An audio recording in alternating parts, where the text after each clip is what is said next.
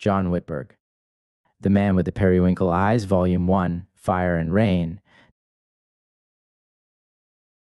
Dedication.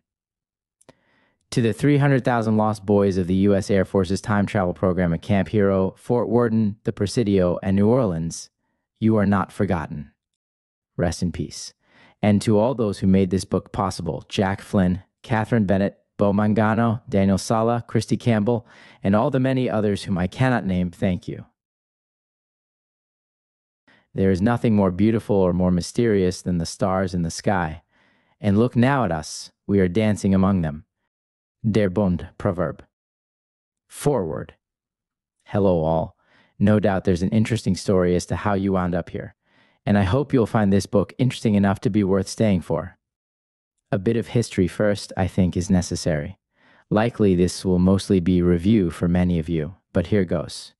In 1945, following their defeat in World War II, Germany and Japan made secret deals with certain ET groups, notably the Draco Empire, who agreed to help the former Axis powers build an empire among the stars, in exchange for mercenary services.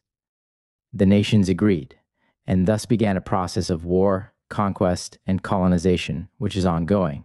In 1946, Admiral Richard Byrd initiated Operation High Jump, a U.S. naval expedition to Antarctica. Ostensibly, this was to test military equipment in extreme icy conditions. In secret, it was chasing the Axis powers to their new forward operating base in Queen Maud's Land, Antarctica, known to these Axis powers as No-Schwabenland. The U.S. Navy engaged these Axis powers militarily.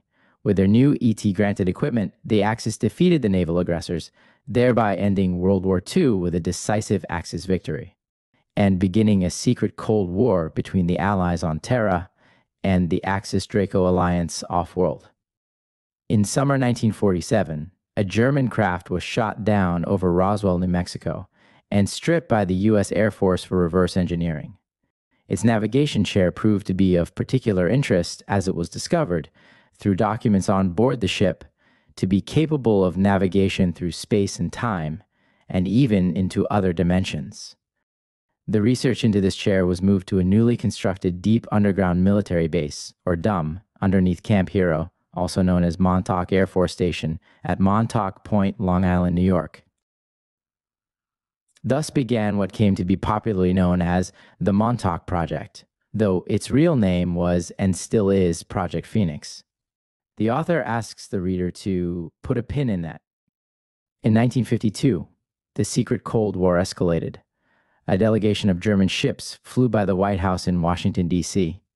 One of these ships landed on the lawn of the White House, and the occupants personally approached then-President Harry S. Truman and began negotiations, which continued into the next presidency under Dwight D. Eisenhower, inaugurated in January 1953.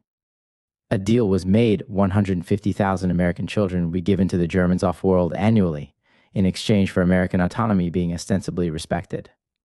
This deal is still enforced as of writing this. Due to this, the American government escalated the Cold War with the Axis powers in space. In 1953, the American intelligence community, spearheaded by the Central Intelligence Agency, or CIA, began Project MK-Ultra, which used techniques learned from the Illuminati to carry out mind fracture, or the process of splitting the mind into alters, or split personalities. These personalities could then be programmed by the intelligence community for use in secret programs, both on and off planet. The U.S. also began making deals with various ET groups, gaining technology hundreds of years ahead of what the Terran public is allowed access to. The author of this book, myself, John Whitberg, is a survivor of these programs. Like all other survivors, my mind was split into alters, and these alters placed into clone bodies via consciousness extraction.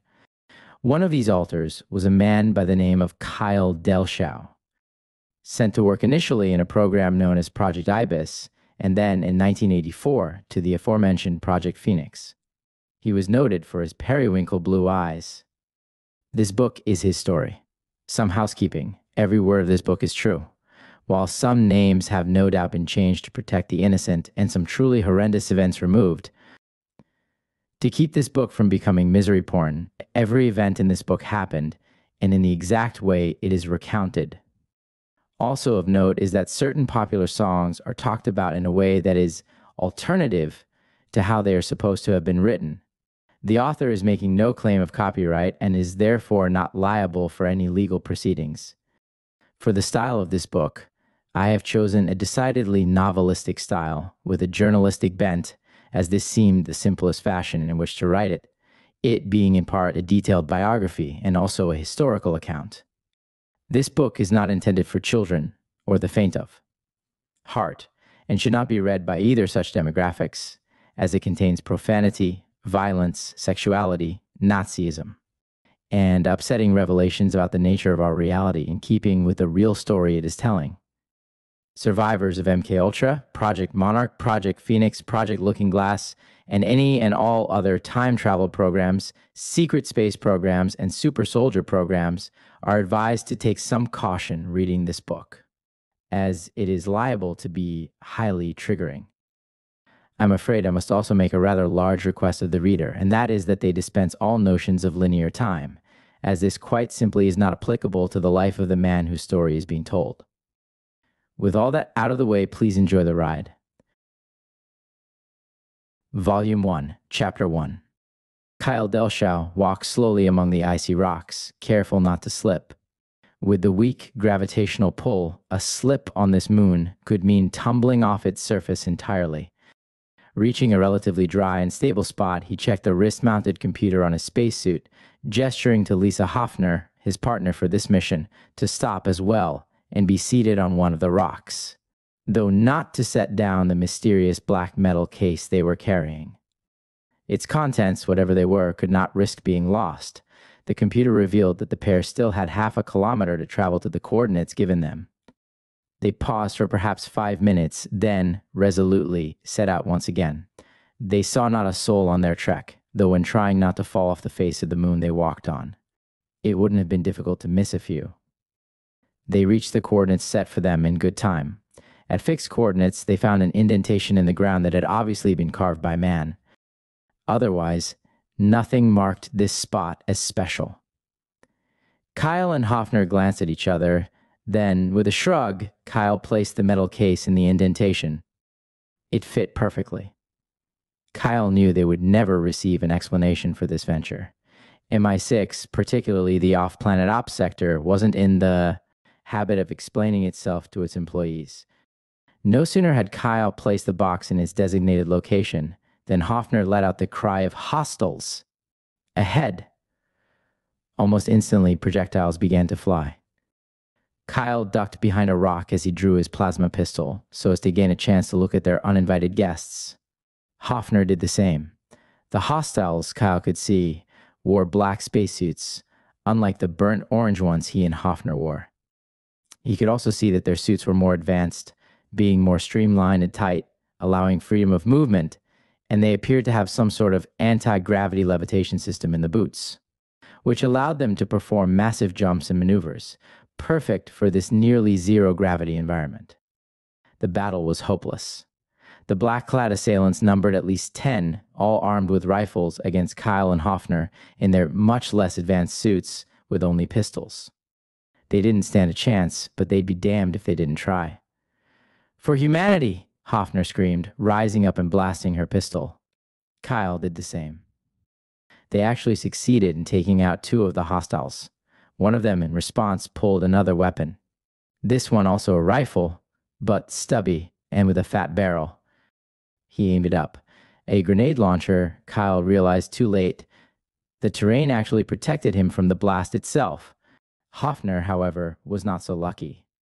Kyle caught a glimpse of her remains being sprayed into space as the impact of the explosion combined with the debris sent him flying. From where he stood, somehow, he was not sent flying into space, but rather along the icy surface of the moon. He went quite a distance, but unexpectedly regained his footing on a dry spot, after colliding with a rocky outcropping. For a split second, he thought himself safe until he saw it. There was a pebble or a tiny piece of shrapnel lodged in the glass of his suit. It had made a crack, and the crack was spreading. "Fuck!" Kyle swore. Was it really going to end this way? He pawed desperately and fruitlessly at his helmet, helpless to stop the spreading of the crack which was leading the glass to its inevitable shattering. I suppose this biography should in earnest begin, as so many do, with a birth. Kyle Delshow was a clone created in a laboratory in the underground facility known as Cheyenne Mountain Complex in 2007. This clone was genetically altered and infused with the DNAs of Draco and Aldebaran Nordic ETs, then, as a small embryo, sent back in time and placed in a chosen woman's womb as a surrogate. Kyle was born on January 8, 1941, at 2:14 a.m. in Königstadt, Upper Silesia, Germany, now Chorzów, Poland. His mother had an affinity for Celtic culture, hence him having the decidedly non-Teutonic name of Kyle. His parents were Helmut Delshow and Irina Delshow, née Kaufmann. Both were avowed members of the National Sozialistische Deutsche Arbeiterpartei, better known as the Nazi Party. Due to an asthma condition, Helmut was never sent to the front. The trouble began on a fateful day in December of 1944. Helmut returned from his work early that day in a clear state of shock. "Irina," he said, "we must flee." "Why, dear? And why are you looking in such shock? Do you have such little faith in our Führer?" "Why, this is our sovereign German territory." "Yes," Helmut replied, "it is. But I heard a report today. The Russians are killing and expelling Germans. And our government has lied to us. The war is lost." Neither of them knew that young Kyle had overheard this exchange. Helmut's words proved true. Within days, German expellees from the east began arriving in Königstadt, some in vehicles, some on horseback, but most of all on foot. They brought with them stories of massacres and mass rapes and reprisals. This prompted many Königstadt residents to begin making preparations for flight into the Reich interior. Due to being owners of a store, the Delshows had to spend several days liquidating their assets. It was clear, by late December 1944, that it was unlikely they would be coming back. A plan was hatched to send young Kyle away ahead of them. One of the local schools had arranged an evacuation by train of a group of German children to be taken by train to Berlin. Irina Delshow had a sister in the city, Miss Johanna Kaufmann. Arrangements were made for her to pick Kyle up at the station and care for him until the Delshows arrived. Whether any of these parties knew what was to happen, it's unlikely we shall ever know. The train from Königstadt to Berlin on December 21st, 1944, one of the very few remaining passenger trains still running, was at capacity with refugees. In fact, it was beyond it, as a number of persons had bribed the conductor to allow them to be seated in the bathrooms, galley, and luggage car. A group of soldiers were assigned to oversee the boarding, to ensure that women and children passengers were given priority.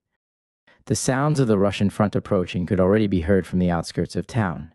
However, even then, there was still propaganda being disseminated of a Nazi redoubt in the Sudetenland. Those who believed it still did not flee. Kyle was approaching the train. One of his hands was held by the woman of the couple overseeing the group of children. His other hand was held by his mother, who was holding on to his father. It was not until the doors of the carriage opened and the cry of "all aboard" went out that Kyle realized he had lost hold of his mother's hand. He turned to look as he was ushered onto the train, to see that his parents had both been lost in the sea of people on the platform.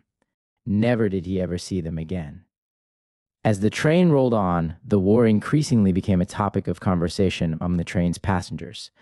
Talk of reprisals against the Russians was oft discussed, and other such fantasies. Also discussed was the housing crisis inside Germany, which had already begun due to bombings. Many refugees seemed to have no idea where they were intending to go, as their lives were all outside of Germany proper. The train departed Königstadt at 10:46 a.m. At about noon, it stopped in a small village to refuel, as it had already come quite a distance. When the noise of the engine stopped, one could easily and plainly hear numerous German, American, British, and Russian planes flying overhead. There was considerable apprehension as to if these planes would pick an easy target and bomb a sitting train. Eventually, as the passengers waited, a conductor came into the car. "Ladies and gentlemen," he said, "we are asking all passengers to disembark for some hours. We have received word that they are having to lay new rails up ahead as the old ones were bombed. Please disembark and have some refreshments in the station." "That's it," demanded one woman. "We'll be next." A number of passengers simply abandoned their luggage, deciding to continue on foot. The couple leading the evacuation of the children from Königschutt discussed the possibility, but it was decided that they would wait for the train. The group had been waiting in the station for a number of hours when two SS personnel entered the station. One very tall man with jet black hair and piercing blue eyes, and a smaller strawberry blonde woman, both in SS uniforms with quite a number of medals visible. The two SS personnel approached the group of children. The older children and the couple leading them all stood and saluted them. The SS man produced a clipboard. "I am here to collect," he squinted at the name, "Kyla Delschau?" Kyle noticed that he pronounced it as Kyla. The woman of the couple leading the children approached the SS personnel. "I and my husband represent him. What is your business here?" she asked. "He's a child in this group? Then I'm afraid you must produce him. We are here to collect him, business of the state," replied the SS woman. By that point, young Kyle had stood and moved closer to the SS man, as he had known his parents would expect him to do. Despite his intimidating appearance, he had a kind demeanor and smiled at the young boy as he approached.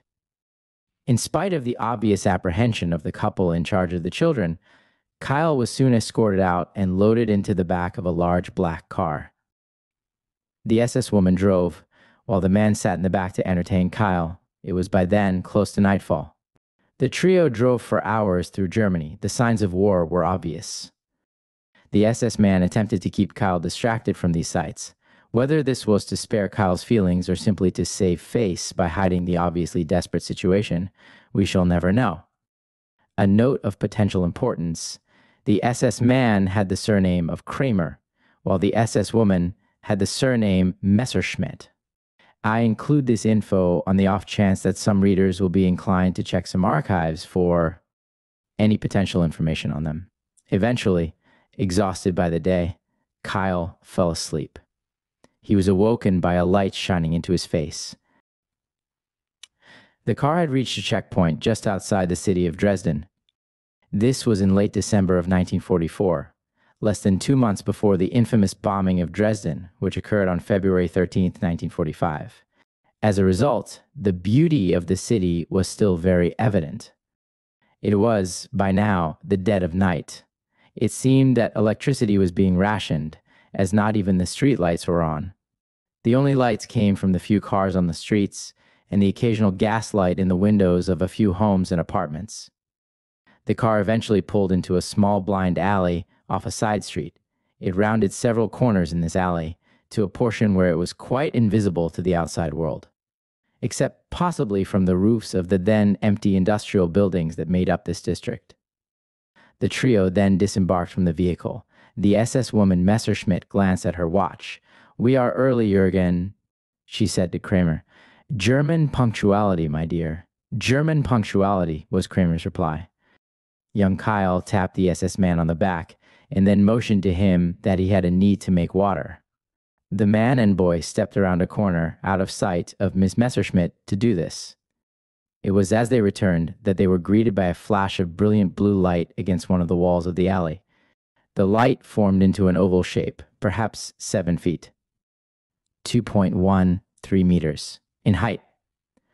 The oval very suddenly became hollow and showed it wasn't a light at all, but a portal that had opened. Messerschmitt glanced at her watch once again. "They are early too," she said. "German punctuality, my dear. German punctuality," Kramer once again replied. It was becoming a running joke. Young Kyle was not at all frightened. Rather, he was curious. The portal had a blue mist over its body, through which one could just make out the picture that lay beyond, of what appeared to be a warehouse, with a manned desk also visible just beyond a downward slope. "Well, we've come all the way from 28 years from now. Let's not disappoint," Messerschmitt remarked. "Come now, young Kyle," commanded Kramer, taking the boy's hand. With curiosity, and perhaps by now a touch of trepidation, Kyle took the man's hand, as he knew his parents would want him to do, and the trio walked to and through the portal. He perhaps knew, even at that young age, and with extreme naivete, that his life would be forever altered. What he didn't know, but soon would, was what would greet him on the other side of the portal, Project Ibis, and all that it implied. Author's note. The reader may, upon reading this, be inclined to detect a certain sympathy by the author on behalf of the Nazi regime and its territorial claims. This is the opposite of the case. I am telling these historic events as seen through the eyes of one German boy who was not quite yet 4 years old. Nothing more and nothing less. Volume 1, Chapter 2. For the reader, a brief history of Project Ibis is likely necessary, as it is quite often misrepresented in the existing body of information.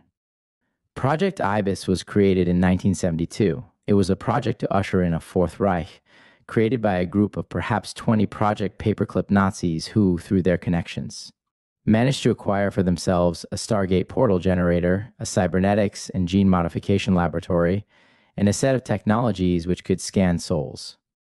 Any questions remaining in the reader's mind will hopefully be answered as the narrative of Kyle's life continues. Now, let's return our attention to it. Kyle's feelings upon arrival are difficult to describe. He still did not feel fear. He had no reason to yet. As a 6-year-old born into war, his only real fears at that time were guns and bombs, neither of which was evident. His emotions were dominated rather by confusion as to what he had just witnessed, and even more confusion as to what was happening. The sights upon entering through the portal were fairly nondescript. The portal opened onto a small concrete ramp. Looking at the device, one simply saw a huge metal oval with wires running into the concrete floor. Just. Beyond the ramp was a rather large white metal desk with a single man seated behind it. 2 guards in Waffen-SS uniforms stood on either side. All this was housed in what looked like an enormous, windowless warehouse that appeared to be otherwise empty. The man at the desk barely glanced up as the trio of Kyle, Kramer, and Messerschmitt entered. "Take the boy to processing," he said, gesturing vaguely to his left. Young Kyle did not understand this order at the time as the man spoke English. He was then led to one end of the warehouse. So enormous was it that the walk was tiring. Upon reaching what appeared to be a standard industrial fireproof door, the 2 SS stepped up on either side. It was then that Kyle noticed 2 silver boxes with slits mounted on the wall. He stared in wonder as the 2 SS personnel stood on either side of the door and held their eyes up to the slits in the boxes. Then, a few seconds later, the fireproof door opened, seemingly on its own. It was Kyle's first encounter with the technology known as retinal scanning. Beyond the door was like night and day. The industrial scenery ended at the threshold and instantly transitioned into a sterile, futuristic clinic type of environment. Long hallways of pure white and chrome. The only spark of color Kyle could see was one wall adjacent to him, which was dominated by a Nazi flag. He did take slight comfort in this familiar sight. The trio reached the end of a hallway when a door opened. A man emerged. It was at the sight of this man that Kyle instantly felt his first wave of real terror. He no longer felt safe. He wanted in that moment, more than anything, to go home. Back to Königsstadt.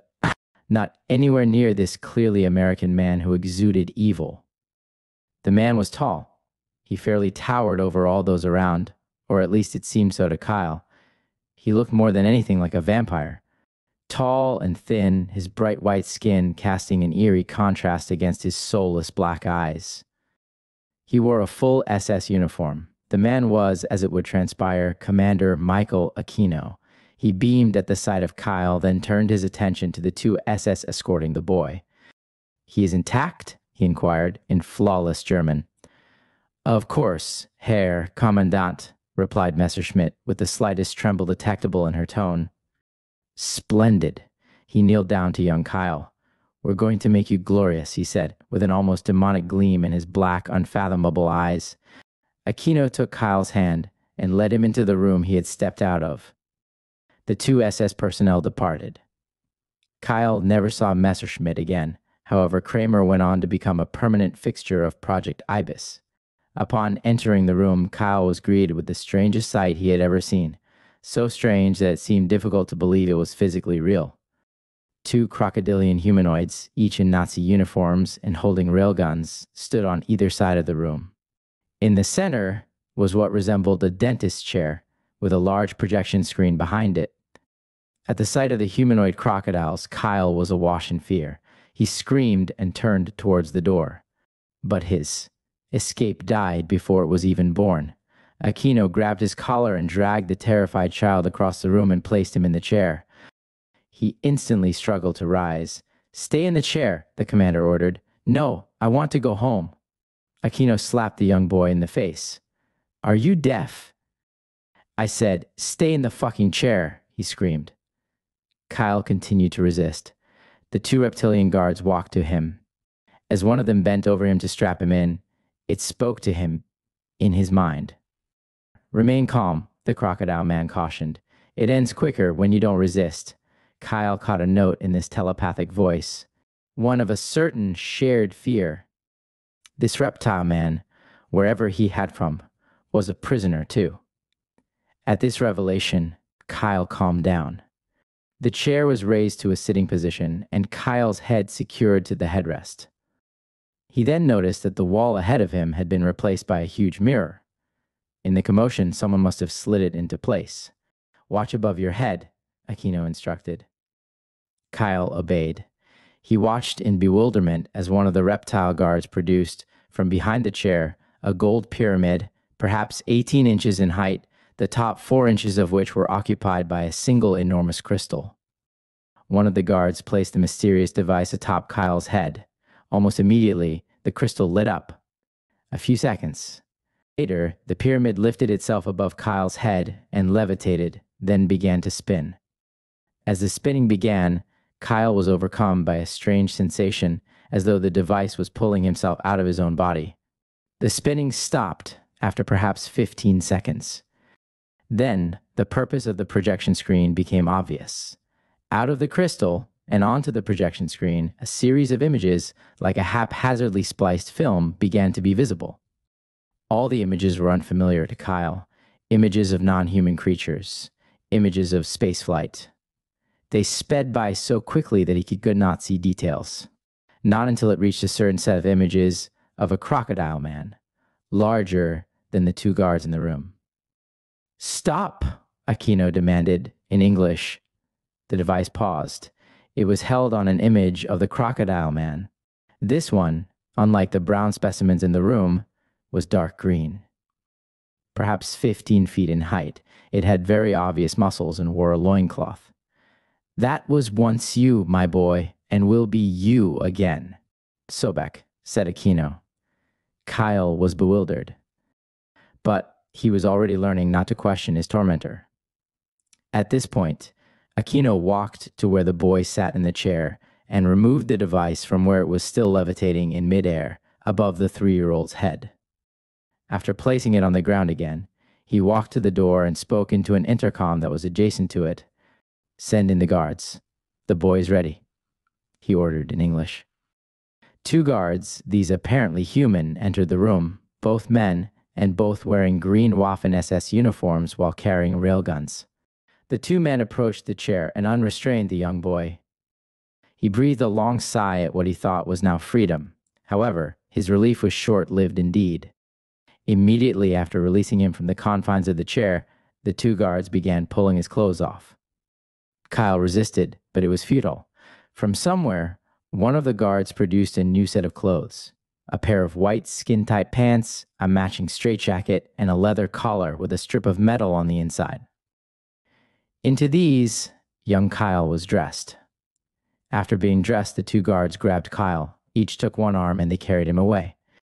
They passed through a bewildering labyrinth of hallways, each one virtually identical to the last. All the doors were closed, and they passed very few other people, all of whom were dressed in either Nazi military or medical uniforms, and none of whom acknowledged the trio as they passed. After what seemed like an eternity, The trio reached a hallway of rooms visibly smaller, judging by the space between doors, than most of the others. These doors had number plates on them. The door to number 16 was opened, and the two carrying young Kyle entered. "Welcome to your new home," one of the guards said sarcastically. The room was rather small. On one wall was a small toilet. Set just beyond it, and taking up most of the room, was a most unusual cage. It was wooden and stood on legs about a foot off the ground. It looked more like an oversized crib than a traditional cage, except that the top was enclosed. After permitting Kyle to briefly use the toilet, one of the guards threw open the top of the cage. Kyle was placed inside. After closing the top, the two guards unceremoniously left, closing the door behind them. The room was instantly bathed in complete darkness. Now utterly exhausted, Kyle fell asleep. He came to when the room was bathed in blinding white light. He sat bolt upright and attempted to get to a standing position, but was stopped by the straitjacket. There was apparently a loudspeaker somewhere, as a disembodied voice was soon heard coming into the room. "Please look to the end of the crib," the voice said in German. Kyle did so. At the end of the crib was a small screen, perhaps 12 times 7 inches. Two images appeared, one of a nude man, the other of a crocodile.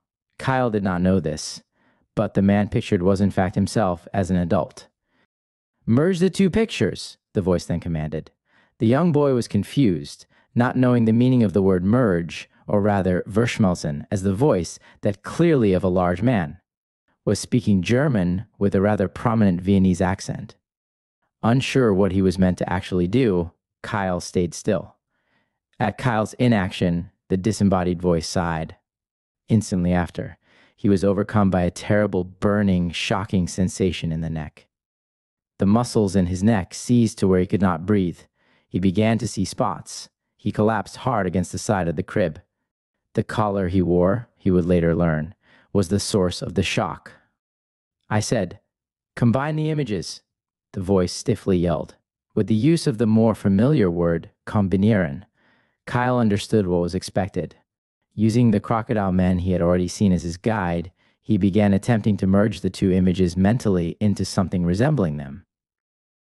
To his surprise, the images on the screen also began to change on the lines as his mind was envisioning them. "Good boy. Keep that up. That's it," the voice said.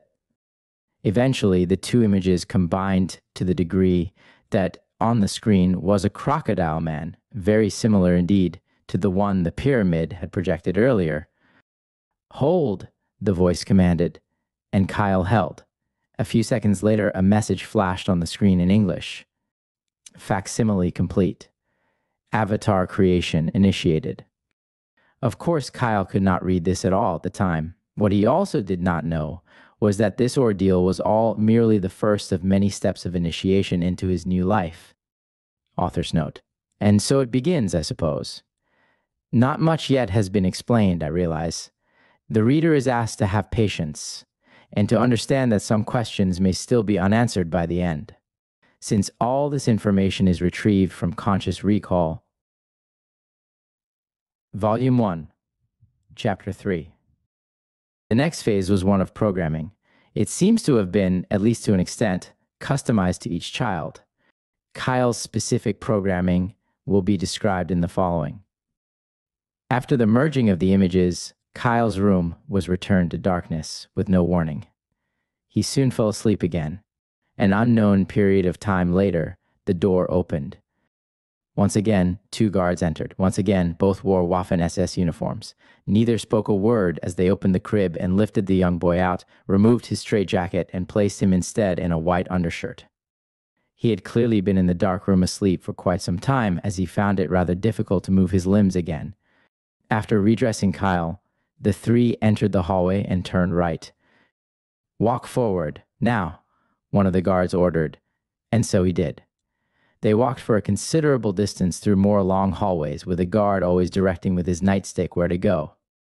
Eventually, they reached a room that was different from the rest. It had an entrance of 2 sliding glass doors. Kyle was marshaled inside. The room was huge and long. It had in it 2 rows of what looked like low-lying autopsy tables. Onto each one, a child had been strapped. Each child had on a helmet and what appeared to be a pair of opaque black goggles. Both of these devices had an enormous tangle of wires coming out of them, which connected to a black box placed on the floor at the head of each table. At the foot of each table was a plastic plaque with the name of a deity from the Egyptian pantheon: Isis, Horus, Sekhmet, Apophis, and so on. Kyle could not yet read these.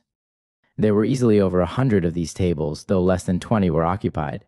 At the furthest end of the room was a long desk with perhaps 15 computer stations on it, all of them manned at that moment.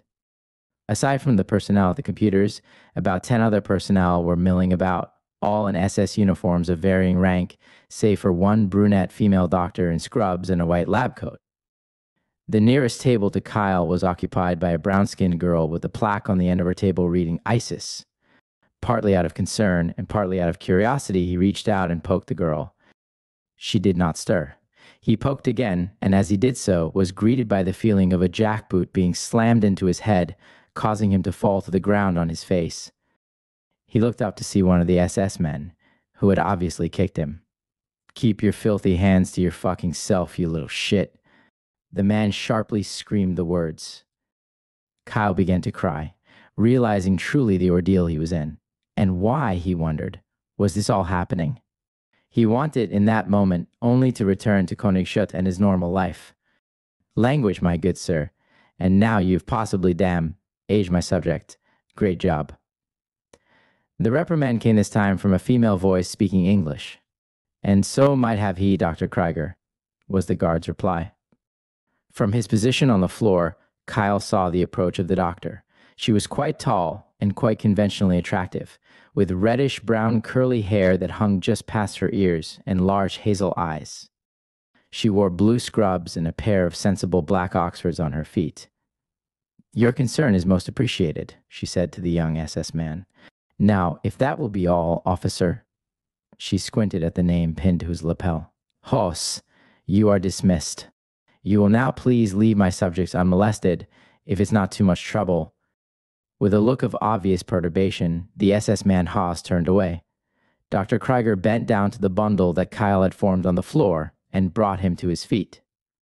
"Come now, young sir. We must not let them get to us, must we?" she said in perfect German. The doctor's no-nonsense attitude reminded Kyle of his father and served to calm him somewhat. The doctor led the boy through the room to one of the low-lying metal tables. This one had a number painted at the head on the side, 32, and the plastic plaque at the foot bore the name Sobek. Aquino walked by. This time he happened to be wearing a name tag reading "Com Aquino." Kyle took note of it instinctively in spite of being unable at that moment to know what it said. The doctor lifted the helmet and its attached goggles and placed them on Kyle's head. There was nothing visible at that time, just blackness. He heard the woman snap her fingers, and immediately a set of large male hands were lifting his feet, while the doctor gently lowered his head and shoulders onto the table. Compared to the violent treatment he had been subjected to, he found this quite refreshing, though it was likely more for the benefit of the expensive equipment than his personal comfort that it happened. Next, he felt his hands and feet being pulled into a spread eagle position, then restrained there, then further constraints being placed across his body. He felt his arm being rubbed with something cold and wet, then the unmistakable sensation of an enormous needle stabbing his arm and injecting a thick liquid. He whimpered at the pain, but was learning quickly to not complain loudly. What he did not know at the time was that the injection consisted of nanites, designed to enhance him for the experience that he was about to undergo. Several minutes passed. "It should be set in by now, doctor," he heard someone say in English. To his shock, he now understood what was said. An image came over his eyes. A young woman standing in front of a blackboard. She began to speak. "This was a virtual reality learning program. Due to spotty memory on my behalf, most details are unknown. However, there were approximately 100 such sessions, each lasting about 6 hours each. All the IBIS children underwent this programming. By the end, they were fully equipped to read, write, speak English and German with native level fluency, and had a basic understanding of combat medicine procedures, as well as Nazi beliefs. The nanites they were injected with served to increase their IQ to well above the average human and expanded the capacity of their personal memory banks. Further programming was eventually carried out at the hands of Commander Aquino and his wife Lilith.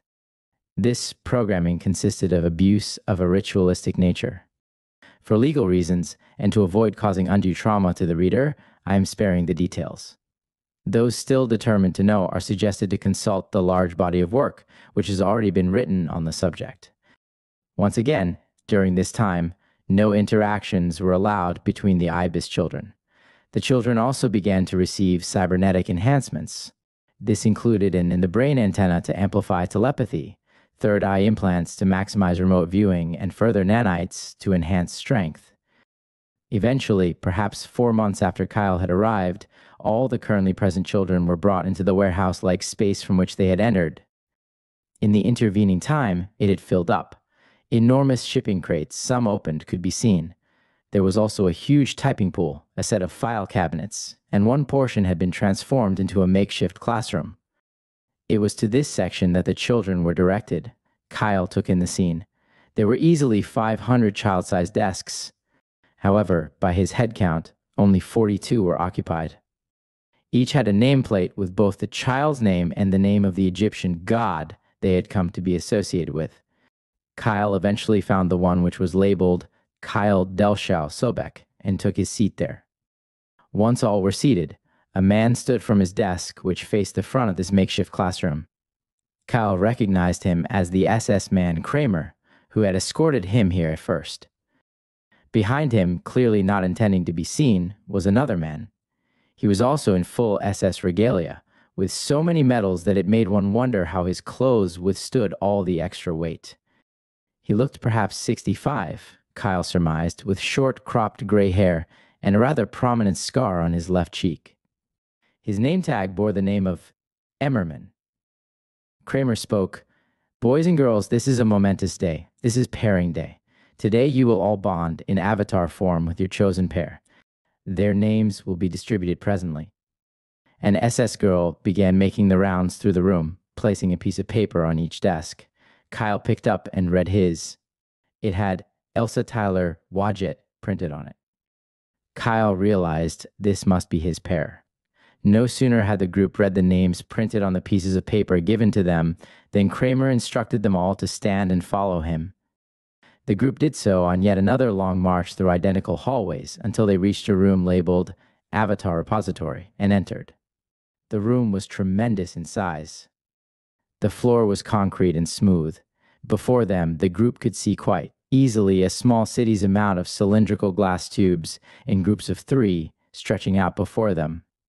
It was then that Kyle realized that this place must be using some form of technology to create rooms which were larger on the inside than out. Dr. Krieger emerged in front of the group of children. "Welcome to your new home away from home, the Avatar Lab. See these tubes behind me? These are your avatars. One is your adult form. The other, a copy of your associated God form. The third tube is empty for you to use. Please find yours, and our technicians will then assist you from there." Kyle found his without much difficulty. He stared in awe at his 2 avatars. One was of a man, 6.5 feet tall and handsome, the other of a crocodile man, over twice that height. Both were totally nude and immersed in a translucent green fluid, which the empty cylinder was also filled with. Next to the 3 cylinders was a stationary computer terminal, with a technician seated at it. The technician at Kyle's set of cylinders looked up as he approached. He walked Kyle to the backside of the cylinders, where Kyle observed that a handy stepladder had been placed that led to the top of the empty cylinder. He also noticed, hovering just above it, a metal frame, human-shaped, in a spread eagle position, with a hydraulic arm connecting it to the ceiling. The technician, a petite dark-haired man with glasses, then instructed Kyle to remove all his clothes and leave them in a bundle at the base of the stepladder, then to ascend it and enter the metal frame. Upon entering the frame, the hydraulic arm lifted it up to the top of the empty cylinder, then lowered Kyle and the frame into the cylinder. Kyle noticed that the fluid was thick, a most gelatinous. He instinctively held his breath upon entering, though the fluid was so viscous he probably could not have breathed it even if he had tried to do so. Instantly, upon being immersed, he was overcome with a feeling of sleepiness he couldn't resist. When he came to, he realized that he was being lifted from the cylinder by the hydraulic device. He looked down and realized he was now inhabiting the adult human avatar. The child's body he had always known was in the cylinder to his left. Even more surprising to him was that he was not having any difficulty in animating it. It felt totally natural. The fluid simply ran off his skin like water off a duck's back, leaving nothing at all behind save a trace of moisture. Upon being lowered to the floor, the technician handed Kyle a robe. It was white, only barely big enough for Kyle to cover his decency, and there was no way to tie it. The technician also produced a paper and handed it to Kyle. A study of it revealed it was a map to a wing labeled housing. Kyle proceeded to follow it. He was met in the hallway by others in their adult avatars, all men at that point, and all following the same map. Upon reaching this wing, they discovered it to be a collection of numbered rooms. A woman was waiting for them. The men all attempted, sheepishly, to cover their decency when they saw her, though she clearly had no interest as she silently went around and handed each man a key with a number. Tag on it. "Gentlemen," she said, "welcome to your new homes. You will be housed here when you are an avatar. In your child bodies, you will be kept in your usual cage housing." Kyle's stomach sank at the notion of having to return to a child's body in the cage it was kept in, just as he was beginning to feel freedom in his newfound adult body that could flatten most people who might give him grief. The men soon found their rooms using the keys they had been given. Kyle entered his with some trepidation, but felt a massive wave of joy over his body when he did. The room was large, about the size of a hotel room, with a proper bed, the first he had seen since leaving Königsstadt. The bed was huge, nearly 20 feet in length. To accommodate my Sobek body, he realized suddenly. "Welcome, Sobek," a female robotic voice said into the room's intercom as the door shut behind him. "Danke," Kyle replied automatically, wondering whom he was thanking even as he said it. Kyle walked up eagerly to the most shocking sight in the room. The upper half of an entire wall that was taken up by a huge plate glass window, with a mountain landscape visible in it. It was with some disappointment that he realized it was a television screen. Still, it was his first glimpse of nature in the months since he had arrived from Königsstadt. Kyle was still examining the landscape when he heard the door into the room open and close behind him. He turned to see a woman, also scantily clad in an ill-fitting robe, standing in the doorway. She was tall, though a good deal shorter than Kyle was. She had shoulder-length black hair. Her most notable feature to Kyle was her eyes, which were a deep purple. "Welcome, Wadjet," said the robotic voice on the intercom. After several minutes of each party trying in vain to conceal their bodies in the inadequate robes, they finally gave up, and each extended their right hands to one another. "Elsa Tyler," the woman said. Then, after a pause, she added, "Wadjet, Kyle Delschau, Sobek," Kyle replied. As their eyes met, they both felt an urge to examine each other's bodies. As they did so, their bodies began to respond in a certain way, likely aided by the nanites they had received and the new rush of adult hormones they weren't used to. Had they been paying attention, they'd have likely noticed the faintest scent of pheromones being vented into the room. It was then that Kyle and Elsa realized, if only subconsciously, what was meant by pairing. They both instinctively moved towards the bed. Nature, if it may even be called such, took its course. In the following few days, all the IBIS members were given SS uniforms of the lowest rank, then summoned again to the makeshift classroom in the warehouse area. They were given a list which was the unit they were assigned to. Kyle's unit was as follows: Kyle Delschau Sobek, Elsa Tyler Wadjet, Roger Clement Horace, Sandra Lau Hathor, Joseph Fair Apophis, Sienna Sinclair, Mott, Joey Stryker Konsu. Their stories will proceed in the following chapters. Author's note. No doubt, this chapter will have stirred some feelings in certain readers. Some may feel I have been too direct in the sexual scene. Others may feel I have been too soft or censorious. and should have included detailed descriptions of the abuse suffered by the children. As to the first matter, I was as delicate as I could be. As to the second, this book is not torture porn.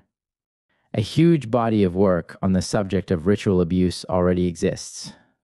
The reader may consult these if they wish. Volume 1, Chapter 4. I suppose the first step is to give the reader a better idea of each of the members of Kyle's unit. Elsa Tyler was a British girl, by birth, though at a DNA level she was a test tube baby, made by combining the DNA of the embryo she had been conceived as with the DNA of both Naga reptilian ETEs and of a humanoid species from the constellation of Cassiopeia, which is what led to her having purple eyes. Her past life was as the Egyptian warrior goddess known as Wadjet, a snake with a humanoid upper body. This is the species which is most commonly known as Naga. Her personal specialized skills were sniping and the very delicate art of persuasion. Roger Clement was born in France, to an African-French father and a German-French mother. He was also a test tube hybrid baby created by the Direction Générale de la Sécurité Extérieure, or in English, Directorate General for External Security, or DGSE, the French equivalent to the CIA. His exact hybrid status is unknown to the author. His past life was as Horus, the falcon god, in reality an alien species from uncharted deep space with a roughly humanoid body with avian features resembling a falcon. His personal specialties lay in the direction of assassination with blades in close quarters combat. He was paired to Sandra Lau Hathor. Sandra Lau was Chinese American. Born in Hong Kong, but moved with her parents to New York City as an infant. Her past life was as Hathor, a sky goddess, who was in reality a member of the alien race commonly known as the Anunnaki, and by some as the Tall Whites. These are a human species that range from 12 to 15 feet tall, wraith-like, and with very pale skin. They originate on a planet known as Nibiru, which lies beyond the Oort cloud, and are known to have massive amounts of influence in the affairs of Earth. Sandra Lau was valued for incredible remote viewing abilities and uncanny skill with speedy and accurate memorization of numerous languages, both human and otherwise. Joseph Fair was another test tube baby, created from a human German father, mixed with a huge array of alien races, and born from an artificial womb on Mars.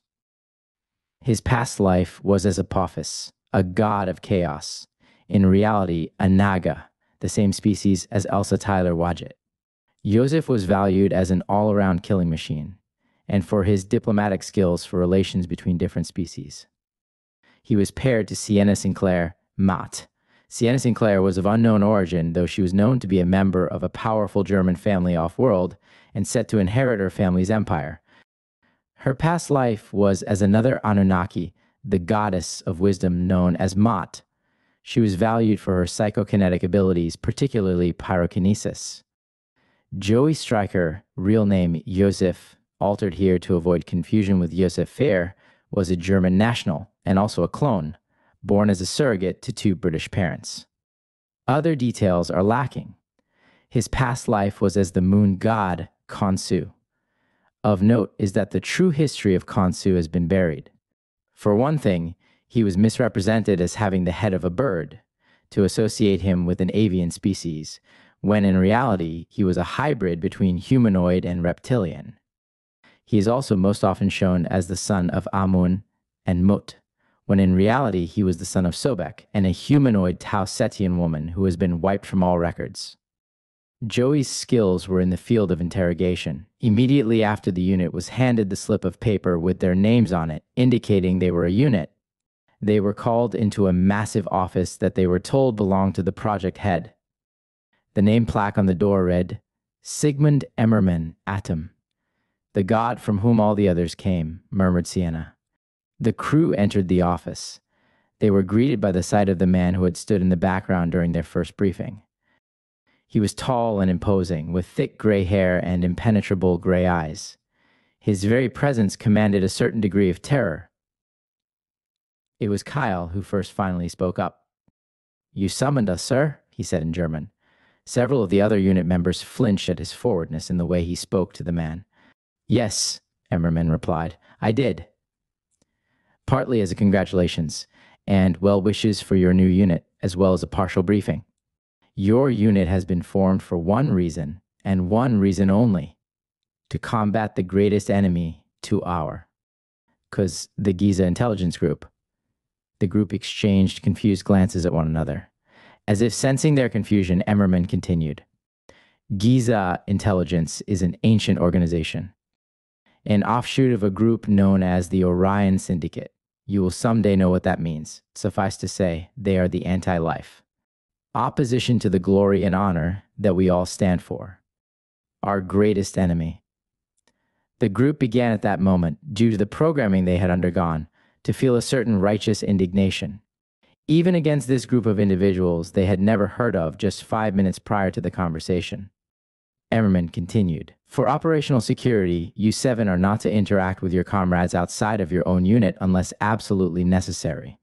And when it is, you are never to divulge any information about your operations. You are to have a policy of 100% secrecy. Am I being understood?" "Yes, sir. Sieg Heil," the unit responded in unison. "Magnificent. Now, you may return to your stations. I have a job to continue to do," Emmerman said.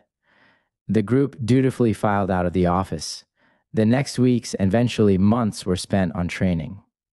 A particularly notable day was when the IBIS assets were placed into their non-human avatar bodies for the first time.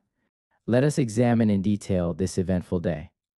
The routine had been established that for most of the day, the assets spent the days in their adult bodies, and every night were placed back in their child bodies and kept overnight in their cages, except for times when they were placed with their pairs as adults overnight in order to reinforce the bond.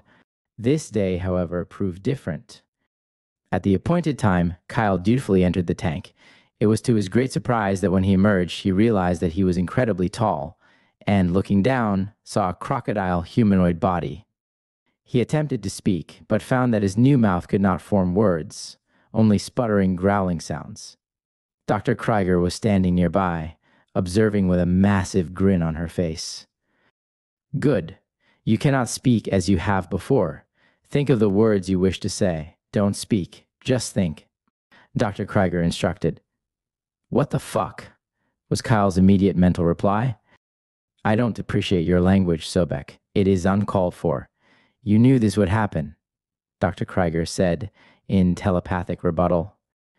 Almost without meaning to, Kyle whipped the tail on his new avatar body.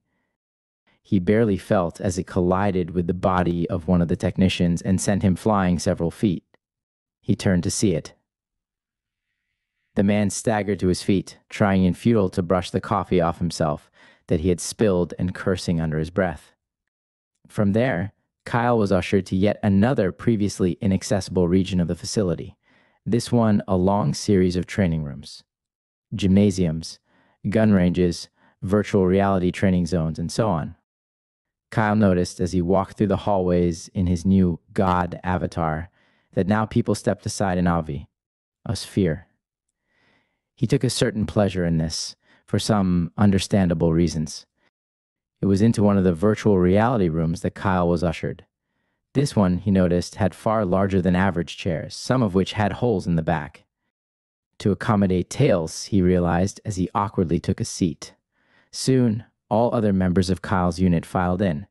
2 human technicians followed. One carried a tangle of wires, the other a large black box. The one carrying the wires, a young blonde woman, quickly untangled them. On the ends of each one was an electrode pad. She proceeded to go to each asset and stick the pads on their heads.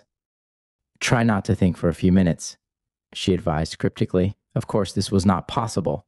Almost immediately, as the electrodes were connected to each other's heads, the assets were hit with a cacophony of voices. Each other's voices. Then, just like that, it stopped again. The 2 technicians stood in front of the assets, and one, the young blonde again, spoke. "The electrodes and wires link your brains. The box acts as a filter. Only active and intentional thoughts get through it. Today is an exercise in telepathic cooperation in a combat scenario. when using your voices would be a detriment. We will now attach your virtual reality headsets, and the exercise will commence. After Kyle's headset had been attached, with some difficulty due to this avatar having a crocodile's head, an image came up on the inside of the goggles portion of the headset. He was greeted by the sight of a large, empty concrete room with a small table in the center. His other unit members, all in their god avatars, were also present in the room. Against one wall was a table with an assortment of weapons on it, 7 in total. 3 were swords. 1 was a meteor hammer. The rest were battle axes. The group was instructed to approach the table and discuss among themselves, telepathically, who was to receive each weapon. They followed the instructions. It took time to figure out the system, but within 10 minutes, Kyle's group had become operational, with each member easily communicating and all of them armed. "Okay," one of the technicians then said into the comms, "we're upping the ante. Prepare yourselves." Without warning, the enormous hangar-style doors to the virtual building opened and 3 creatures flew in. Kyle looked in horror for several seconds. The creatures looked like green, bloated vampire bats. Their bodies were perhaps 15 feet in length, and their wingspan must have been nearly twice this. And the stench. Kyle's shock broke quickly, however. "Fuck them up," he commanded telepathically to the unit. He swung his meteor hammer upward, instinctively knowing how to do it somehow. He heard a distinct crack as it collided with the shoulder of one of the monstrosities. With a shriek, the beast crashed to the floor. It got to its feet quickly, however. Roger, one of the sword possessors, charged the beast and rammed his sword into its lower belly, then twisted it and thrust upwards. The abomination's intestines spilled out and it collapsed. Kyle looked up then to witness Sienna being lifted into the air by another of the bat monsters, which was now leaving the hangar. Her avatar dripped with blood from where the beast's claws had grabbed her. It flew out. One of the other unit members desperately threw an axe but fell short. The creature flew into the digital sky and vanished. Then, suddenly, the simulation reset itself. The technician's voice came over the comms again. "You screwed up. She's dead. Start again." All of this took place, of course, in far less time than it takes to tell. The exercise was repeated. None of the assets was allowed rest until they had completed the exercise with all 3 monstrosities dead and an intact unit. It took many attempts. Upon completion, the unit was expecting congratulation. This was not to be. They were all put back into their child bodies, then returned to their cages. They were kept in these without food or drink until they were on the verge of death from starvation. Only then were they removed from there. It was at this time that the unit was introduced to regeneration tanks. These tanks were kept in yet another laboratory. In these were another set of cylindrical tanks, much like those their avatars were kept in. These, however, were filled with an opaque white fluid, unlike the translucent green of the avatar tanks. They were subsequently lowered into these. They fell unconscious immediately, but they emerged energized and with all the weight they had lost regained. However, they still felt hunger. The punishment was not yet over, as they were then brought into another lab and fed intravenously. No real food was issued. This exercise was repeated many times. Every time, it took multiple attempts, and for this, the group was punished. As the starvation punishment took time, however, it was replaced with floggings with a leather whip that had metal rivets attached at odd intervals. The group had to count the number of lashes they received, and if they counted wrong, it was started again. They were injected with drugs so that they would remain conscious for the process. After the floggings, they were placed in the regeneration tanks. The settings on the tanks were altered so that the scars remained, and therefore, every time the unit changed in the locker rooms, at least while in child bodies, they would see the scars and have a constant reminder of their punishments and, of course, why they had been punished. This made them learn very quickly. Soon, once the unit could complete the exercise in a single attempt several times in a row, the number of bat-like abominations was moved up to 5, then 10. Then, a new exercise was introduced. For this new exercise, the unit was placed into their adult human avatar forms. Instead of the hangar-like structure they were used to, The unit this time found themselves to now be outdoors. Kyle started in awe at the landscape surrounding them. No trees, no large hills, no greenery, just tan sand and brown and tan rocks. It was Kyle's first ever look at a desert. As the crew stood, they were suddenly aware that they were nude. "Hold still a moment, we're loading in the armor," one of the technicians said, as if reading their thoughts. As they stood, an armor did form to cover their bodies. It was white and appeared to be made of some form of metallic material, all except for the part of the helmet which covered the face, which was some type of clear blue, glass-like polymer. After the armor had formed, the group saw something in the distance. An entire flock of the bat-like monsters was flying towards the group. "Hey, we're fucking unarmed here," Joey shouted. Communication was easier in these avatars since it was now possible to use their voices. "Hold out your arms," was the instruction over the comms. The group did so. As they did, rifles were loaded into their hands. Kyle had the barest familiarity with guns from his childhood in Konigshut. "Follow my lead." Kyle ordered the unit and then aimed the gun upward and pulled the trigger. A gush of blue projectiles came out. The other members nodded in understanding. Elsa then fired her gun. However, she failed to take note of what was in her path. Joey stood near her. The projectiles shredded his armor, and his virtual body collapsed. The simulation reset. "First rule when using guns, don't shoot your friends. Start again," the technician stated flatly. And so the cycle continued. Exercise, repeat until success, then punishments for the failures. The guns in the simulation never required reloading, and so the next phase of training began. The group was called into the makeshift classroom, again in their adult human avatar forms. On each of the desks was a set of guns, a semi-automatic pistol, an assault rifle, a pump shotgun, and a bolt-action rifle. Kramer, the SS man, stood at the front of the room and spoke to the students. "You will all turn your attention to the projection screen behind me. This is a class on the handling of firearms. The film will instruct you. You will follow the directions. As needed, ammunition will be handed out to you." And so it went. The film instructed on the handling and operation of each type of gun. Kramer made his rounds handing out ammunition for each type so that the assets could load their weapons. Eventually, they were led to the training area, which contained a gun range where they practiced with their weapons. Eventually, they were taught about field stripping and the repair of guns. Due to the nanites and/or drugs they were given, their learning capabilities were accelerated to an enormous degree.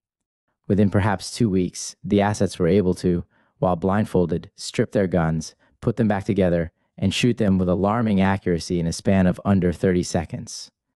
This was followed by training in Chinese martial arts, once again via the virtual reality system. They also received some training in psychic warfare. However, due to limitations in my own memory, this unfortunately cannot be recounted in any detail. The final phase of training was in that of combat medicine. Once again, all the assets were gathered into the makeshift classroom, in their child bodies this time, and shown a film. This one detailed the principles of medical care on the battlefield. After the class had been held, a test was administered. Kyle and Elsa, still in child bodies, were taken to a small room. In it was located a gurney and a low-lying table with all the medical supplies they had recently been familiarized with. Before either of them could guess what was expected of them, a woman in uniform entered the room, produced a pistol, and shot Elsa in the stomach. "She's dying. Pack the wound or cauterize. I estimate you have 3 minutes until she bleeds out. If she's dead when I come back, we do this again," the officer stated, without a trace of feeling in her voice. The officer left after stating this. Kyle rushed to the door but found it locked. He felt panic for perhaps 3 seconds. Then, as always, his rationality kicked in again. He ran to the table and assembled quickly all that was needed, somehow forcing himself to ignore Elsa's whimpers. He assembled all the necessary equipment and gave Elsa a shot of morphine, then proceeded to pack the wound. Elsa survived. The exercise was considered to be a success. After the completion of their training, Kyle's unit received a name, the Golden Fleece. All of them, and the rest of the IBIS children, had been at this facility for perhaps a year when they were assigned their first real mission. This will be recounted in the next chapter. Author's note: I hope the reader decides I have included enough details here. I have decided not to recount every excruciating detail, and could not anyway due to memory limitations. Volume 1, Chapter 5. The next thing, within 2 days of the completion of their training, was the Golden Fleece receiving the assignment for their first real-world mission. The Golden Fleece was called into Emmerman's office that day. After tersely congratulating the unit on graduating, he spoke. Now is the time for you to begin earning your keep. We've shown great generosity in training you to achieve the greatness you're capable of. Now, you are to prove that it was worth our hospitality. You are being sent out on your first operation, one of many to come. He handed Kyle a file and instructed him and the others to take it into the adjoining room. They did so and found themselves in a fairly typical-looking conference room and, realizing what was expected, sat and strategized. The mission brief was, as the saying goes, deceptively simple. The brief was heavily redacted. No actual names were present. However, it was clear that the unit had the assignment to clear out a group of ETs from the location they were being sent, which was an old and supposedly abandoned prison camp located within the south of Brazil. Before leaving, the Golden Fleece was given a round of nanites, nominally to eliminate the need for sleep, and was suited up in the white and blue power armor they had grown used to wearing in the training simulations. They were then escorted out of the base, where they were led by a guard through the warehouse building into an elevator. They traveled upward in it for what felt like ages, covering about a mile in distance. They reached the top, emerging into another warehouse. The outside of this was their first breath of fresh air since their arrival at the IBIS base. The area where the warehouse stood was heavily wooded and clearly of a high elevation. The air was thinner than in the facility, which was obviously pressurized for comfort. The soldiers mostly wore British uniforms of the Royal Air Force, interspersed occasionally with Royal Canadian Air Force personnel and a few men of the Canadian Army. They paid no attention to the IBIS soldiers or the SS man who was leading them.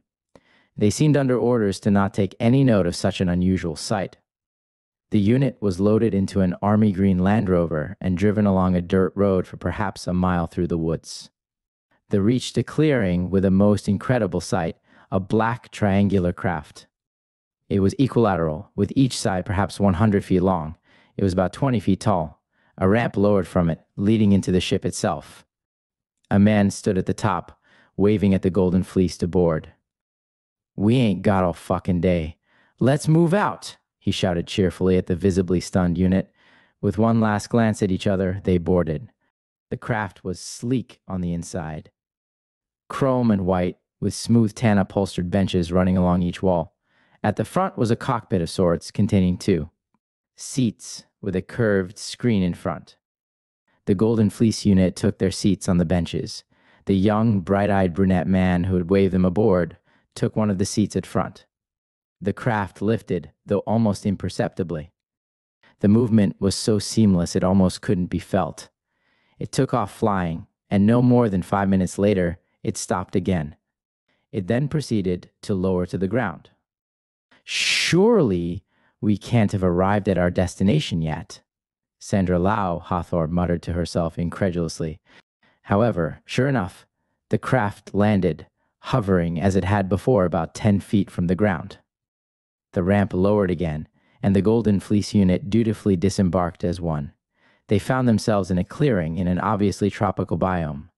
Brightly colored birds flew overhead, singing in a way the Golden Fleece members were all unfamiliar with. The ship took off again. The unit watched as it jumped, that is, took off at an incredibly high speed, so fast that it was difficult to even see. "Party's over," Kyle said. "Time to do our jobs." On each suit of armor on the wrist was a touchscreen, a wrist-mounted computer of sorts. It displayed a map with a line through it. The map displayed the route to their objective, which lay 3.5 kilometers to the northwest. That's close enough that the craft might have been observed on approach. We must expect that we've been anticipated, Kyle observed. The group treaded carefully through the jungle to Theesite. If there had ever been a road, it had long ago been reclaimed by nature. The unit, with their enhancements, easily cut through the foliage that would have taken great effort to a normal person, even with a machete. Eventually, they began to hear sounds of life, intelligent life rather, since the jungle already teemed with a wild variety. Voices in a language that was clearly not human could be heard somewhere in the distance. Kyle signaled the unit to be silent. They crept carefully now towards the sounds, reaching a clearing eventually. A rusted wire fence surrounded it. Within the fence were perhaps 100 huge wooden longhouse-like barracks buildings, 2 columns of them separated by a dirt road. A single flag flew above the camp. Kyle zoomed in, as this was a feature of the helmet. The flag was black on the background. On it was printed a gold pyramid with a silver capstone. A comet flew in its front, with its tail reaching behind the pyramid. Kyle zoomed out, having, at the time, no idea of the significance. I'd like to draw the reader's attention to something notable that occurred next. This was the first time that Kyle questioned orders. It would not be the last. He saw before him not a prison camp, as the brief had said, but a simple barracks. He instinctively knew then that he could not always trust everything his leaders would tell him and those whom he lead. Nevertheless, the mission continued. Kyle instructed the group telepathically to proceed with a perimeter sweep, keeping themselves concealed in the foliage. They slowly did the sweep. They were not observed. The camp had no apparent entrance, aside from a small gate, which was guarded. The group got a good look at the occupiers. They were mostly iguana humanoids, though there were some human-looking persons as well, all blonde and blue-eyed. Kyle took note of several persons pushing several of what appeared to be oblong wheelbarrows. Kyle then, again telepathically, directed the Golden Fleece to regroup at the back of the compound. They did so. None of them were spotted. At the back of the camp, Joseph produced what appeared to be a small stiletto switchblade, but when the button on the side was clicked, a small blade of plasma, rather than metal, was what popped out. Joseph handed the blade to Kyle, who proceeded to cut a hole in the fence. The blade cut the wire fence as though it was made of butter. The group slipped in undetected and huddled behind one of the barracks. Under Kyle's instruction, they split, each taking a position. Then, without warning, all 7 opened fire. The plasma projectiles shredded the targets. For a few moments, it was a massacre. The Golden Fleece had the total element of surprise. This, of course, did not last. Kyle heard, more than felt, the bullet at his back. The armor barely registered it. He spun and fired a spray of plasma. The humanoid who had shot at him flew back, propelled by the projectiles. However, the shooter had emerged from one of the barracks buildings. All the windows of the building were flooded very quickly with more shooters. "I need cover!" Kyle screamed as he ducked and sprinted to the side. Elsa and Sandra ran to their leader's side and began shooting, scattering directions to confuse the shooters. Kyle tossed a grenade through one of the windows whose shooters were distracted. The explosion ripped a huge hole in the thin wooden wall of the building and sprayed the remains of those it hit. The shooters in the building began to retreat. "Okay, clear the building. Don't fucking let them get away," Kyle ordered. He and the 2 who had assisted him entered the building. Inside, there was a long set of bunks. A wall of them was being rearranged to block the advance of Kyle and his 2 hangers-on. He raised his gun to fire at the group, creating the wall, but Elsa simplified and simply chucked another grenade. The grenades the Golden Fleece used were smokeless, so instantly the 3 could advance. To their surprise, the building beyond was already empty, and no door was visible. "Where the hell?" Elsa spat out. "They're gone." As if in answer, Roger's voice came on the comms. "Sobek," he said, addressing Kyle by his call sign. "There's a fucking tunnel under the buildings. They're running down there." "What do we do?" "Copy, Horace. All operatives enter the tunnel. We'll corral them. Fuck them up. We don't fail." Kyle and his 2 helpers rushed to the hole in the floor they had spotted. well hidden, again, between bunks. They entered. There was a long concrete tunnel ahead of them, with rooms branching off to the sides. Kyle opened fire at the reptile and humanoid persons in the tunnel. Other Golden Fleece unit members entered from the rest of the buildings in the compound. They all began opening fire from different angles so as to not hit each other as they'd been trained. Their target stood no chance. Some ducked into the rooms branching off of the hallway, but were chased and gunned down. There were no survivors. Eventually, things quieted down somewhat, and the Golden Fleece began to sweep the rooms.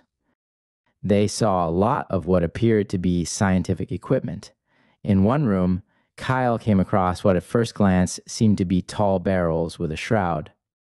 In spite of Joey objecting, he removed the shroud. To his shock, they were not barrels at all. They were plexiglass tubes, the bottom 20 inches of which were metal with a screen. On the screen was writing, in a language and script that the Golden Fleece members had never seen. In the tubes were humans, all children under the age of 5, and all of them were visibly unconscious. Sandra began to think of shooting off the tops of barrels. However, Kyle, hearing her thoughts, ordered her not to. The children were in stasis, he surmised, and destroying that which was keeping them in stasis would likely kill them. As the brief had instructed, Kyle looked down at his wrist-mounted computer to call back into base. Emmerman's face then appeared on screen. "Mission successful, Sobek?" Emmerman asked. "Mission successful, sir. We've found something. However." "Children in stasis pods?" Kyle was taken aback. "Yes, sir. How should we proceed?" "Don't. Wait for extraction. Don't touch any equipment either." "Yes, sir. We will wait. All unit members are accounted F4. "Very well, then. Signing off." "And Sobek?" Emmerman said. "Yes, sir. You've done good work today. See, Kyle." Kyle smiled very slightly at the praise, the first he'd received since he'd arrived at the Ibis base. "Thank you, Sir C. Kyle. Over and out," Emmerman said. "Over and out," Kyle replied, switching off the wrist computer. The crew returned to above ground level, and soon enough, a craft, identical to the one which had brought them to Brazil, arrived and returned them to the Ibis base, all with a new outlook. They still knew so little, yet now they felt different. They'd had a glimpse at what they now believed was their destinies. Upon their arrival, however, their being in the dark finally changed, or at least lessened. The Golden Fleece and all the other Ibis assets were summoned again to the makeshift classroom. Due to a language barrier, and in the interests of expediency, this will be a paraphrasing of that which followed. First, the members of the Golden Fleece were called to the front and were commended by Emmerman. Then he briefed them all. He seemed to rather lose his sense of formality and spoke to them in a colloquial fashion, code switching between German and English. It was during this briefing that the assets first heard the name of Project Ibis, and finally, its goals. They had all been educated heavily on the ideology of Nazism and the beginning of the war. However, it was here that they learned the outcome. They also first learned that the year was 1973. Kyle was stunned at this revelation, having come from 1944. The goals of the program were then laid out. The ideology was based on human, and particularly Aryan, supremacism. Emmerman explained how, in the Nazi view, Germany and all of Terra had fallen to Semitic alien influence. This influence, Emmerman said, emanated from the Orion Syndicate, a terrorist organization headed by draconian reptile aliens. What draconian reptile aliens meant was not explained at the time. The goals of Ibis, Emmerman specified, was to obliterate this Semitic alien influence by conquest, starting with the Orion Syndicate. The conquest was to be done, in the ultimate irony, by former extraterrestrials, the reincarnations of the gods of old. They were to be crafted into the ultimate weapons of mass destruction. And one day, Emmerman promised resurrect the Age of Glory, as he had chosen to refer to this mythical past. He ended the meeting with the customary Sieg Heil. The Ibis assets, their indoctrination firmly set in by now, responded in kind. Author's note: I hope the reader will be intrigued and spurred on in their reading of the book by this glimpse of real action, and furthering, finally, of the narrative of Kyle's life. I feel the need, again, to denounce the Nazism present. I am relaying historical events, and I don't believe in filters, even when they are of abhorrent ideologies. Volume 1, Chapter 6.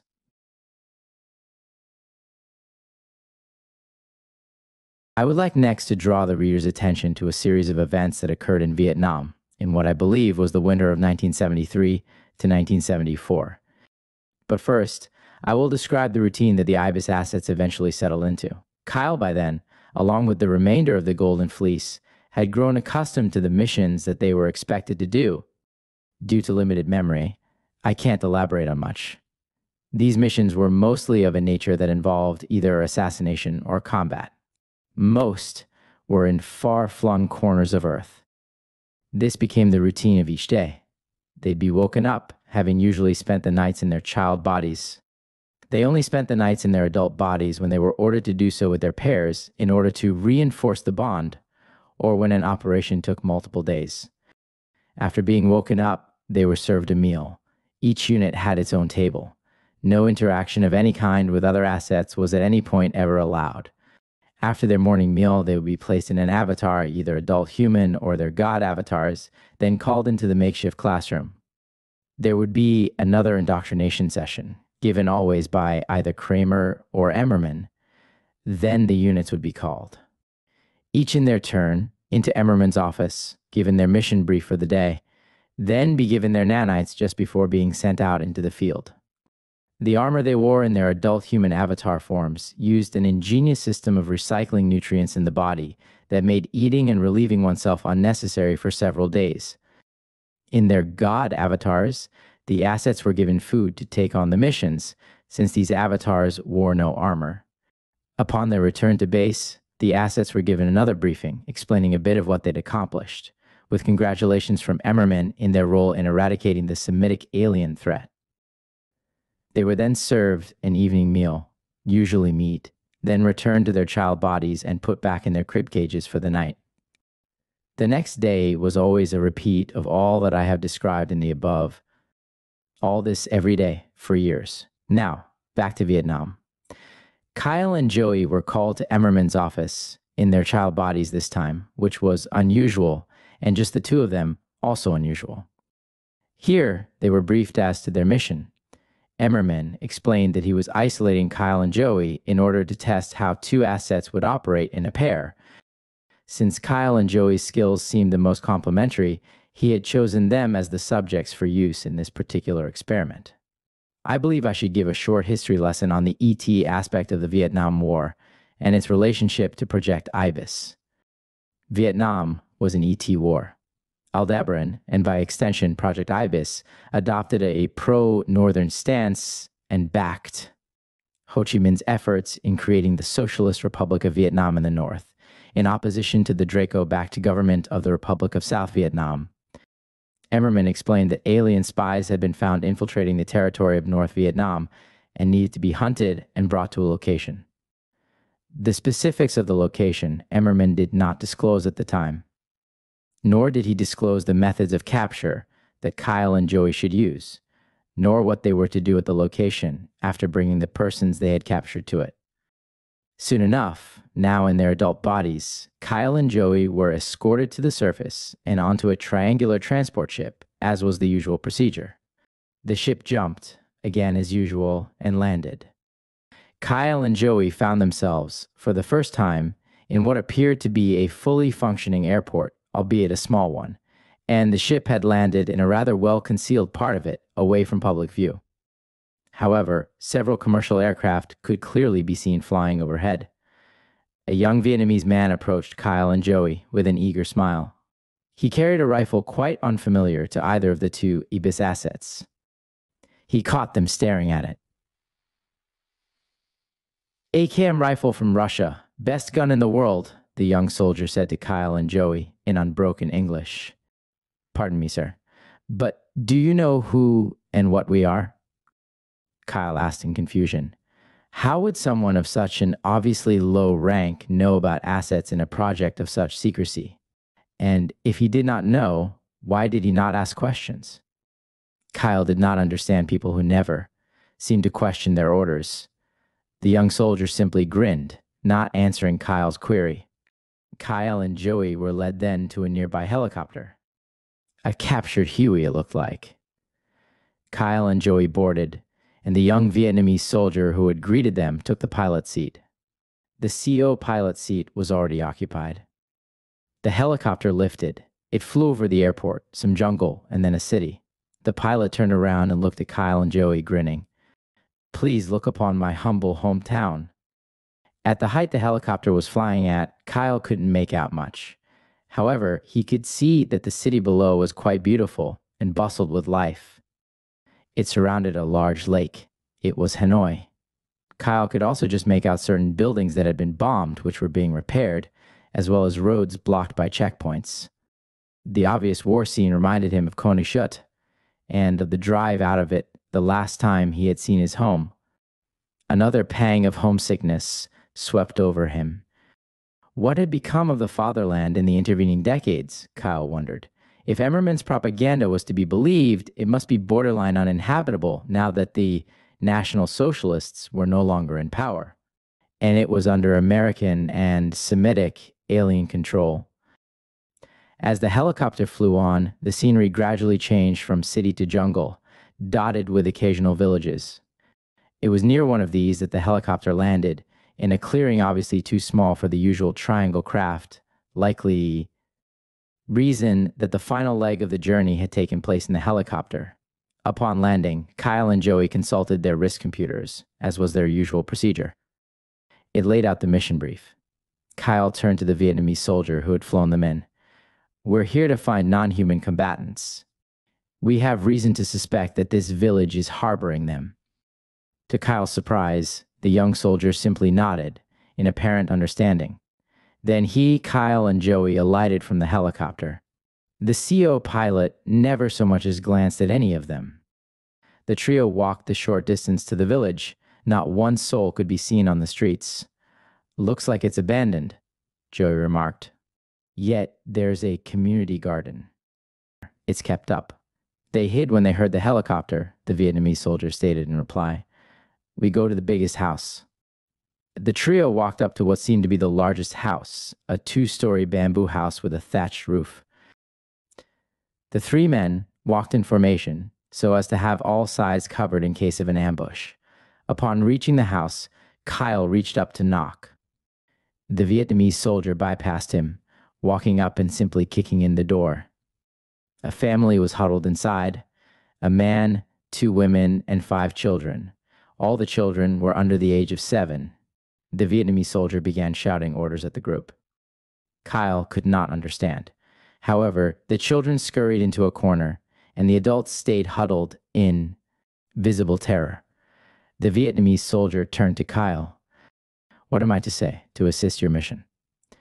"Tell them we know they've been assisting the South and that their village is harboring non-human combatants." The young soldier turned to the group of terrified adults and pointed his AKM rifle at them, speaking in Vietnamese, ordering, Kyle guessed, for them to give up the location. The man and 2 women stayed strong and shook their heads, and the soldier continued demanding. "Fuck this," Joey muttered. Before Kyle could object, Joey had turned his gun on the group of children. "Okay, enough of this shit. Tell whichever of these women is the mother that if she doesn't own up, I'm going to paint these walls with her little baby's brains." Joey barked. To relay this message proved unnecessary. One of the women had already stood to her feet and began speaking to the soldier. After a moment, he turned to Kyle and Joey. "She says the non-humans are in a hut just north of here. They're unarmed, she says. She just begs us to not harm her children." "I don't buy it, but we'll go along," Joey said. "But we're taking one of these little ones along for insurance." He started to bend down to pick one up. The woman began to scream hysterically and fall to the straw floor. "No, leave the child alone," Kyle ordered. "Stand down, Kansu. Do you honestly think this woman would lie with the lives of her children threatened? You've done quite enough today." The trio of Kyle, Joey, and the young soldier left the house and began walking in the direction they'd been directed. "Kansu, Kyle said to Joey once they were out of sight of the house. Will you come here, please? Joey did so. Without warning, Kyle punched Joey in the mouth. I am your unit leader. You circumvented my authority. I might overlook that, but what I will not overlook is that you threatened the life of a child. We are the Golden Fleece. That is not how we operate. Kyle yelled in rage. After recovering from being punched in the mouth, Joey spoke. It worked, didn't it? Got the intel. It worked, didn't I? That's all you have to say. Gods, you sound like a fucking Semite. You disgust me, Khonsu. Keep your mouth shut until I tell you otherwise. Now that's an order, Kyle barked. Soon enough, the trio approached the hut they'd been directed to. It was like those in the village they'd just left, bamboo and with a thatched roof. As before, the Vietnamese soldier kicked in the door. Inside, the trio of men were met with at first a terrible stench. Then the sight of several aliens. These aliens, 7 in total, all fit the definition of what are known as tall grays. They were perhaps 7 feet tall and shiny, with gray skin and solid black eyes on their noseless faces. 4 of the aliens had weapons in easy reach and began to grab them. Kyle, Joey, and the Vietnamese soldier opened fire and dropped the 4 grays. A 5th one, improvised, grabbing a chair and raising it with a shriek. It was gunned down as well. Kyle turned to the remaining 2 aliens and gave them a telepathic message. Put your hands up, calm the fuck down, and no one else needs to die. The aliens obeyed this command. They're malleable, Kyle realized. They obey whoever is the strongest in the room. We can use that. The 2 grays, now prisoners, were led out of the hut at gunpoint. The trio of soldiers with their prisoners marched through the village, intending to make a display. However, none of the residents emerged from their homes, and the group reached their transport unmolested. Upon reaching the helicopter and loading in their prisoners, the Vietnamese soldier and the CO pilot broke into an argument. Kyle guessed over the stench of the new passengers. It ended with the pilot barking an order. The co-pilot shut up, and then the flight began. Since the helicopter only accommodated 2 passengers, the 2 grays were forced to lay on the floor. This flight was longer than the first. It took them over seemingly endless jungles to their destination. As they approached, they were informed by the pilot that they were rapidly approaching the Chinese border and therefore had to fly low. Eventually, they reached their destination. It was a clearing in a valley and surrounded by nothing visible for tens of miles. There was nothing in that clearing except 2 bamboo huts, much like the ones in the village they had just left. Between them was a helipad. That was all, at least on the surface. This is it? This is where we've been sent? Kyle wondered aloud. Almost immediately, 2 Vietnamese men, both in black power armor similar to that which Kyle and Joey were wearing, emerged from one of the huts. They opened one of the back doors to the helicopter and pulled out the 2 grays. The grays offered no resistance as they were dragged out, laid on the ground, and tightly hog-tied with strips of leather. Then, each soldier slung a tied alien over his shoulder like a rug and marched back to the hut. They never paid Kyle or Joey the least attention. As the armor-clad men walked away, Kyle and Joey were alerted by a knock on the helicopter opposite that which the aliens had been unloaded from. Kyle looked over to see a young woman in a green uniform with a black skirt was the one knocking. He noticed that she was very pretty and blonde. He opened the helicopter door to her. She motioned for Kyle and Joey to exit. Welcome, gentlemen, to the Ho Chi Minh Center for the Internment of Invasive Biologicals. I am Officer Margareta Huppner. Most people here call me by my call sign of Skylark or Feldlersch in German, if you prefer. I am your new hostess, she said with a noticeable Viennese accent. I think I like the looks of this place already, Kyle remarked, not even trying to hide the way he was surveying the young woman's every inch. Skylark grinned very slightly, but her businesslike nature remained totally unbroken. I will show you the facility now, gents, then show you to your quarters, she said tersely. She turned to walk towards the hut opposite the one that the 2 soldiers had dragged the 2 aliens into. Kyle and Joey followed closely behind. They were met with a rather remarkable sight upon entering the hut. The bamboo and thatched roof was simply a facade. The walls inside were concrete. The room was taken up mostly by what appeared to be a massive industrial cage elevator. Above the door to enter it was a red metal plate with the words "Employees and Visitors Entrance Only" printed on it in black script, in English, German, Vietnamese, and then finally French. The elevator was guarded by a man who appeared to be an alien. He was 14 feet tall, humanoid-shaped, yet feline, and had blue and black fur in a tiger pattern. Kyle asked the guard a question telepathically. "They allow non-humans to guard a facility made to imprison them?" was Kyle's query. He had guessed that this was what was meant by the invasive biologicals portion of the name for this facility. "I am human. My name is David, but adapted through genetics. If you feel you simply must know," the guard replied into Kyle's mind. It was clear he'd received the question before and had come to find it offensive. Officer Huppner stood next to the gate to the elevator and used the retinal scanner that was there. The gate opened and she entered. The gate closed instantly behind her. "Please use the retinal scanner, gentlemen," she said. Kyle did so. To his surprise, it seemed he was already in the registry. The data for this to be necessary must have been sent to the system at this facility from the IBIS base. It was his first awareness of any kind of network. The elevator then began to descend. It went down quite a long distance in a mostly rock shaft. They were descending to the inside of the earth. Eventually, it reached the bottom of the shaft. Upon exiting the elevator, Kyle and Joey were met with a truly remarkable sight. They were on a balcony, ring-shaped around the inside of a structure, a tremendous panopticon. The other side of this level, straight across, must be over a mile across, Kyle realized. He looked down. There were numerous levels of equal size, reaching down even further into the bowels of the earth. In the center was a tower with a single circular glass room on the top of it, which was level with the ring that Kyle, Joey, and Skylark stood on. Though there was clearly no access to this room from anywhere, except by ascending the tower it was placed on. 37 levels, Skylark said. This top level is the administrative ring. The one directly below us is housing for administrators and guards. The remaining 35 levels are a prison for, as you have likely guessed, non-humans illegally on this planet. This facility is in the panopticon style to make escapes near impossible, since ascending or descending the levels is impossible to do without being seen.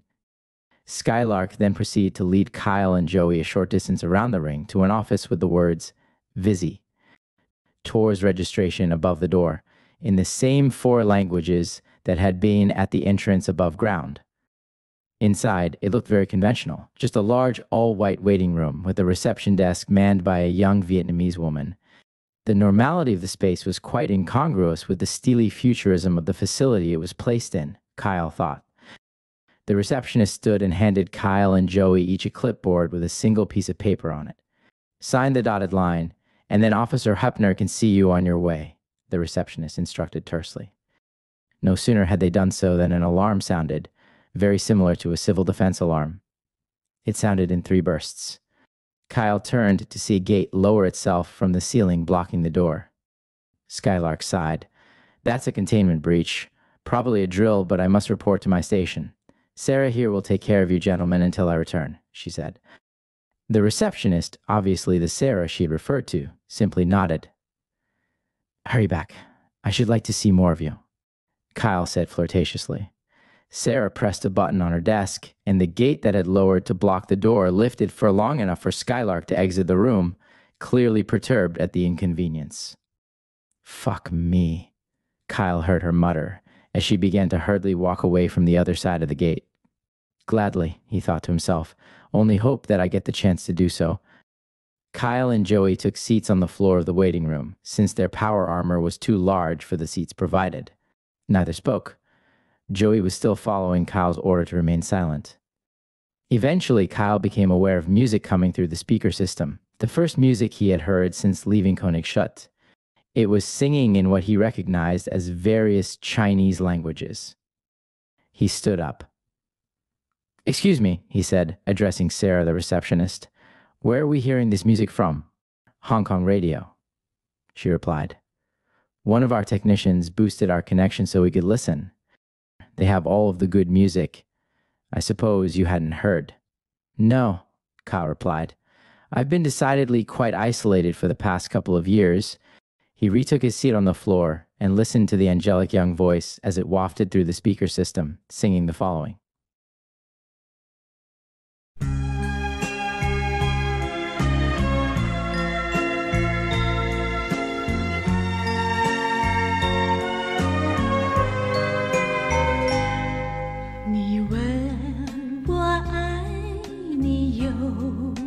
深，我爱你有几分？我的情也真，我的爱也真，月亮代表我的心。你问我爱你有多深？我爱你有几分？我的情不移，我的爱不变，月亮代表我的心。轻轻的一个吻，已经打动我的心。深深的一段情，叫我思念到如今。你问我爱你有多深，我爱你有几分？你去想一想，你去看一看，月亮代表我的心。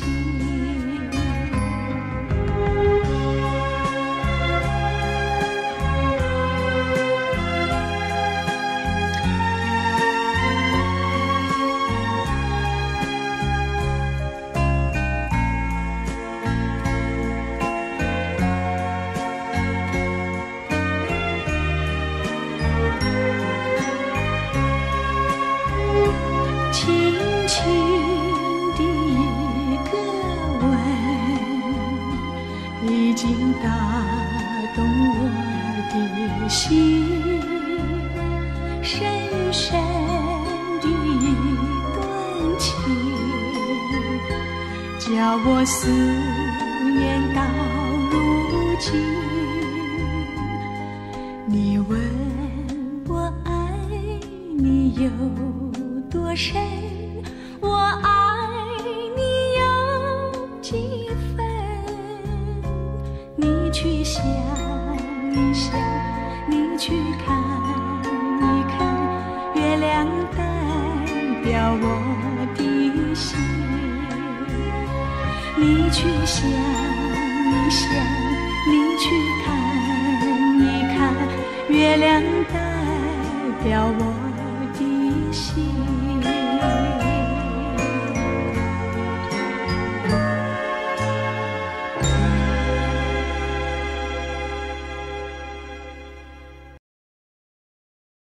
Listening to the words, Kyle felt a calmness wash over his body. This would certainly not prove to be his last foray into the musical field.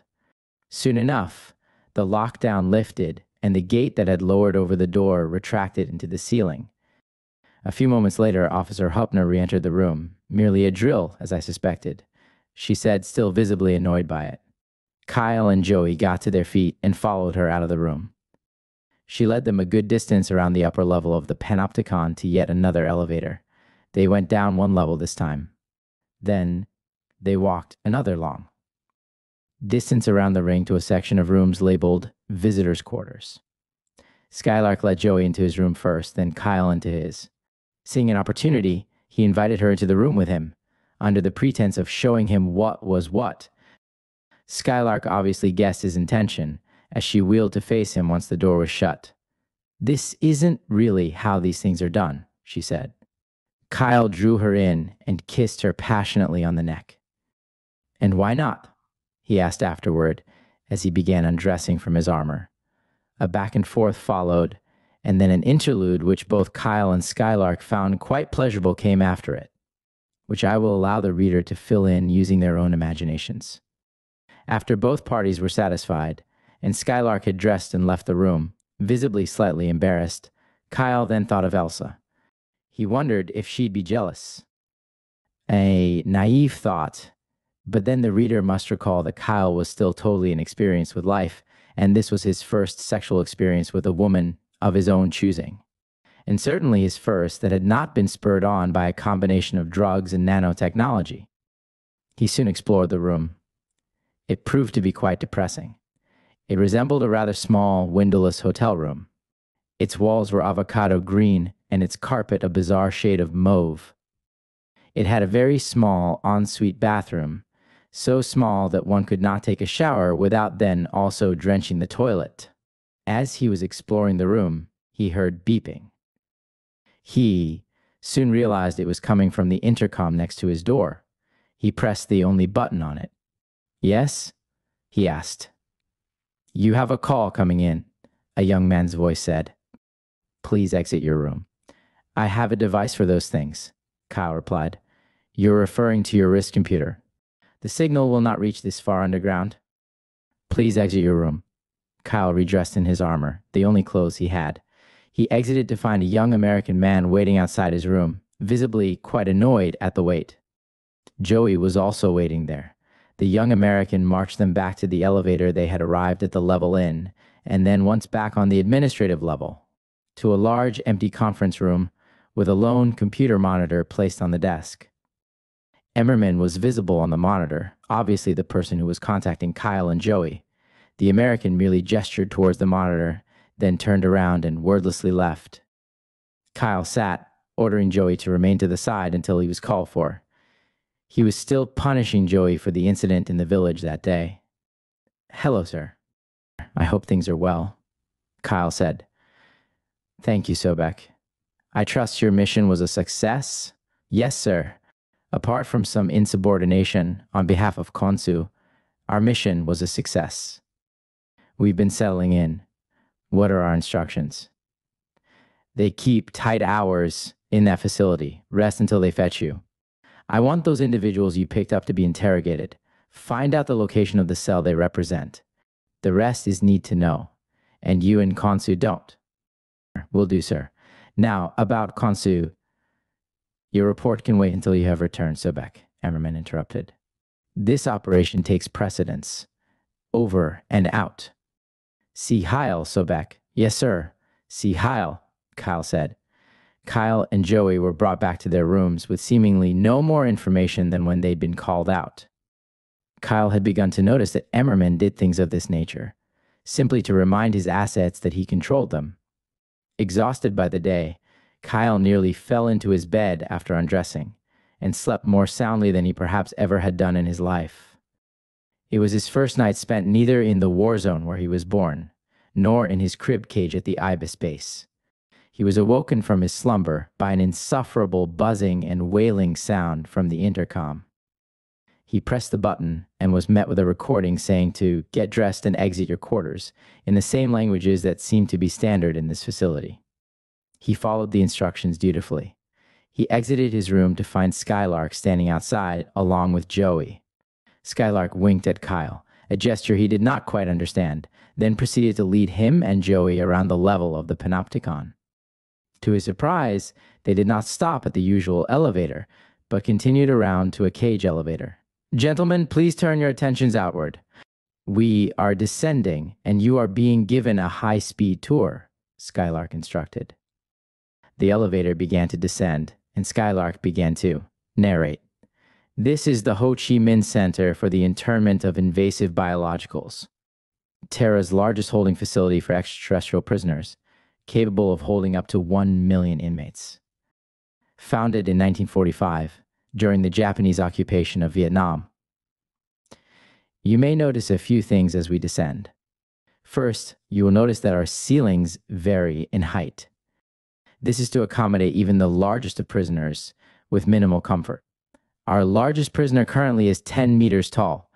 You will also see that levels 11 and 12 are entirely made up of tanks. These are to accommodate our aquatic prisoners. Our cells are all sealed with electromagnetic fields to prevent telepathic waves from escaping. We take a low-tech approach to security otherwise, since computers can be psionically hacked. Now, we have arrived. The trio exited the elevator on the bottom level. Kyle looked up now in amazement at the 37 levels above. The scale of the place made it seem almost impossible that it could have been built by Terran humans, or anything like them. Or had they built it at all? He felt a chill then, at the idea that aliens would build a prison for their own kind. He had no concept yet of alien politics being as complicated as ours. He still had the monolithic impression of non-humans he had been fed. Skylark led Kyle and Joey to a room. All the rooms on this level had steel doors and no windows. These rooms are for interrogations, Skylark explained. Your prisoners are located in this room. She stopped in front of the room that was labeled as is AC3, used the retinal scanner, and the huge steel door swung open, revealing a cavernous room that was nearly pitch black. I will stand guard out here. You gentlemen may enter and interrogate your subjects, she said. They entered. Their eyes, no doubt assisted by their nanites, adjusted to the extreme darkness. The room was vast. On either side, the two grays that Kyle and Joey had arrested were hanging from the ceiling by their wrists. Along one wall was a metal shelf that, on examination, was home to a number of torture implements. Small saws, spiked whips, and several electronic devices, the exact uses of which were not clear. In the corner was a box with a red dial that had two wires with oversized alligator clamps on the end. An electroshock torture device, Kyle realized. Okay, fellows, Joey said, addressing one of the grays. This can be either easy or difficult. Where is the location of the cell you represent? Kyle went into the head of the gray standing nearest him. He found no answer. Joey shook his head and produced his small retractable plasma knife, and without warning, cut the gray. It shrieked. Kyle caught a glimpse of thought this time, but to his bewilderment, the thought simply left the head of the gray. Then he had an inspiration. Kansu, repeat that on the other subject, Kyle instructed. Joey did so. As Kyle had suspected, the same process repeated. No thought at all on the initial question, then when the torture was done. A flash of thought, which was then purged. These specimens share a hive mind of sorts, Kyle stated. We must isolate them. Skylark said specifically that the rooms here are made to block telepathic communication. Kyle went and opened the door of the interrogation chamber. We need one of these fuckers removed, he requested to Skylark.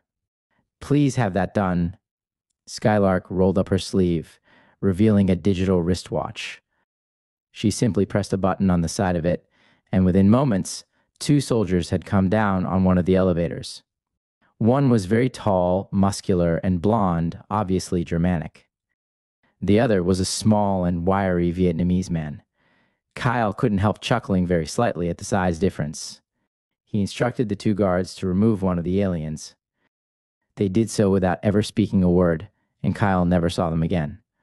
Now, the process of interrogation was carried out on the remaining gray. It once again tried to purge its mind by transferring to its compatriot, but to no avail.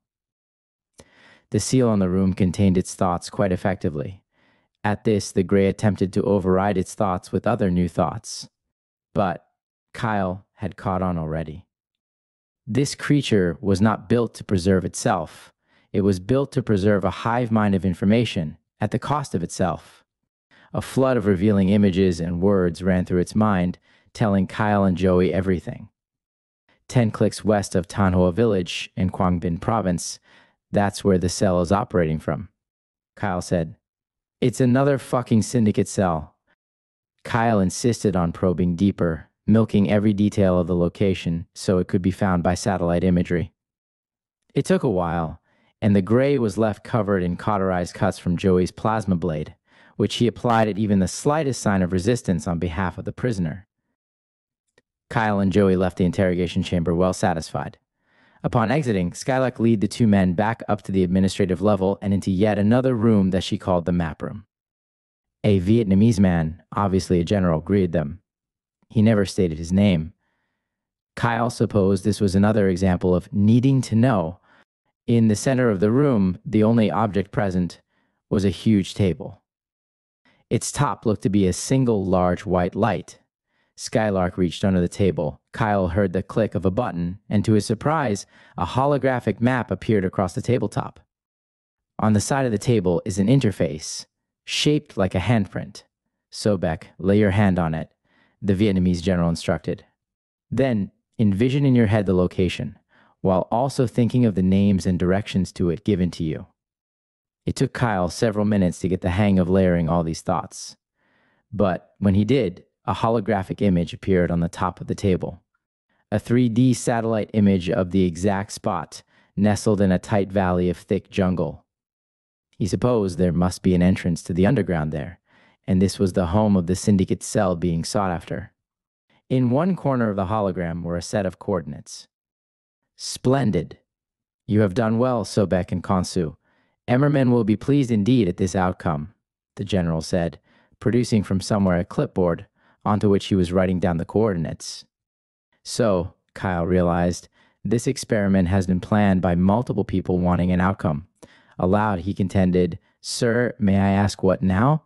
What is to become of this cell based on the information we have? You may ask all you wish, Sobek, but you'll receive no answer. The exercise was a success. You and your underling will be returned to your quarters while I inform Emmerman, as well as a few other things. Then you will be returned to Canada, was his curt reply.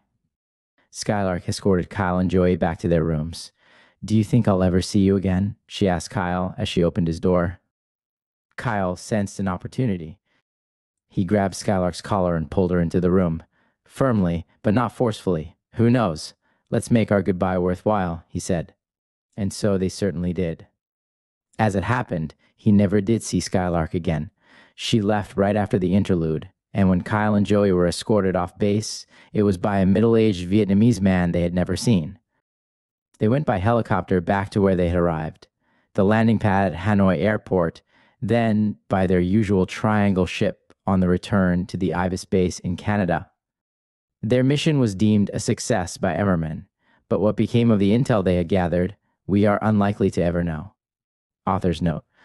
I hope the reader has found this chapter interesting and not too disturbing based on the rather brutal content within. I do apologize for the lack of detail in some aspects. The song recounted, Yuilyang Dai Bi I O W O De Shin is a classic that I highly recommend the reader listen to. I tried my best to describe a panopticon. Not easy to do with words, so I suggest the reader look it up on the images section of their preferred search engine. Volume 1, Chapter 7. The next mission of note, which I can remember, happened on a fateful day in late 1974.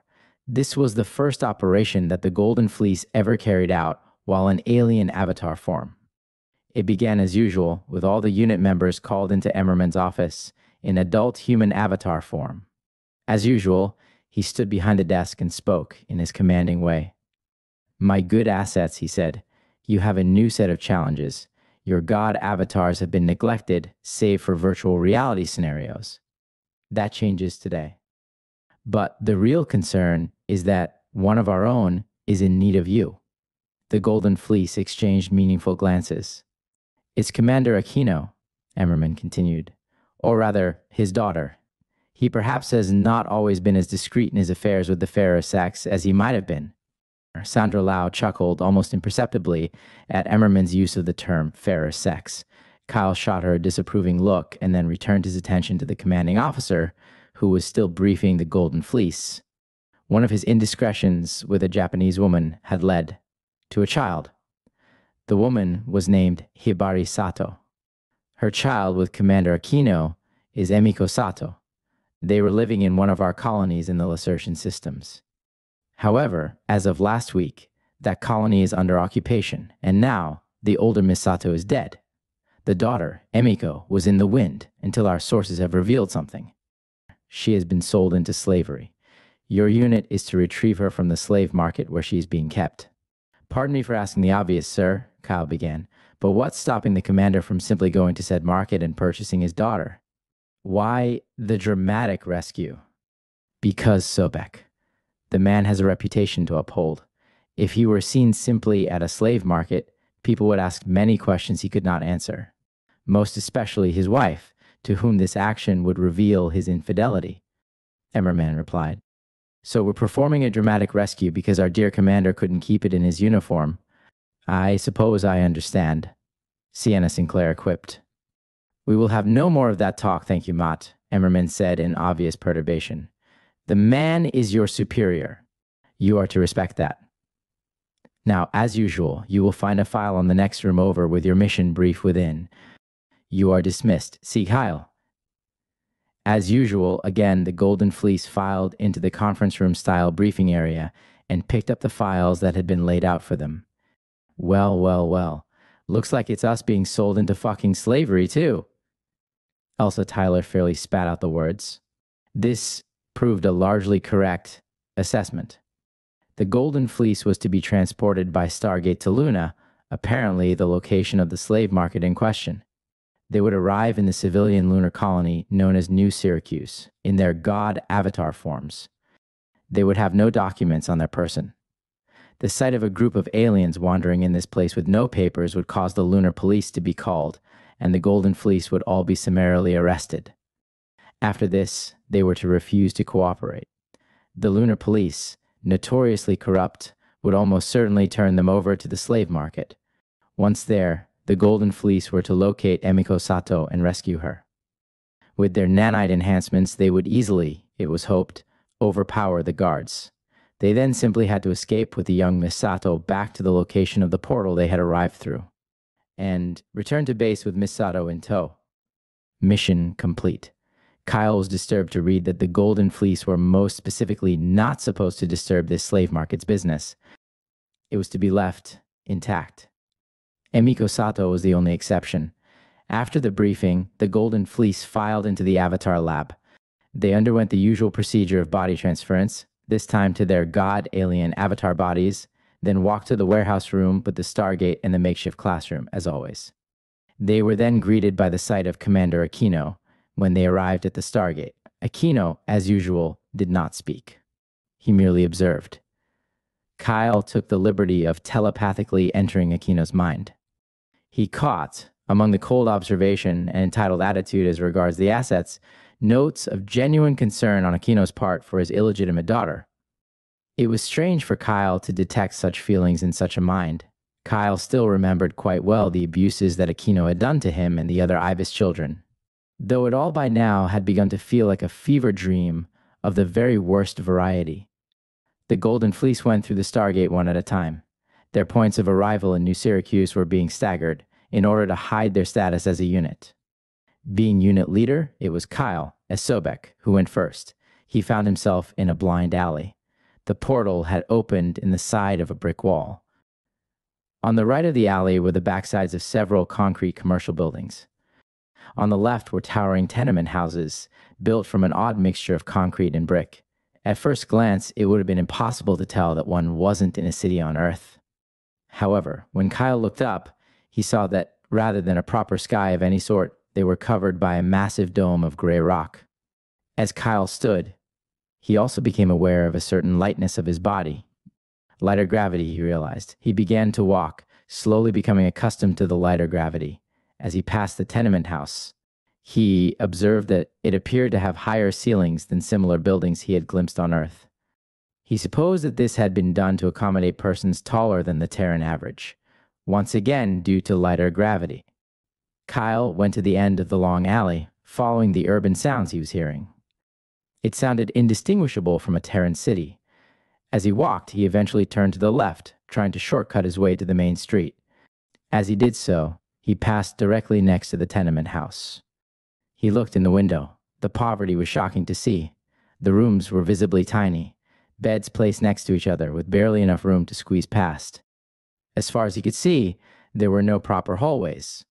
All the space inside this tenement house was living space, and yet, almost paradoxically, There was nowhere near enough space in which to live, and no visible ventilation, as all the windows were of the plate glass variety and couldn't be opened. He could see no electric lighting either, just candles and oil lamps. It must have been unbearably hot, to say nothing of the fire hazard, Kyle thought. There were few residents in the building. Kyle supposed they must all be at work. The few still inside were all of Asiatic and African stock. Kyle rather lost himself staring inside the building. Eventually, one woman inside happened to glance out the window. She and Kyle made eye contact. The woman simply stared for several seconds, then visibly began to scream. Only then did Kyle suddenly remember he was in his Sobek avatar, and rather frightening to look at. After standing in place screaming for several seconds, the woman turned and bolted through several units to a small group of other residents. She began to make exclamations that Kyle could not hear and pointed out the window. Then, of course, Kyle was exposed to all the present residents on the ground floor of this tenement house. There was a mixture of responses from the residents, about 7 in total. Some stood in place and screamed. Several bolted out, probably to fetch the authorities. 2 more, both men, approached the window in apparent curiosity.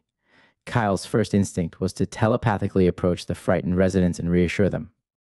However, his mission, he knew, was to be caught and arrested. This was the response he sought. He decided it was best if he didn't menace them, however, as that was liable to get him shot, which was not desirable. So he simply turned from the tenement and walked casually to the main street that it faced. The sight of the main drag in New Syracuse proved no less depressing than the alleyways. Kyle could see only gray concrete and brick structures of more tenement houses, storefronts, and warehouses. Not a single spot of color. Indeed, not a single tree or plant was anywhere to be seen. Kyle had exited the alley and nearly walked directly into a small group of people. Their response was the same largely as the persons in the tenement house. Was there no awareness of aliens in this colony? Kyle wondered. It was certainly beginning to look that way.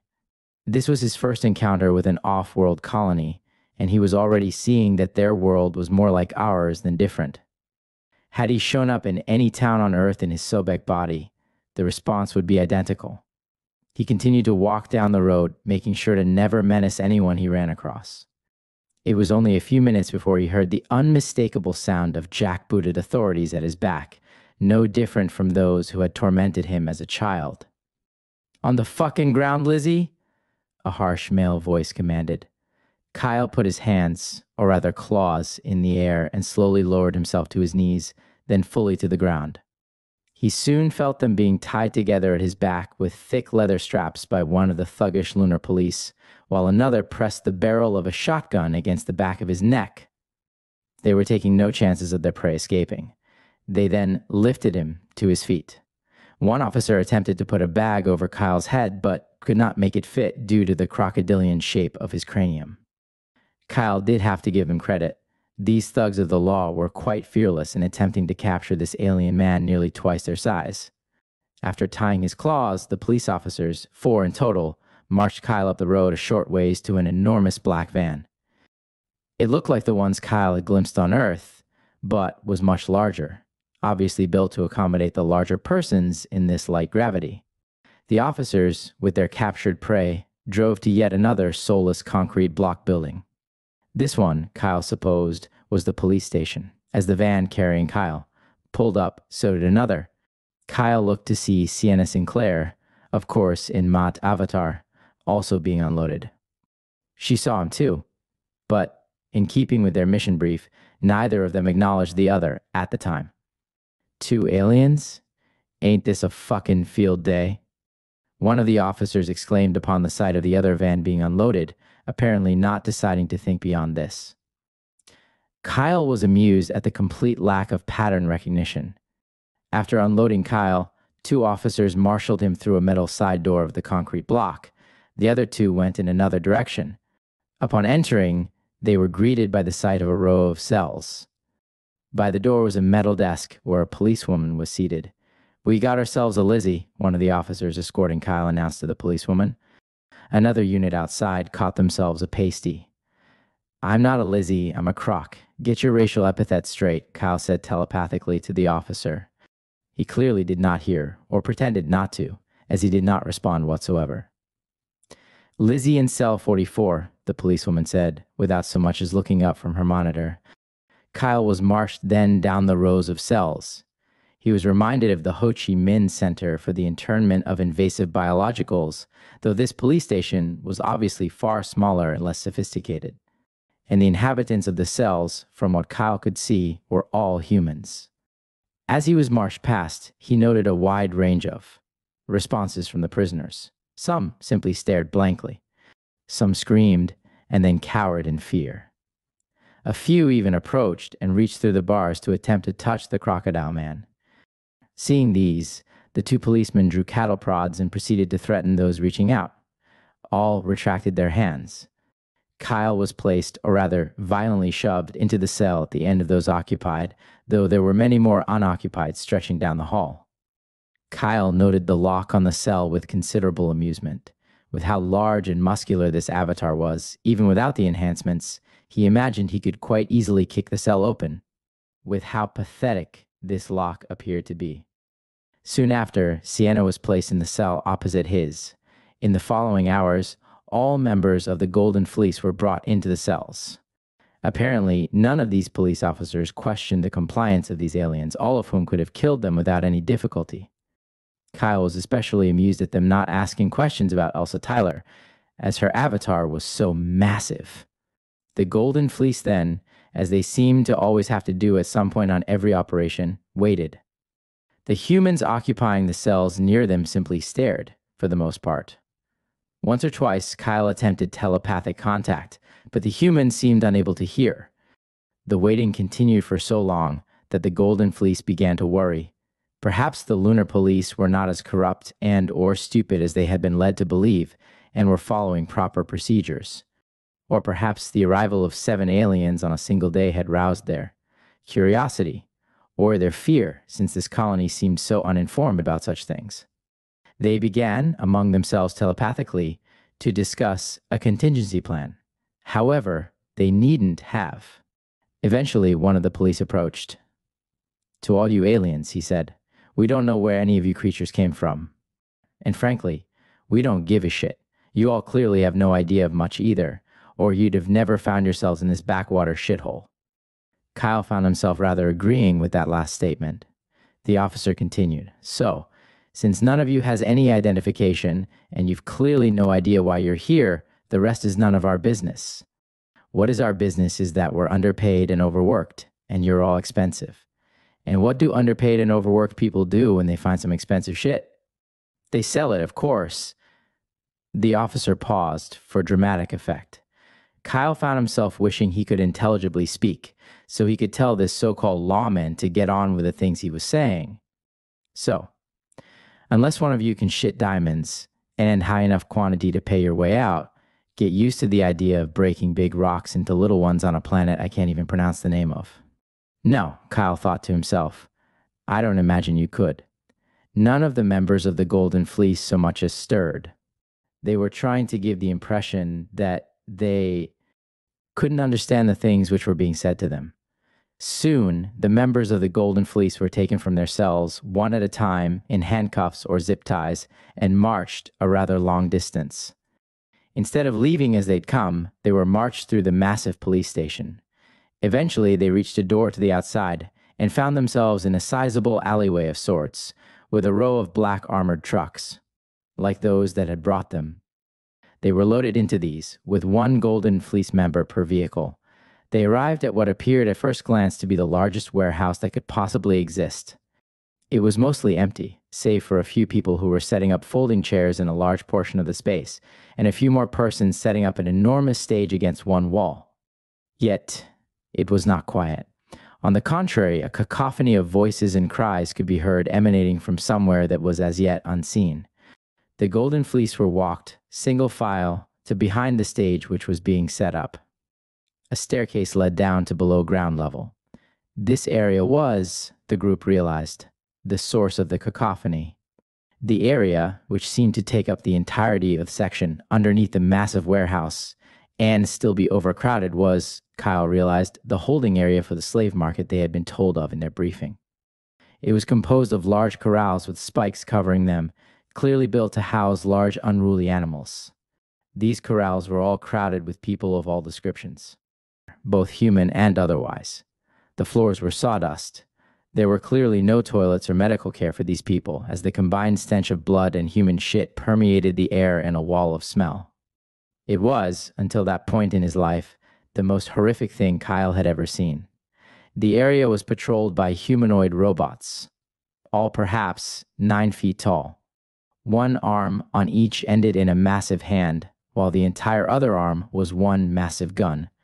Every so often, the hand would reach into one of the corrals and grab a person and move them either to near the stairs, likely to be marched up into the warehouse and sold, or simply to drop these people again, to amp up the fear. Kyle was certain he saw one of these people die upon their being dropped headfirst. The initial shock passed over the Golden Fleece fairly quickly, however, and their minds reverted to their mission. Sandra Lau sent Kyle a telepathic message. She was remote viewing into the crowd to locate Emiko Sato. Before she had finished, Kyle and Joseph had been shoved into one of the corrals.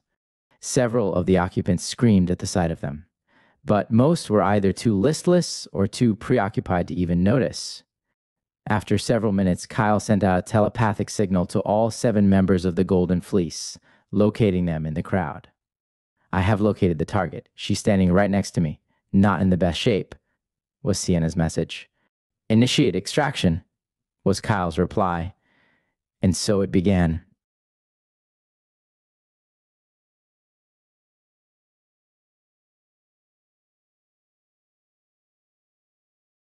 Joey stood up and turned towards the corral where Sienna and young Emiko were being held.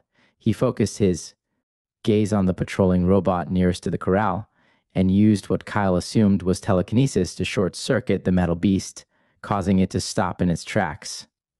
He then used the same ability to quietly break the locks on the corrals that the members of the Golden Fleece were being held in, always being careful that he was not spotted.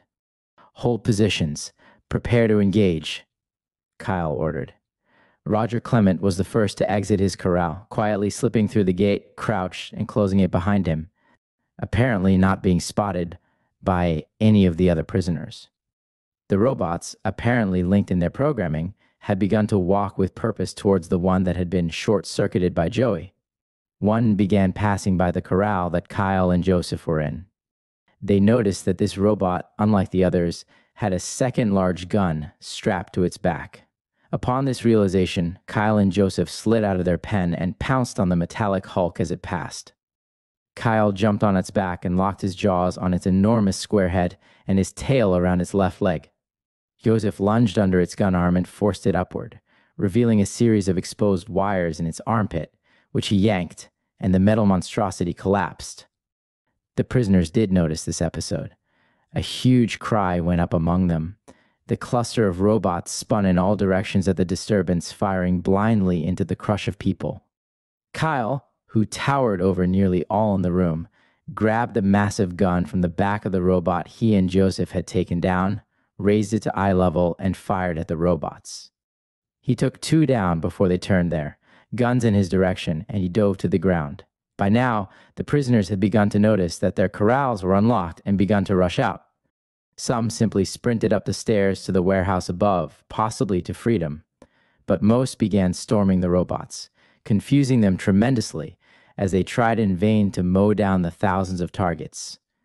Somehow, in the chaos, all the members of the Golden Fleece, plus Emiko Sato, being held tightly by Sienna Sinclair, reached the stairs out of the holding area. Elsa Tyler had been shot in the arm, but the unit was largely unscathed otherwise, and they took to the stairs, Kyle in front, holding the monstrous gun he had scored from the robot. He felt great guilt at abandoning the remaining prisoners, but still followed his orders. In the warehouse auction house above the holding area, the Golden Fleece was met with several human guards. All were gunned down on sight, and the group escaped unmolested into the alleyway behind the enormous building. They sprinted down this a ways, then ducked into another alley and crouched. There, while crouched, the group connected telepathically again. They determined that the portal which Joey had come to New Syracuse through was the nearest, by compiling a pseudo-map in their heads, using what limited bits of New Syracuse they had seen. Little Emiko had begun to ask questions and demand to be taken home, but she was totally ignored by the Golden Fleece, save for someone eventually covering her mouth to stop her from causing the unit to be discovered. After a few minutes, the Golden Fleece stood again and moved very quickly in the direction of Joey's portal. Sure enough, it was only a couple of blocks away, in what appeared to be a park that had long been abandoned and surrounded by a brick wall. Being as tall and/or serpentine as their avatars were, they scaled the wall quite easily, with one member holding Emiko, then tossing her over the wall to the others. Joey's portal had indeed been left open. The Golden Fleece rushed through it and so completed their mission. They were met on the other side of the portal by Emmerman and Commander Aquino. The latter rushed to the group and grabbed young Emiko, then took her in his arms and left. The Golden Fleece received their usual commendations, then, as usual again, were returned to their human child bodies and back to their cages. They never saw young Emiko again. However, given Commander Aquino's history, it is unlikely that her life improved. Author's note. Well, I hope you have enjoyed this chapter in spite of the rather disturbing content. Unfortunately, this is far from the worst that will come to pass in this book. Volume 1, Chapter 8. Time continued to wear on for the Golden Fleece, with one day being largely indistinguishable from the previous one. I will next draw the reader's attention to Mars. The Ibis children, fairly early in their educations, had been made aware of secret human colonization of other worlds, and that the Stargate they used was capable of going to these places. Their trip to New Syracuse had confirmed this, but otherwise, there was a dearth of missions off-world, until one day in the height of the summer of 1975. The mission began as usual: transfer to the avatar they'd be using, in this case, their adult human ones, pre-operation meeting with Emmerman, a look at the briefing file, nanites, and gearing up. However, on this occasion, after gearing up, the Golden Fleece were called to the makeshift classroom and were greeted by Kramer and a projection screen situated at the front of the space. He looked them over and then began to speak. Welcome, ladies and gents. Welcome to a land of intrigue. Welcome to an ancient world of mystery, where everything is trying to kill you, where you can't breathe without a suit, where everything is political, and where the locals' idea of a welcome is to yank your head off and shit down your throat. Welcome to Mars! At this last sentence, an image appeared on the projection screen. It was a fairly standard satellite shot of the red planet, which then zoomed in on a specific region. From seemingly nowhere, Kramer produced a blackboard stick and continued the presentation. This here, ladies and gents, is Vallis Marineris, the greenest place on Mars, and also the most dangerous, crawling with life which seeks to cause death. So dangerous that the militaries fighting in Mars's ongoing civil war will not engage there. You're headed to this place. Congratulations. A slight murmur went up among the Golden Fleece, prompting Kramer to rap his stick on the concrete floor, commanding attention. He continued the presentation, showing the Golden Fleece the specifics of Martian survival. In the interests of show, don't tell, these will be relayed in the way the unit encountered them. After their lecture, the Golden Fleece gathered themselves and went through the Stargate. Unusually, they were sent unarmed, with the promise in the mission brief that they would be receiving armaments on location. They found themselves in a rather bizarre-looking area. They were at the edge of a forest of the largest trees that Kyle had ever seen. What was truly remarkable was that the woodland simply ended, and beyond it was nothing but endless desert. Kyle wondered how such contrasts were ecologically possible. Soon, the Golden Fleece saw two vehicles in the distance, headed their way. Kyle used the zoom function built into the helmet of his armor and saw that the two vehicles were Land Rovers. However, they possessed no wheels. Instead, they hovered and glided over the ground using some kind of anti-gravity system. On the front doors of each Land Rover was a symbol, an image of Mars with an Ouroboros coiled around it. Kyle recognized the symbol from the briefing file and knew that these were the people that the Golden Fleece had been sent here to look after. Soon enough, the vehicles pulled up and the passengers alighted. They all wore burnt orange spacesuits with helmets and small tanks on their backs. For breathable air, Kyle realized. There were 6 of these persons in total. One of them, a tiny dark-haired woman with a highly unusual, very angular face, stepped forward and extended her dainty hand to Kyle. Herr Emmerman says to be expecting you. The Golden Fleece Unit from Canada? I'm Dr. Ainsley Horton from the Institute of Investigative Marsology. Pleased to meet you. She spoke with a drawl that was almost totally alien to Kyle and the other Golden Fleece members. The only one he had heard like it was from some snippets he'd overheard from one of the boys at the Ibis base. He'd been forbidden to speak with him, of course, but one does hear gossip, and eventually Elsa Tyler had told him that this boy came from a place called Mississippi. He did not know where this was, but he supposed that Dr. Ainsley Horton must come from there as well, or somewhere similar. Dr. Horton continued, well, Emmerman says you're here to protect me, but we all know you're really here to protect the assets I found. Just how the world works, ain't it? Kyle was amused at her obvious insight.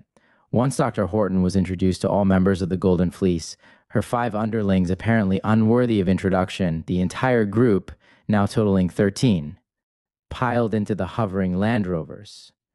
There was insufficient seating, so some rode in the space behind the seats. Kyle, however, insisted on seating himself on the roof of one of the vehicles. Ostensibly, he did so to look for dangers, but in reality, he wanted to see the Martian scenery. None could have guessed so at the time. But it was the beginning of a love affair between man and planet that was to last for the rest of Kyle's life. This scenery was indeed breathtaking. Vast deserts as far as the eye could see. The undulating hills and bumps in the land cast shadows that appeared in all the colors of the rainbow against a burnt orange ground. The skies of Mars, due to a low oxygen content, are a pale blue. The sun was beginning to set as the vehicles moved along, turning the sky into a magnificent shade of lavender, and the few clouds into a deep shade of a blood orange. For a number of miles, the 2 Land Rovers drove parallel to the edge of the trees from which the Golden Fleece had emerged, giving remarkable views on the other side of the vehicle as well. These trees resembled firs, but they were far larger, and the tops of most were covered in vines which bore tiny flowers in striking shades of blue, orange, pink, and bright white. Perhaps for the first time in his life, Kyle was touched by nature. After a while, the 2 vehicles made a sharp left turn between 2 trees and proceeded into the forest down a road that would have been invisible if one did not know that it was there. They drove into the forest for over an hour. Once or twice, Kyle saw small creatures scamper out of the road to avoid one of the oncoming vehicles, an unnecessary endeavor, as the vehicles glided above the ground without wheels. Otherwise, he observed no wildlife at this time. Eventually, the Land Rovers reached a massive clearing. In it was an enormous geodesic dome rising from the ground. The dome itself was perhaps 1/4 mile across. On one side, there was a door large enough to accommodate the 2 Land Rovers. They entered. Inside, there was a ring, perhaps 100 feet wide, which surrounded a second geodesic dome containing buildings. Kyle realized that the outer ring doubled as both a parking lot and pressurized airlock. The group alighted from the Land Rovers and walked through a door to the inside of the second dome, where Dr. Horton instructed all to remove their helmets, then addressed the Golden Fleece. All right, let me introduce you to our humble home. This here's a research facility, not a military posting. It'll be treated as such. Please do not leave your approved areas. Please do not touch anything. And remember, Dr. Horton knows best. You may be here to protect assets, but they're my assets, and these are my digs, and I get the final say as to what goes and doesn't go around here. Kyle found himself mildly perturbed at Dr. Horton's attitude, though he also found himself admiring, in an odd way, her obvious disregard of militarism. It was Sandra Lau who first spoke up among the group. Dr. Horton, we were not briefed. What is this place? Excellent question, young lady. This is an archaeological dig. studying Mars's past. Or rather, this facility is to study that which is found at our dig, around 3 clicks from here. I'm sorry that no one briefed you. Now, my assistant Charlie will show you to your quarters, where you will remain until dinner time. For a civilian, you sure seem comfortable ordering soldiers, Kyle thought. Much to his surprise, a response followed. And you'd better remember it, was the telepathic response from the direction of Dr. Horton. So she had telepathic capabilities and could use them, Kyle realized. Uppity, perhaps, but Dr. Horton was no ordinary civilian. Charlie, a tall blonde man with a rather posh British accent, stepped forward. He walked first to the right from the entrance, dropping the men of the Golden Fleece off at the men's dormitory, then taking the ladies to theirs, with the assurance of regathering them all when dinner time came. Kyle found himself chuckling at the dormitory. He was used to being on missions and staying in wooden or canvas military barracks, which were undecorated, dirty, and full of sweaty men who cooled and dried themselves by stripping naked and laying on either the floor or their bunks, with no regard for if anyone wished to see what they had to offer, and then spent the evening telling exaggerated stories of their sexcapades. Hardly luxurious, but to Kyle, it was what had begun to feel like home. This dormitory was nothing of the sort, and to the men of the Golden Fleece seemed like the lap of luxury. It was spotless and white and air-conditioned, and the walls decorated with modern art and framed stock photos of wildlife. At one end, there were 3 small curtained-off rooms for changing. The bunks were all labeled by name, so the men of the Golden Fleece found theirs in short order. On each they found 2 bundles with notes attached. One of these was a burnt orange jumpsuit with helmet, the other a set of simple dark green fatigues-like wear, with black lace-up boots and thick dark green socks. These had a patch on the left breast, bearing the same insignia seen on the Land Rovers, that of an image of Mars with an Ouroboros coiled around it. With each bundle was a note.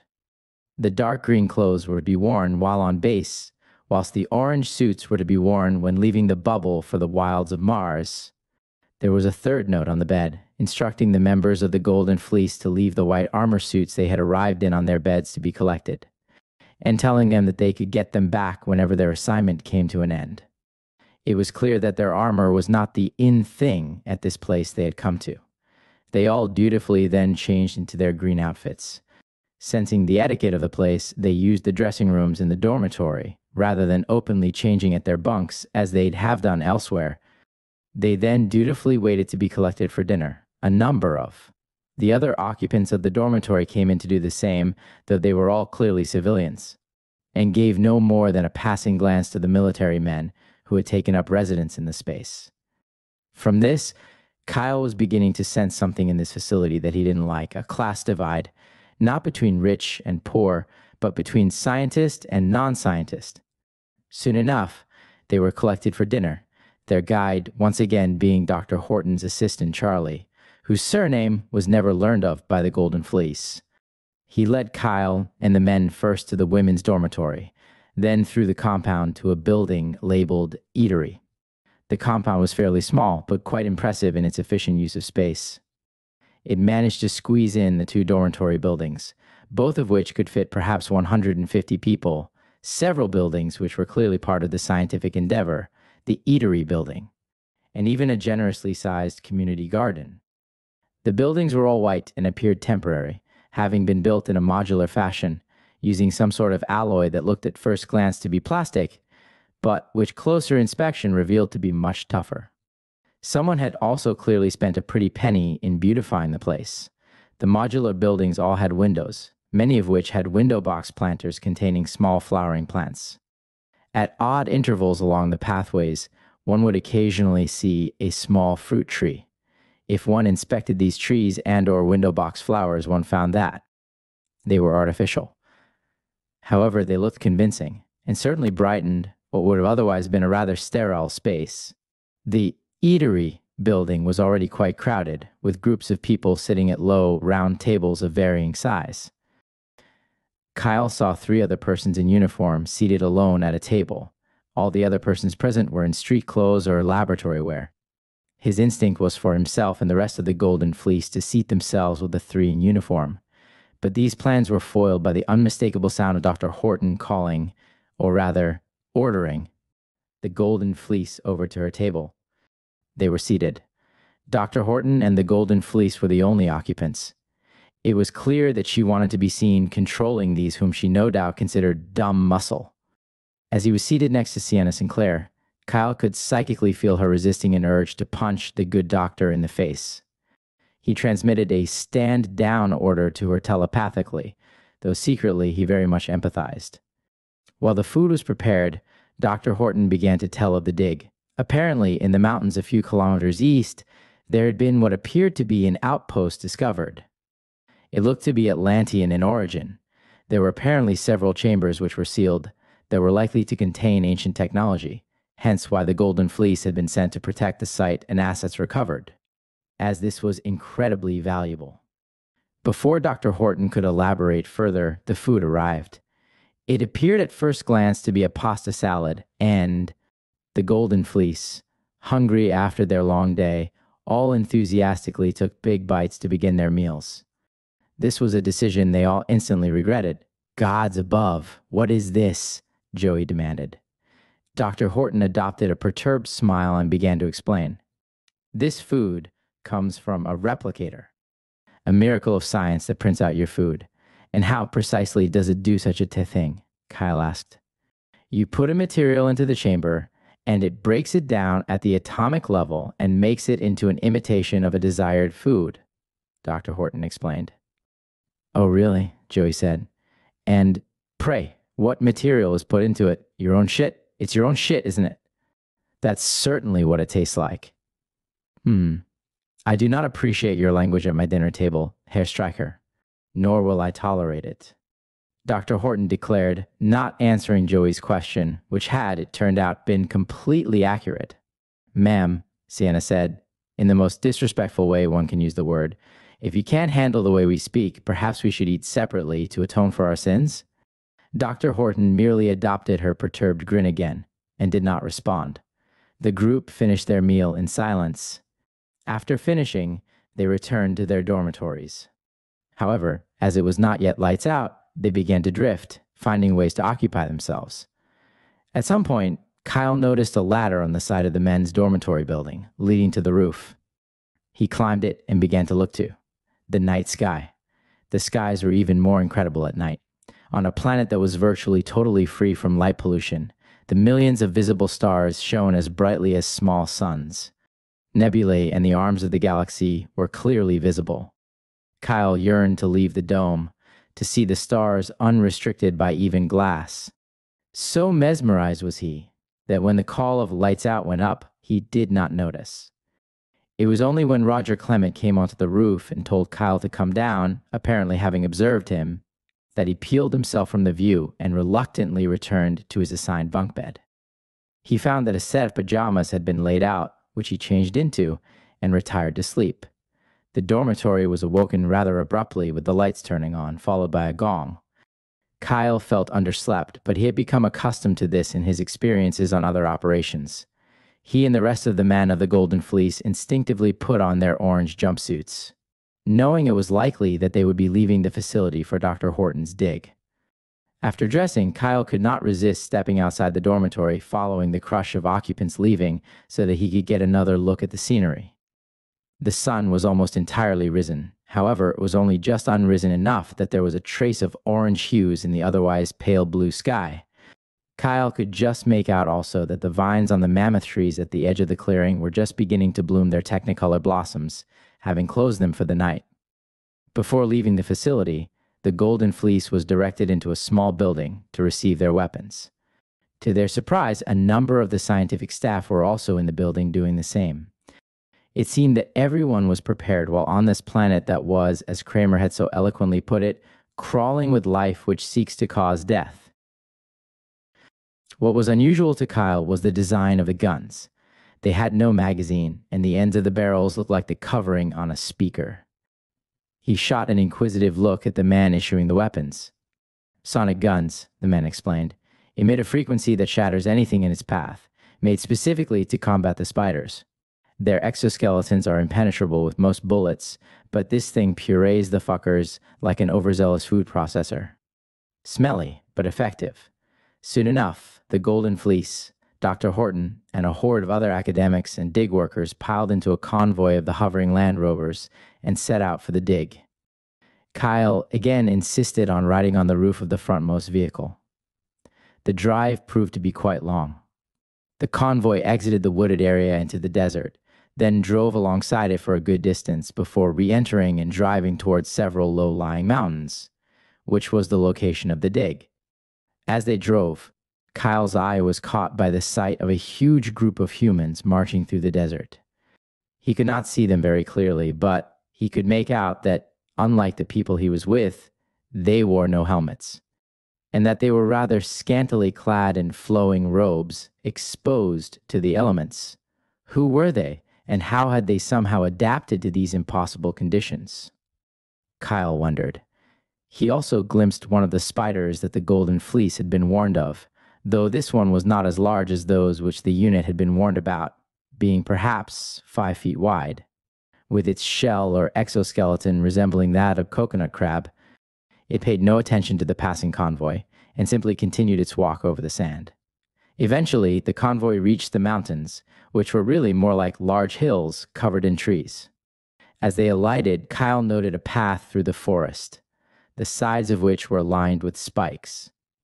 Upon closer inspection, he realized with a shock that the spikes were topped with human skulls. That's how the Martian indigenous humans mark their territory, Dr. Horton explained, observing Kyle.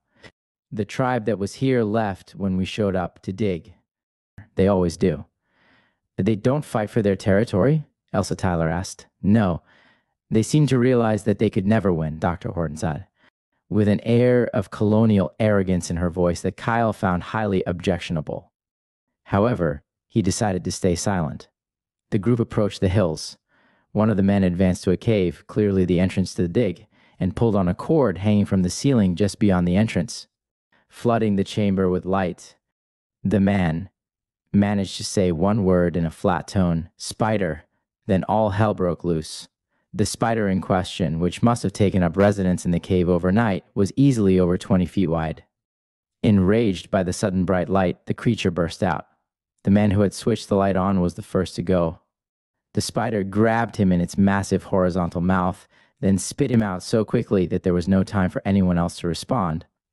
The beast spit the man quite far, so that he happened to land at Kyle's feet. Kyle observed that the man had 2 holes in his stomach, each about the size of a softball.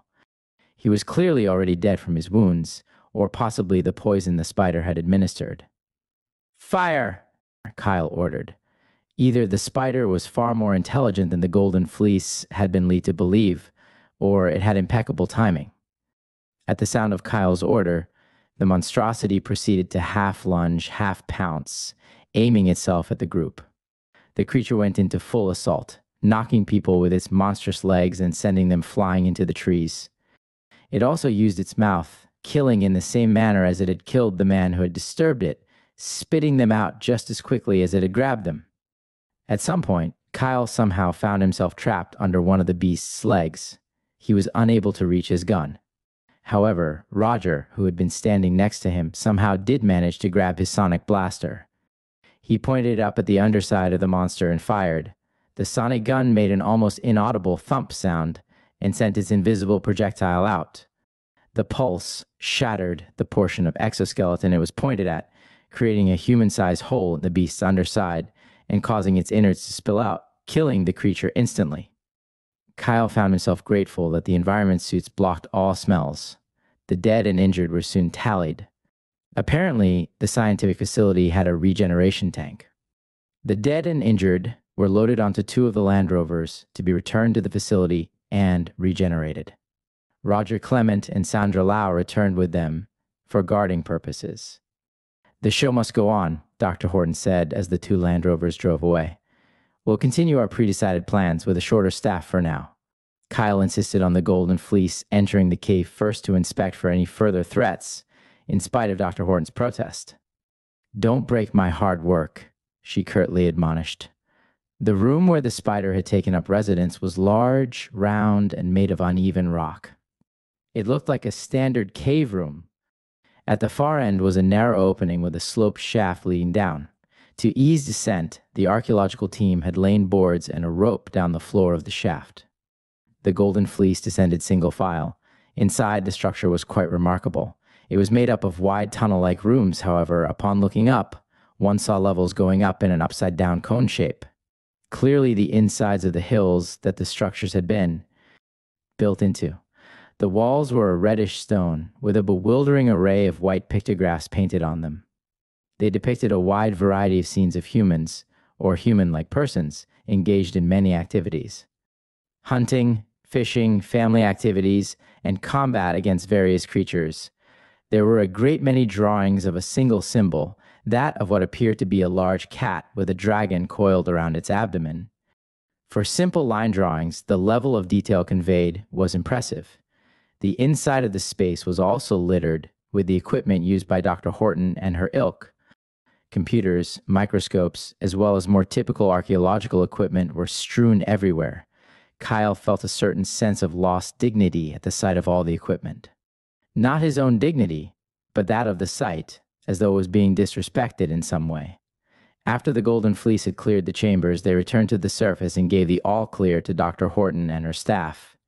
The archaeological team re-entered and set to work immediately. They all clearly knew their roles. They all got to their jobs at their chosen pieces of equipment: scanning, photographing, cataloging, and digging. The Golden Fleece members began milling about, mostly standing around aimlessly. It was obvious that they had no experience in this arena, and that any offers of help would be unwelcome. Eventually, lunchtime came. The group returned to the surface and walked a short distance around the hill. Dark green canvas tent had been set up, and lunch was being served. You can take off your helmets to eat. Air is just thick enough to breathe so long as you don't do any strenuous activity, Dr. Horton informed the Golden Fleece. Kyle found himself at a table headed by another archaeologist, a Dr. Martinez, a young and handsome Hispanic man who was a good deal more personable than Dr. Horton. Kyle listened with interest as Dr. Martinez told him and Elsa of the dig. He explained that on the lowest level, there were 3 sealed chambers. Ground-penetrating radar had shown these to be quite large and full of objects whose nature was, as yet, unknown. The chambers were kept sealed by what appeared to be a biometric lock of some kind. As the archaeological team obviously did not have the correct genetics, the opening of these chambers was their current challenge. They had just that day decided upon reflection to attempt to tunnel under them, which was proving incredibly tedious. As it turned out, entering all 3 chambers took a total of 3 Martian weeks. The Golden Fleece stayed for all of it. The incident with the spider on the first day was the only one of its kind. The supposed horrors of Mars never materialized on that particular trip. Indeed, they never saw a human soul beyond those they were living with, plus a few sightings of the obviously nomadic indigenous Martians. A number of times, when he thought he could go unobserved, Kyle slipped away from the group. Far from the shithole that Kramer had spoken of, Kyle thought Mars was almost a paradise. He had fallen in love with the planet. The trees, the skies, the desert, the seemingly endless array of small creatures, particularly reptiles, who seemed to thrive in every nook and cranny. Had this come at a later chapter in Kyle's life, he would have written songs about it, and one day down the line, he would indeed do so. For the moment, he simply was enraptured by the wonders of Mars, and sad to ever leave. However, leave he must, eventually. After the 3 Martian weeks were up, and the sealed chambers had been excavated, Dr. Horton called the Golden Fleece into her office, in another of the temporary buildings that they had never entered. This one seemed almost like a tiny museum, with artifacts on shelves all over, and Dr. Horton's desk in the center. She addressed the Golden Fleece. "Well, ladies and gents, your mission of protection has been successful. Mind you, we met no real trouble, so I can only retrospectively hope that you would have been so successful if we had." Kyle's fists reflexively tightened at this insult, and he observed the fists of several other Golden Fleece members also tightening. However, They said and did nothing, as Dr. Horton continued. What you all haven't been told is that these aren't just any old artifacts. These are important, and this dig is financed by the man who wants them. I have to deliver, and you all must accompany me. Where? To whom? And just what is the nature of these artifacts? Sienna Sinclair demanded. They are technologies from an ancient civilization. The first humans. We call them progenitors. And the rest of your questions? Well, now, I'm afraid that's above your pay grade, Miss Sinclair. Soon enough, the Golden Fleece had changed back into the white armor they had been wearing when they arrived on Mars, had their weapons returned to them, and had loaded into the hovering Land Rovers. These drove back to the point where they had arrived on Mars, and once again, a portal opened and they stepped through, accompanied by Dr. Horton and 7 of her assistants, carrying the mysterious artifacts in black plastic crates, which they handled as though they were of spun glass. This time, rather than opening to the Ibis base, the portal opened to a stargate in an obviously above-ground warehouse, the doors of which stood wide open to a desert landscape. Kyle wondered if perhaps they had not left Mars at all. However, a consultation of the thermometer on the wrist computer of his suit revealed a temperature of 32 degrees Celsius. They were on Earth, or a place like it. Just outside the rather sparse warehouse stood a large black armored van and 2 black sports cars. Kyle took note of the scene, as he always did. He noted that the cars were empty, and that the armored vehicle had 2 men in front, both in the uniform of the United States Air Force. Dr. Horton gave her instructions. All of you with the guns ride in the back of the van with the artifacts. Me and my assistants will ride in the cars. If I find out any of you meatheads have broken anything, there'll be hell to pay. The Golden Fleece exchanged glances at the notion that this minuscule woman could give them hell. They managed to wait until themselves and the artifacts were sealed up inside the armored van before bursting into total laughter. The back of the van had no windows, only a small light fixture inside to stop the Golden Fleece and their precious cargo from being sealed up in complete darkness. They drove for perhaps 1.5 hours before the van stopped. They alighted at a mansion, an imposing edifice painted in white in the Moorish style of architecture. It was on what appeared to be a ranch type of property, still in the desert. A whole convoy of vehicles, mostly black sports cars, was arriving with them. Kyle recognized both Emmerman and Commander Aquino among them. A slim, short, dark-haired man came onto the veranda of the house. Emmerman rushed up to meet him. The man's full name, Kyle never heard, but he distinctly heard Emmerman refer to him as Herr Busch. The 3 other men who joined them and Aquino on the porch, 2 Caucasian and 1 of East Asian stock, would not be known or named quantities to Kyle for many, many years. And not until long after this meeting had been lost from his memory. The Golden Fleece were ushered into the house a ways, into a parlor-style room. The 6 men withdrew to an adjoining room, along with Dr. Horton, likely to discuss the artifacts. The doctor's assistants left the property, and Kyle never once saw them again. The Golden Fleece sat around on the floor of the parlor, knowing they would likely break the dainty furniture on offer, and wondered all the while what the purpose of all this was. Kyle wondered if perhaps they were there to protect Emmerman's interests, or even his life, as none of the other participants in the meeting had brought any security. He resisted the urge to remote view into the meeting, knowing that if caught, he and the unit would be in very hot water. As it turned out, the meeting was quite uneventful. The 6 men all emerged with smiles on their faces.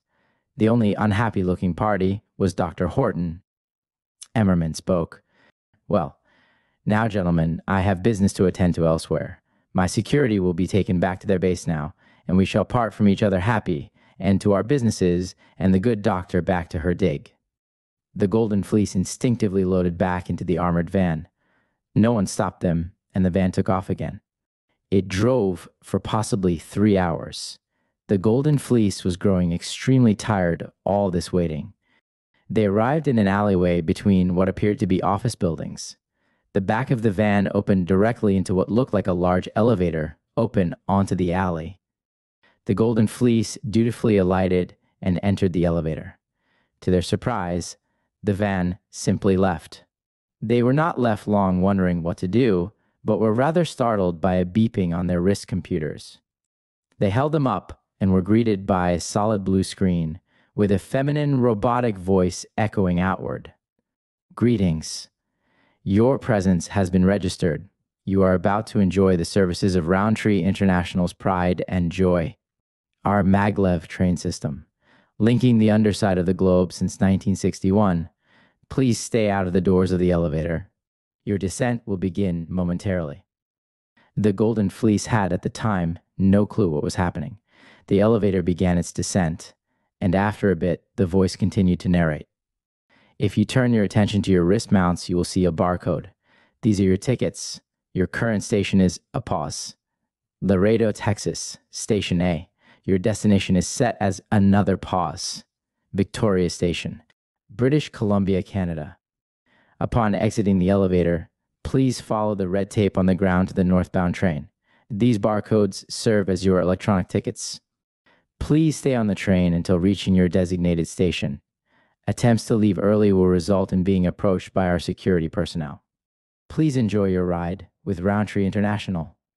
The elevator arrived a few minutes later. It opened into a train station. But not just any train station. This was futuristic and sleek, with white marble floors and quite large. No one paid the Golden Fleece any attention, and no wonder. The station's inhabitants, while there weren't many, were mostly dressed in ways similar to them, i.e. in power armor of various designs.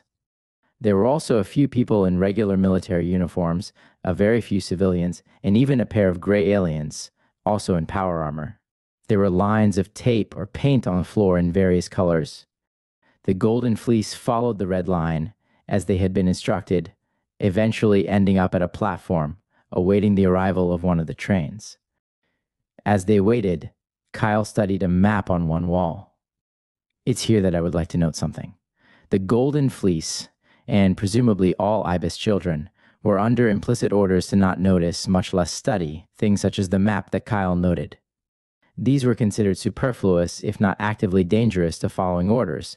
This attitude, Kyle would find, was universal, even when IBIS had been long over, and he was somewhere far away. And it was one idea he could never abide. He was driven to always note these things, implicit orders or not. The map showed a series of snaking lines of various colors.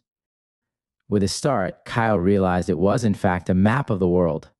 The lines, he realized, were the trains, linking the underside of the globe since 1961.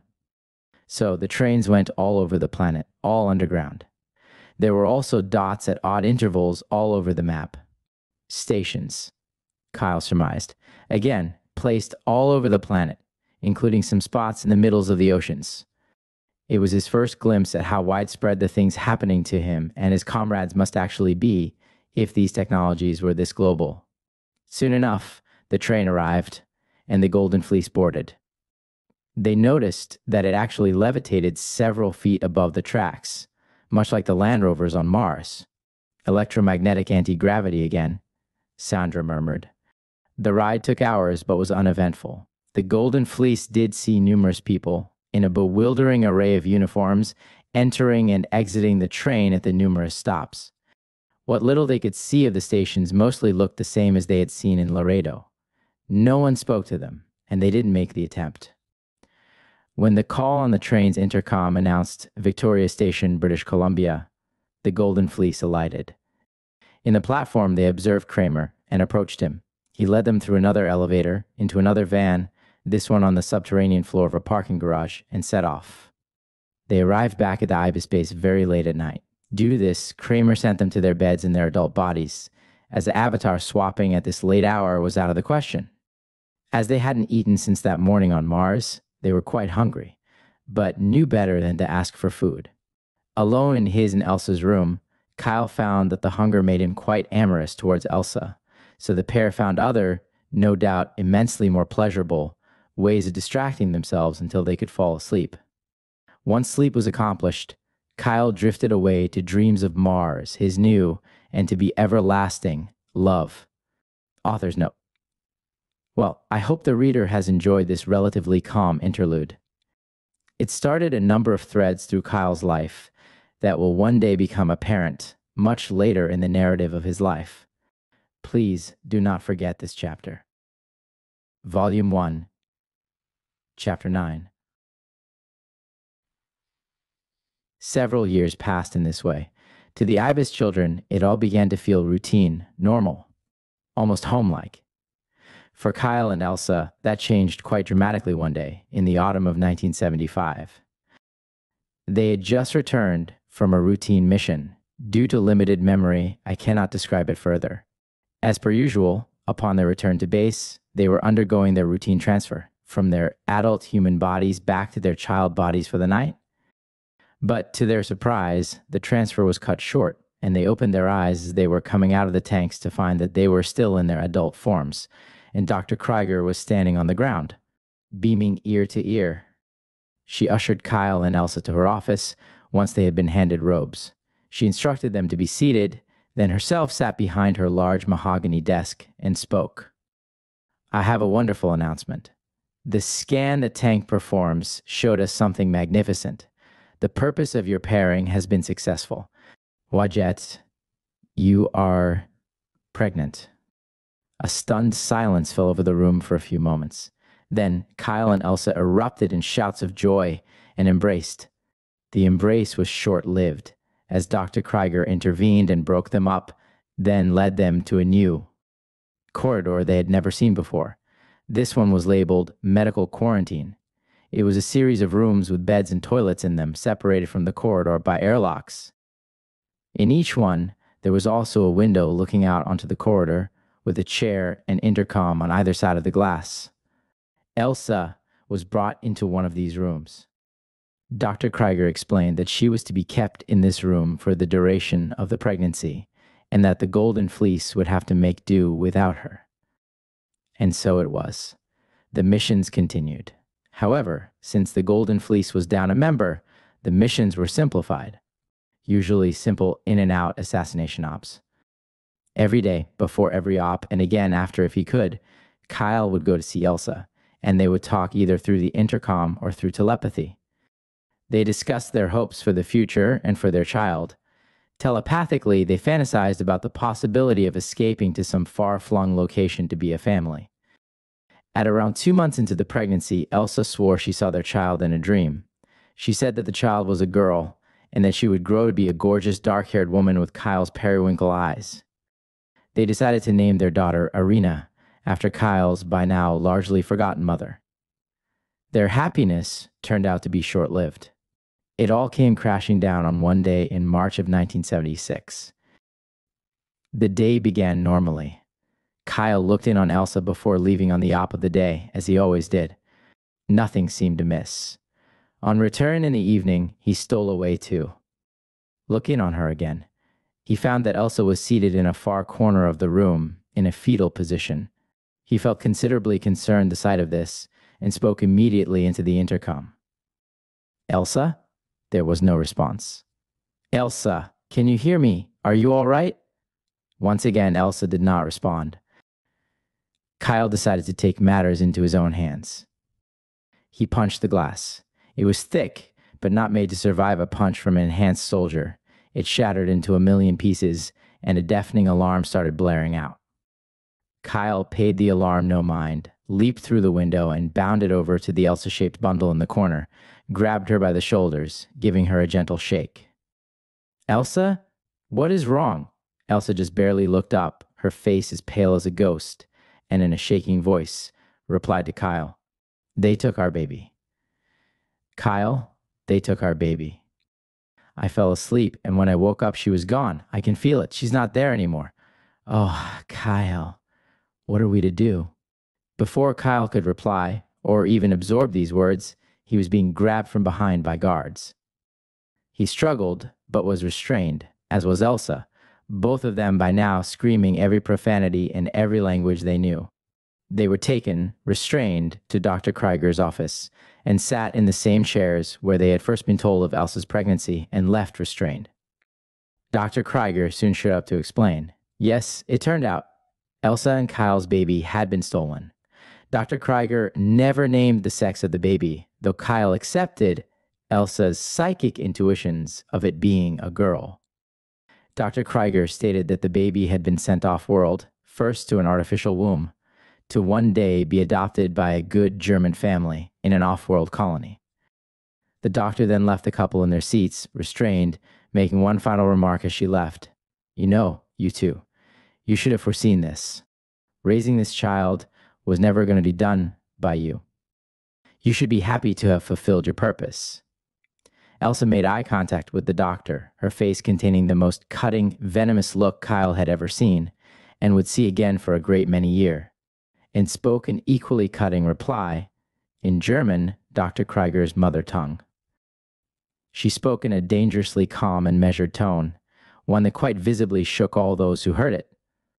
Well, doctor, I was quite happy to think I would be having my daughter with this man I was paired to fall in love with. So, doctor, why don't you go fuck yourself? The couple were left restrained for several hours alone, so they could come to terms with what had occurred. They were then returned to their child bodies and put to bed for the night. The next day, it was business as usual again. Kyle and Elsa's child was the only successful product of the breeding program of IBIS. None of the other pairs bore children. If Kyle and Elsa's child was kept born on schedule, with no time travel, she'd have been born in July of 1976, and if she's alive, is no doubt considered borderline royalty to the off-world Germans. Grief took its toll. Kyle and Elsa became withdrawn, both socially from their unit and sexually from each other. Time, no doubt, would have healed the wound eventually, but it was not to be. Project Ibis came to an end just 2 months after the theft of the baby. In retrospect, perhaps it was an omen to the project's inevitable failure. How this part of Kyle's life ended, plus his aftermath, will be disclosed in the following chapters. Author's note: a dark chapter indeed, but extremely common in Kyle's circles, and it will not be the last such tale to be told over the course of his life. If any readers are by chance aware of the outcome of Kyle and Elsa's daughter, please let me know. Volume 1, Chapter 10. That fateful night, all started completely normally, with the golden fleece and all the other assets being put back in their child bodies and their associated cribs, cages for the night. Kyle was awoken from a deep, dreamless sleep by the unmistakable and all too familiar sound of combat echoing down the halls of the base. Almost immediately, the gunfire and shouting was followed by alarms, as well as all the lights coming on. Kyle attempted to break out of the crib, but this proved fruitless. The shouts in familiar German and Canadian accented voices were soon joined by more shouts in unfamiliar British accented voices. Several times, bullets flew through the door to Kyle's room. He hit the deck as he'd been trained, but felt rather unsafe, as the bottom of the cage was at least a foot off the floor. Eventually, there was a total blackout. The alarm stopped too. Kyle was left again in total darkness, save from the flashes of bullets that could be glimpsed through the holes made in the door. And then nothing. Silence fell, just as rapidly as the commotion had begun. The silence was short-lived, however. It was followed by the sounds which always follow a battle: screams of pain and shock, shouts for medics, and conversation. Kyle listened closely to the conversation. He'd been trained in situations like this to listen for who was speaking in broken accent, a language that was obviously not their own. The speaker would be the victors, taking the survivors as hostage. The voices were faint at first. But when he finally heard them, what he heard was British men speaking in broken German. The Brits had won. Eventually, he heard 2 British soldiers arguing in the corridor outside his cage room, their flashlights occasionally flashing up and down the passage. Can't fucking see. I'm not going any further in this dark. Start opening the rooms. This is the containment wing. If these kids they told us about are still here, they'll be in these rooms. Mate, I can't see anything down here. I'm not opening these fucking doors until I can see. We don't know what's behind them. A young soldier, by the sound of his voice, and obviously shaken and afraid of what might be lying in wait. All right. I'll get you some goddamn lights. Calm the fuck down, Edwards. If there was something waiting to bite your nuts off, they'd have done it already. How does that make this fucking better? The young soldier, apparently named Edwards, demanded. While he waited for the lights and to be discovered, Kyle weighed the situation.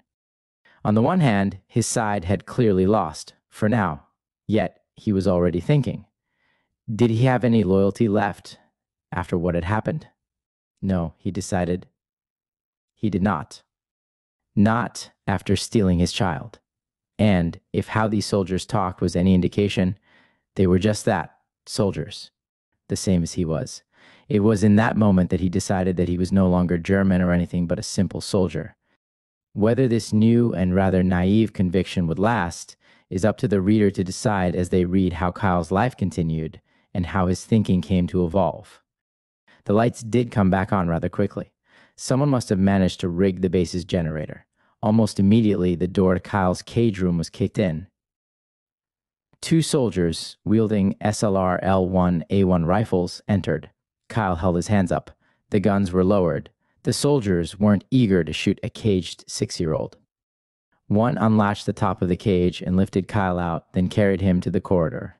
Other contained IBIS children were being pulled out there as well. Soon, all the containment rooms containing the children were emptied, and all the IBIS children, who were all by now between the ages of 5 and 9 years old, had been brought from their captivity. One of the British soldiers called for a head count. The answer came back momentarily, 42 children in total. The soldiers then ushered the children into a nearby room, away from the dead and injured. Some put up a token resistance, but most simply went along, their loyalty having vanished already. The soldiers and children sat around in the large empty room, apparently a storage room that had never been filled. The soldiers at first began trying to entertain the children, but quickly realized that these were not children as they knew them. These were soldiers in small bodies, and made obvious that they expected to be treated as such. Eventually, a man entered the room, obviously a general, by his dress uniform, which Kyle recognized as belonging to the British Royal Army. He addressed the crowd of soldiers and assets. Right, now, ladies and gents, we're leaving before these Nazi fucks get in any backup. Prisoners in Convoy A, children in Convoy B. I've already dispatched a commando to load up any files and/or hard drives. Let's load out. Sir, yes, sir. Before the orders could be carried out, one of the IBIS girls approached the general. She was not a member of the Golden Fleece, so Kyle did not know her name, but he would find out many years later. It will not be revealed here for reasons of privacy concerns. Sir, what is this? Where the fuck are we going? The general was visibly taken aback by the swearing coming from such a young mouth, but said nothing to indicate this, instead answering her question. Well, young lady, I suppose you deserve an answer. You're to be taken away. You will all be given a station, once we've sorted everything out. But you won't be staying here. None will. This base, and all that's in it, is now the property of Her Majesty. With that, he turned and marched away, apparently having said all that he was willing, and deciding that the children should also find it satisfactory. The soldiers and children gathered themselves and left. The IBIS children had no possessions to carry with them. Wherever they were going, it would be an entirely fresh start. Kyle found himself with a feeling at this realization, one he couldn't quite identify. Something approaching excitement, perhaps? Or possibly even a sense of hope. The children, as they left, found themselves marching, out of habit more than anything. The soldiers found this to be quite an amusing sight. After the elevator ride up, the children and soldiers were divided. A convoy of what must have been at least 30 lorries were waiting, 8 of them which had Red Cross symbols on the side. These were already being loaded with the injured and dead. A few were also being loaded with those taken prisoner. Among the latter group, Kyle recognized Kramer and Dr. Krieger, as well as most of the medical and scientific personnel, mostly still in their nightclothes. He did not see Emmerman, whom he only then remembered hearing was not on base that day. What would become of him when he returned? Kyle wondered. As they passed the scientific prisoners, on their knees beside one of the lorries, Elsa stopped in front of Dr. Krieger, smiled, and spat in the doctor's face. Dr. Krieger rose, shouting invectives in German, but was brought back to the ground immediately by the butt of a rifle. "Calm yourself down, Nazi bitch. Where you're going, you'll wish they were only spitting on you," barked the soldier who had knocked her down. The ibis children were loaded into 4 of the remain. Lorries, divided by groups of 10, save for the final truck, which was loaded with 12. In each truck, 2 soldiers rode with them. The truck soon enough left the ibis base, by which time it was very early morning, the sun just beginning to rise. The 4 trucks bearing their precious cargo drove for 48 hours across Canada, accompanied by a 5th, which carried their food. They took only back roads through the countryside of Canada through incredible scenery, stopping only when someone needed to answer nature's call or to eat their food, which consisted of MREs so vile that Kyle wondered if they were made from human shit, like that which they had eaten on Mars. The children talked among themselves, including, eventually, to those outside their units, as they suddenly realized that the old constraints against such no longer applied. They spoke of both the future and the past, from whence they had come, and from whence they might be going. Very little was explained to them. Indeed, it was unlikely that the soldiers accompanying them knew anything more than they did. The trucks pulled up after approximately 48 hours of driving onto a commercial strip, Yonge Street in Toronto. One of the soldiers explained to the group of children who were just beginning to awaken due to the urban sounds which were now surrounding the convoy. The street was just beginning to come to life as the group arrived. It was lined on both sides with office buildings from a patchwork of eras. Groups of people in their office wear were entering them. Only a few so much as looked up at the sight of 42 children, barefoot and in striped pajamas, being unloaded from lorries, then being walked through the streets by a group of heavily armed soldiers. So preoccupied were they by their corporate imprisonment. The children were led to the back of one of the buildings, through a back door, then in groups up an elevator in one of the back hallways. No one disturbed or even saw them. They were taken to the top floor of this building. What must have been intended for office space had been converted into a housing area for the delivered children. The room was filled with army cots, divided down the middle by a set of Japanese screens, one side for boys, the other for girls. Girls on the left, boys on the right. Please find a bed and change into the clothes laid out for you. Make yourselves right at home, one of the soldiers instructed. The assets were all still wearing the same striped pajamas and bare feet they had been issued on the night the ibis base was seized. The clothes turned out to be a set of youth-sized military fatigues, a pair of wool socks, and a pair of brown loafers. These clothes were too big for all but the oldest children, but none cared. They were beginning to feel liberated. Eventually, they were issued food. This was still packaged food, but far better tasting than the MREs they had eaten on the drive to Toronto, this consisting of various types of prepackaged snacks, both sweet and savory.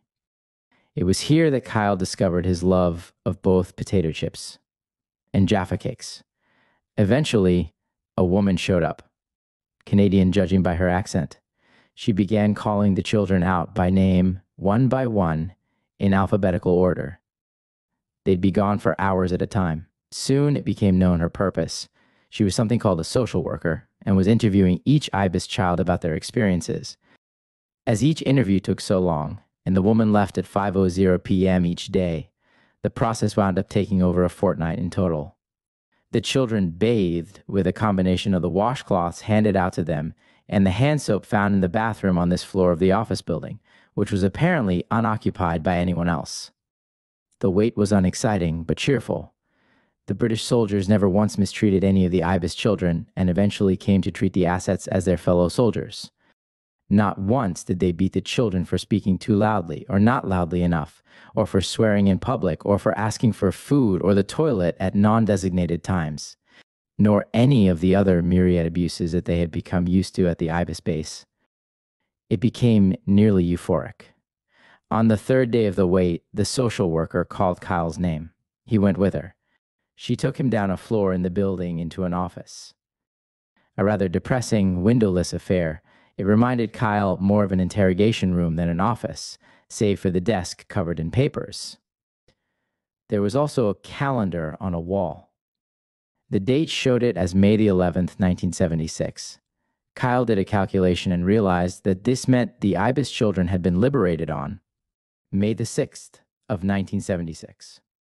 The social worker, a sweet, overweight redhead, introduced herself as Sarah, then sat behind the desk across from Kyle and produced a tape recorder.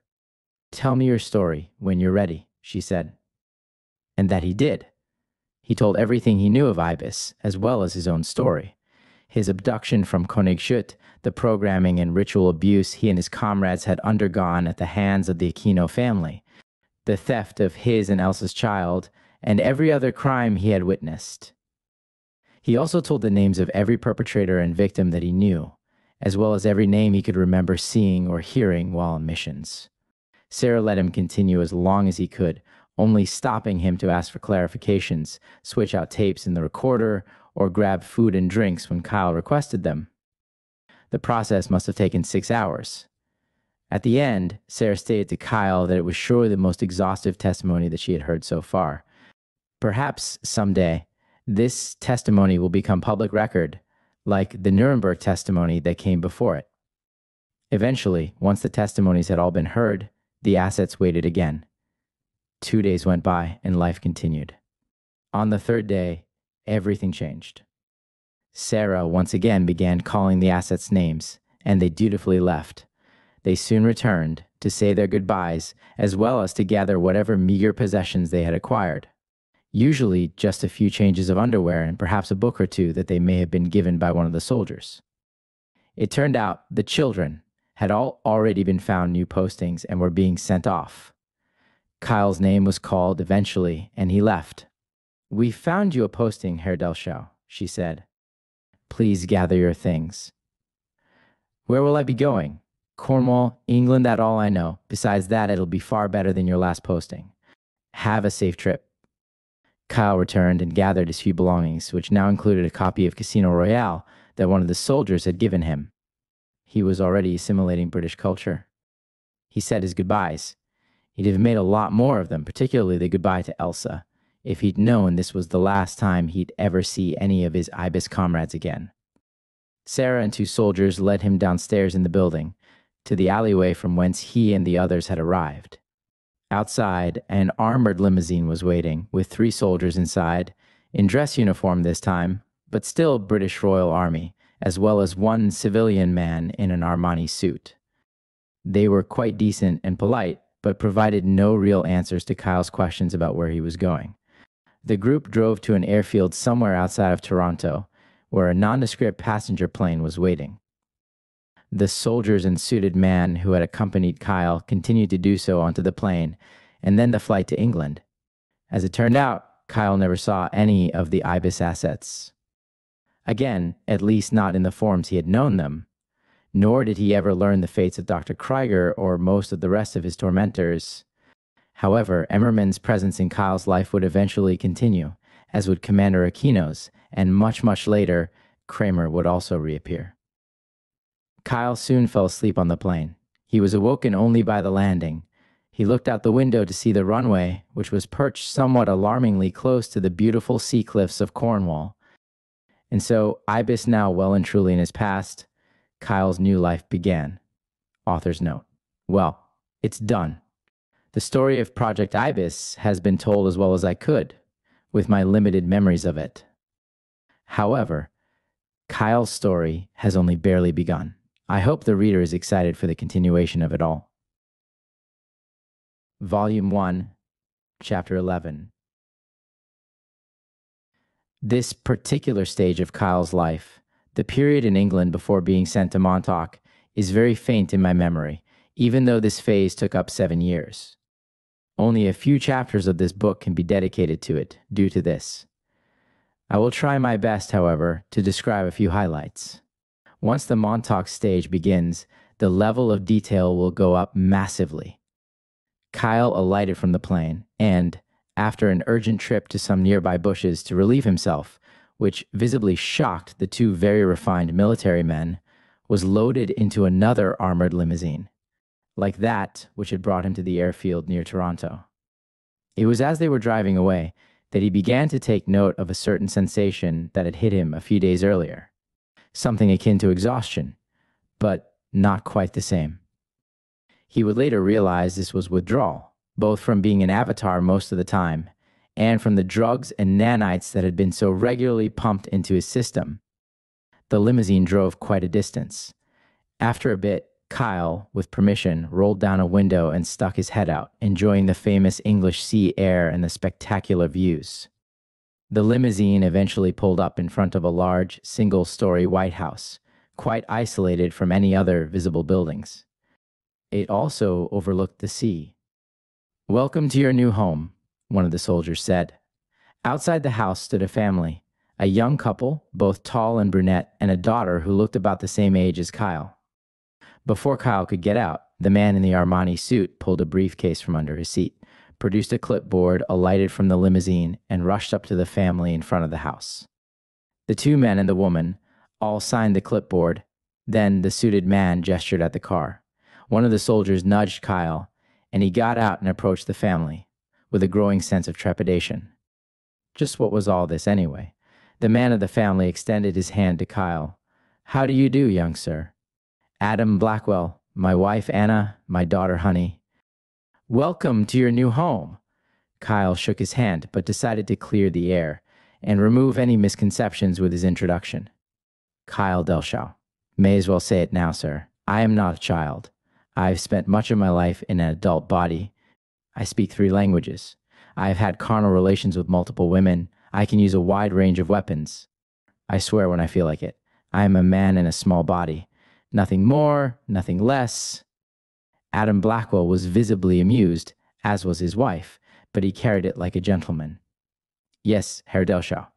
I was briefed. You will be treated accordingly. But," Blackwell bent down and whispered in Kyle's ear, "let's us do try to keep the profanity and discussion of carnal relations to when my wife and daughter can't hear, shall we?" Kyle agreed, and, introductions made, entered the home of the Blackwell family.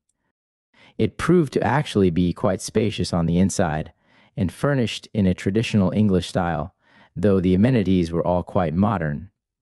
Kyle found his room. It was already stocked with clothing and the bed made up. The Blackwells had obviously prepared quite quickly for their new charge, and so Kyle began to settle into his new home. At dinner, Kyle broached the subject of his station and just what was to be expected of him. He was growing increasingly exhausted of all this crypticness. Was it an English trait, he wondered? "Well," Adam Blackwell said to Kyle's posed question, "I suppose it's fair of you to ask. This family works for an organization by the name of Me6. Perhaps you'll have heard of it?" "Yes, it's run by Semites and money launderers," Kyle commented. This was what he had been taught, though now he said it more for shock value than as a serious statement. His reading of Casino Royale had in fact made him respect the organization, but he decided it was best to keep the Blackwells on their toes. The Blackwells raised eyebrows at this statement of his, but decided to not argue yet. "Well, you seem to know your stuff then. All we know is that they have great interest in your history with OFF. Planet operations, themselves being rather understaffed in that arena," Anna Blackwell said. Kyle realized it was the first time he had heard her speak.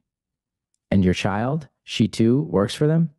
Kyle asked, gesturing towards young Honey. "I am not a child." Honey piped up at the perceived insult. "Yes, she does. We all play our part in service to Her Majesty's government," Adam said in reply. Not much more was explained, and after dinner, Kyle took a shower. His first real one since leaving the Ibis base. The hot water seemed almost sinfully indulgent to him. He then retired to bed, to be plagued by bizarre dreams of Elsa in a series of increasingly frightening locations. He awoke not much rested, but in anticipation of what might come next. After breakfast, which happened to be Kyle's first taste of an English breakfast, the Blackwell family, including Kyle, piled into the Blackwell's green station wagon. Adam hinted they were taking Kyle to meet his new bosses. The drive took 5 hours, not including stops. The Blackwells drove from the north shore of Cornwall all the way to London, and through London to the MI6 building at Vauxhall Cross. In spite of himself, Kyle enjoyed the drive. He was coming to love England. London particularly enraptured him. He had never in his life seen so many types of people or such massive constructions. Adam Blackwell swore a good deal at the traffic, which slowed the drive, and young Honey whined, but Kyle was thankful for it, as it gave him a chance to view London further longer. The group eventually pulled into the underground car park, where they were met by a valet, a huge black man in a long and obviously quite expensive coat and white silk gloves. It was Anna Blackwell who first spoke to the man. "Good afternoon, Terrence. We have a newcomer.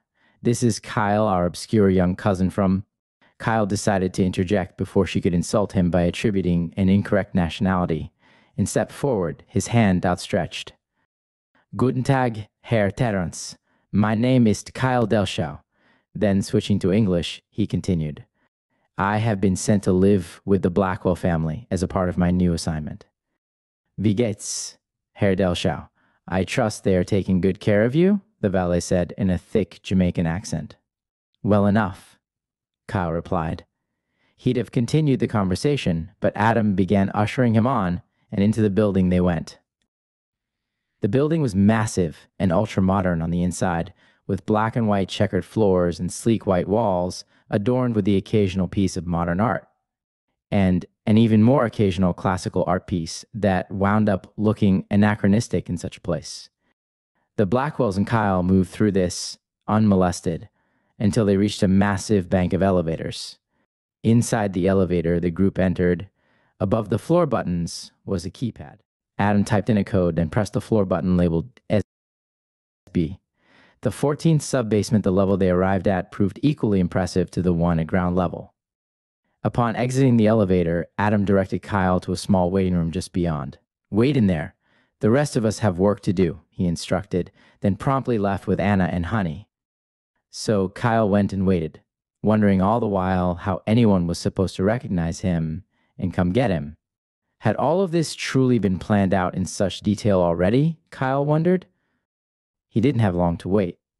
A tall, dark-haired woman fetched him and walked him through a door to the side of the waiting area. What followed amounted to a combat fitness review panel. Kyle was led through a series of rooms in which a bevy of medical personnel conducted various tests. His blood and urine were taken, his vision, hearing, and reflexes were tested. At one point, he was made to run on a treadmill while wearing a belt to which a tangle of wires was attached. They even briefly tested his competency with firearms.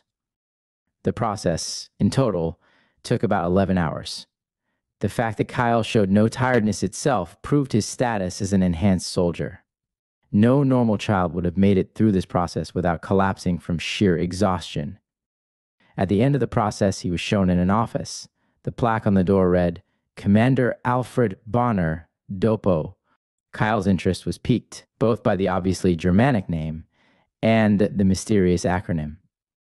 As he entered the office, a huge blonde German man rose from behind the desk. He gave Kyle the customary, "Sieg Heil." Kyle was shocked to see it in such an environment, but he returned it. Perhaps this place wasn't going to be so unfamiliar after all. After the greeting, the man rounded the desk and introduced himself to Kyle, his hand outstretched. "I am Commander Alfred Bonner, Director of Off-Planet Operations." "Dopo," Kyle echoed. "Yes, quite. I'll cut to the point, Herr Delschau. The timing of bringing you here has proven quite serendipitous. You already carry enhancements and training in my department." "I see. But if I may, how is my coming serendipitous? Because, Herr Delschau, if you'll pardon my French, I'm fucking underfunded. I suppose you've not had access to the news. To put it succinctly, Her Majesty's government is spending so much on fighting the goddamn Irish that they forget that this little shithole city they love so much is but a dot on a planet which itself swims among other cities. I don't agree with calling your lovely city a shithole, but I'm glad to assist." Bonner chuckled. "Wait until you see Soho. Then you'll reevaluate, though it is good if you need a night of passion." Which brings me to my next point. You're to be age advanced. You'll no longer be forced to inhabit that small body. You make avatars? Not precisely. We have a machine that can alter one's age. We acquired it from the Americans back in '56. You will be advanced to the mental age that was foisted upon you. After a bit more discussion of Kyle's new contract, the nature of which escapes me, Bonner used his desk phone to call in a person from the laboratory, and a woman escorted Kyle to the designated area. Inside, he was greeted by a regeneration tank, like those he was familiar with from the Ibis base, except that this particular one was filled with an opaque light pink fluid. He was lowered in, fell unconscious, and emerged an adult man, looking just like his adult avatar had. He excused himself to the toilet he had glimpsed in one of the hallways, to relieve himself of the urges he had been overcome by with the sudden rush of adult hormones. Quite a pleasant interlude for him as he begun to miss his own sexuality, and so it was. The next morning, Kyle was returned to the Blackwells, and his new life and assignment began. Never again would he be in a child's body. The Blackwells told their neighbors that Kyle was their obscure German cousin who had come to live with them after losing his job, a cover story that Kyle never objected to. A few more bits of the next 7 years will be told in the following chapters. Author's note: I hope the reader will excuse the lack of detail in this in the following 3 chapters. These are hard to access memories for me. Once this phase is over, the detail will return. Volume 1, Chapter 12. As I have very little chronological awareness of this stage of Kyle's life, I will recount these few missions in no particular order. As opposed to how it had been in Ibis, where he had a unit, Kyle's missions in MI6 were nearly always either solo or with a single companion, usually a woman. They were usually off-planet, and from what I can recollect, were usually simple reconnaissance ops with occasional light combat. They were always directed by Commander Bonner, who took the role of handler in Kyle's life at MI6. Kyle also began to study music. The radio in the Blackwell's home was his first real exposure to it, and so he bought several books on the subject from a shop in London, and soon discovered a strong natural talent for it. On one particular mission, Kyle was sent to retrieve a set of USB-like computer chips. According to Bonner, these chips house memories, retrieved from the brains of those found dead on a battlefield. Kyle was to retrieve them, both so that MI6 would have access to the intel in these deceased soldiers' memories, and so that the technology could be reverse engineered. He traveled, as he usually did, by the underground maglev system. Mi-6 had no Stargate, so he and all the others in. His department had to travel to a spaceport in the far north of Iceland, an area so remote that ships came and went without risk of being seen. Before leaving, Kyle was handed an employee pass card. He was assured that this was all he would need to infiltrate the facility. The company the key card belonged to was named Kruger Mercenaries, LLC. The card featured a picture of Kyle and his alias for this op, George Kavanaugh. It was Kyle's first encounter with the Kruger name or company. The maglev station serving London was a further 2 levels below subbasement 14 of the MI6 building. There was an entire world down there, a city below a city. From the maglev station, Kyle observed a street of sorts, lined by apartment buildings. He was not able to venture outside the confines of the station, so never was able to walk this underground street and see what lay beyond. But the volume of traffic in the station betrayed that the underground city must be quite sizable and populous. The spaceport in Iceland was also quite remarkable. It was nearly all constructed underground, with a complexity of escalators leading up. The only above-ground section was the landing pad itself, which was expertly tucked into the topography in such a way that it could not be seen until one was right on it, not that that was likely.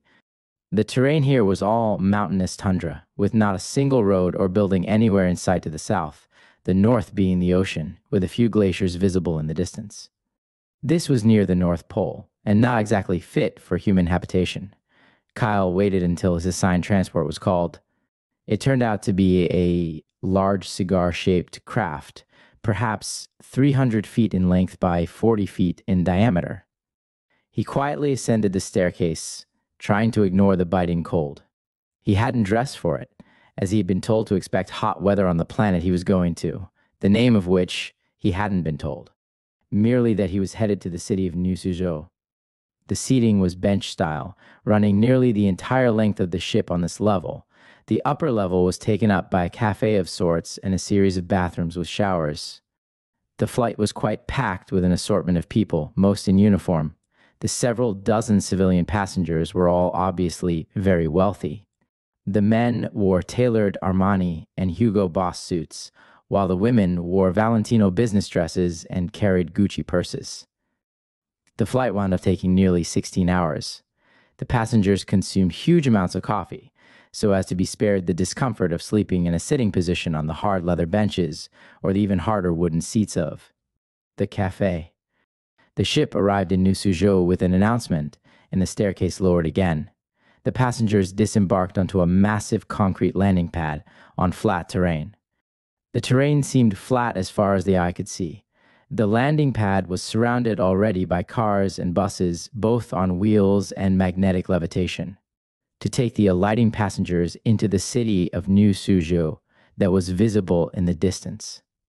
The city looked most inviting and fascinating to Kyle, mixing traditional Chinese architecture with futuristic styles.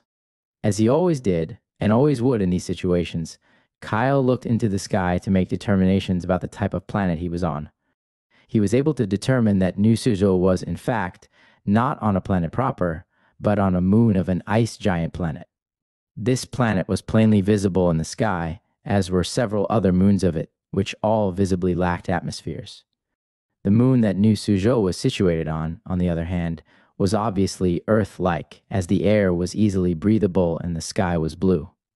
Kyle estimated the gravity to be about 90% that of Earth. The planet that this moon and the others orbited was situated in a binary system, with one star being yellow and the other, much fainter one, being a white dwarf. The advice to expect hot weather had been quite prudent, as Kyle guessed that the temperature must be something above 30 degrees Celsius. As he stood on the landing pad, he was struck with a sudden lack of awareness as to where he was or what he was to do. No instruction had been given as to this stage. As it turned out, he didn't have long to wait. He'd stood looking confused for perhaps 3 minutes before he was approached by a tiny Chinese woman in smart yet weather, appropriate office wear. She walked up and addressed Kyle. "Herr Delschau?" "Yes," Kyle said with slight trepidation. The woman gave a slight bow, then continued to speak in a surprisingly cheerful tone. "I am Helen Sung, your contact. Her Majesty's plant in the New Suzhou office of Kruger. I trust they haven't at all told you enough information?" Kyle smiled slightly at this, now reassured that this woman was indeed an MI6 insider and operative.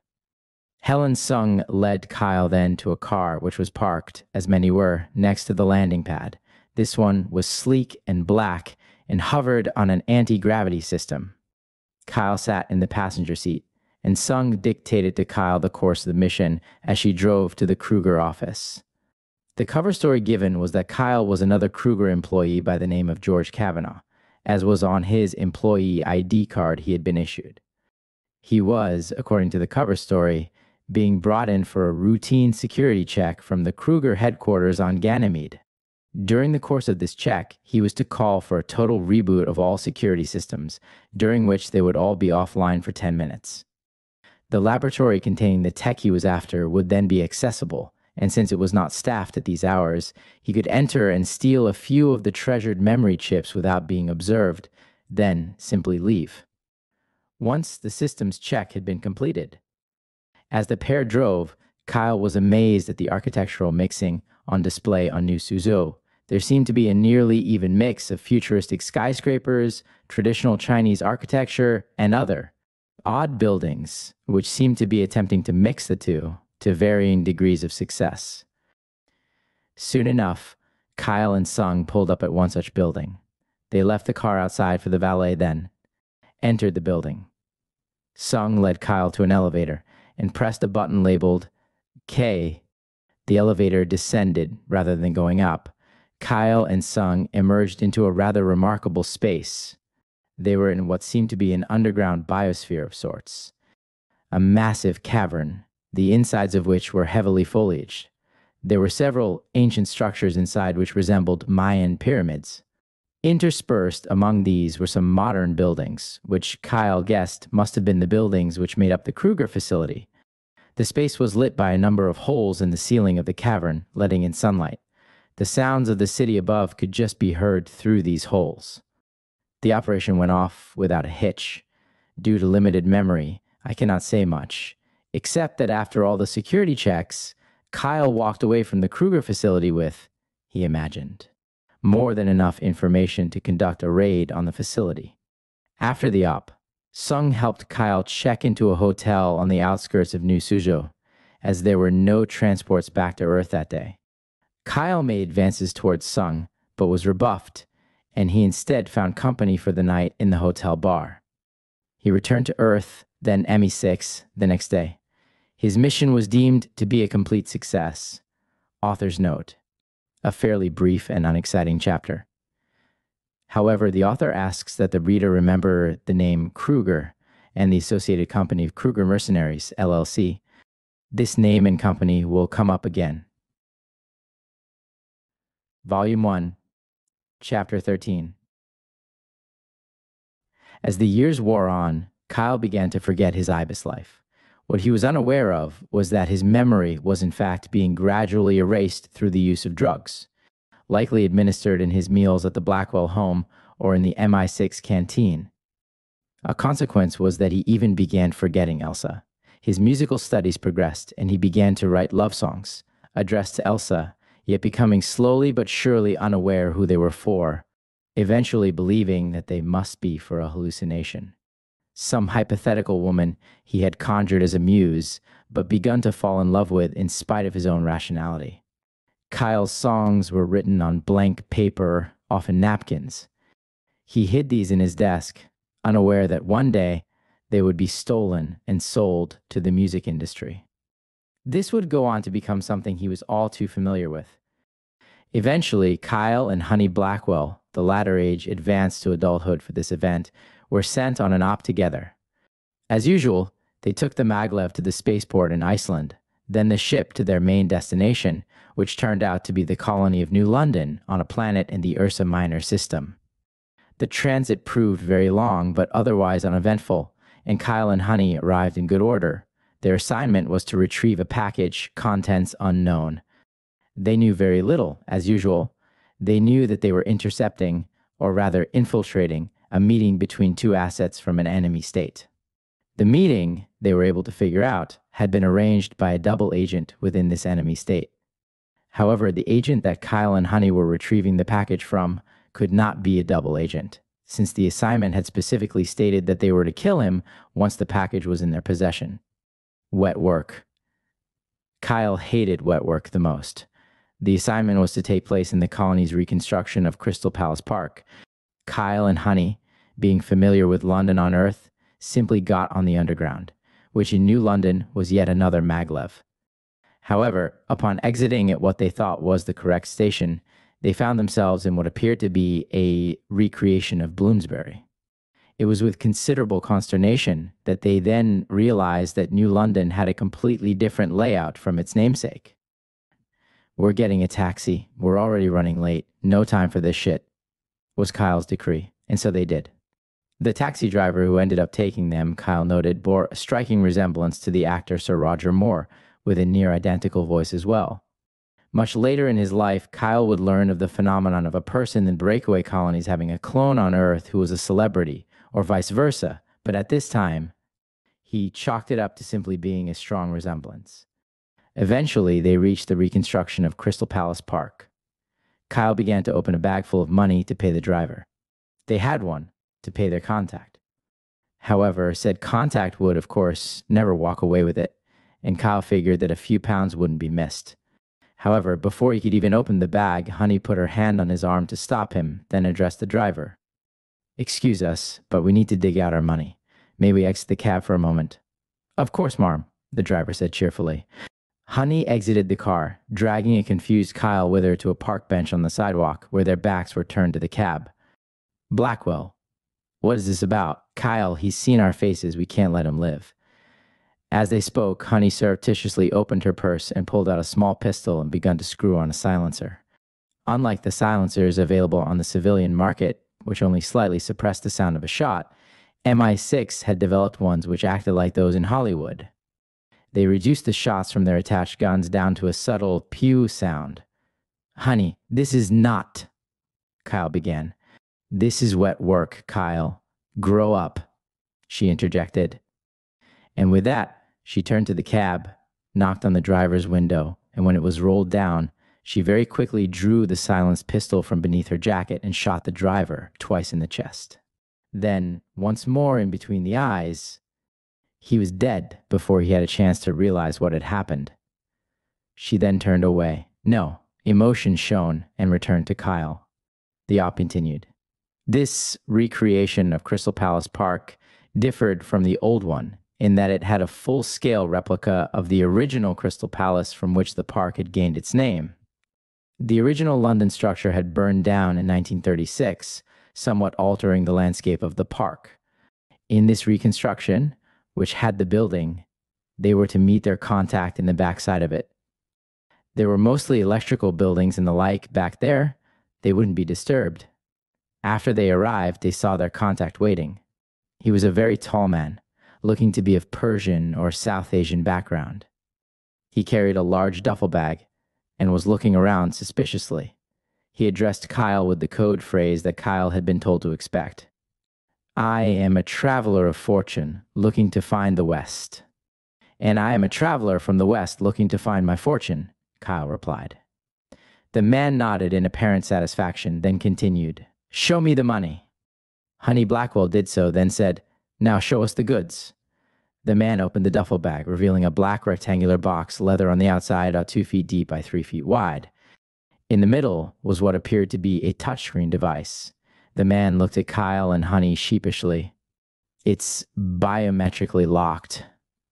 "I can't open it either," he said. "Yes, well," Kyle replied, "I think we've seen all we need to see." With that, Kyle drew his own silenced pistol and shot the man. Again, twice in the chest, and once between the eyes.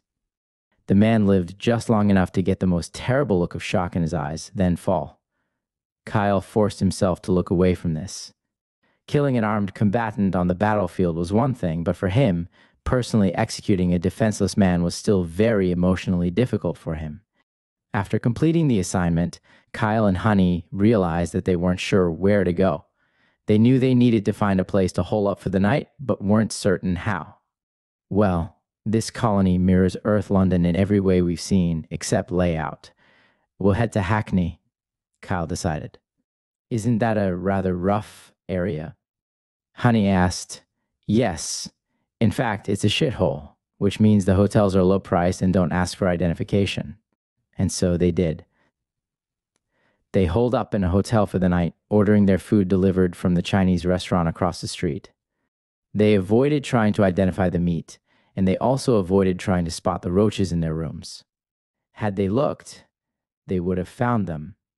But still, they slept well and met again in the hallways outside their rooms to get on transport back to Earth. While Me6 had, no doubt, ensured that their faces were invisible, or at least uninteresting to the system, they took no chances.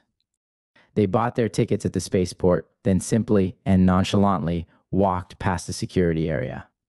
These spaceports did not have security comparable to the airports of Earth.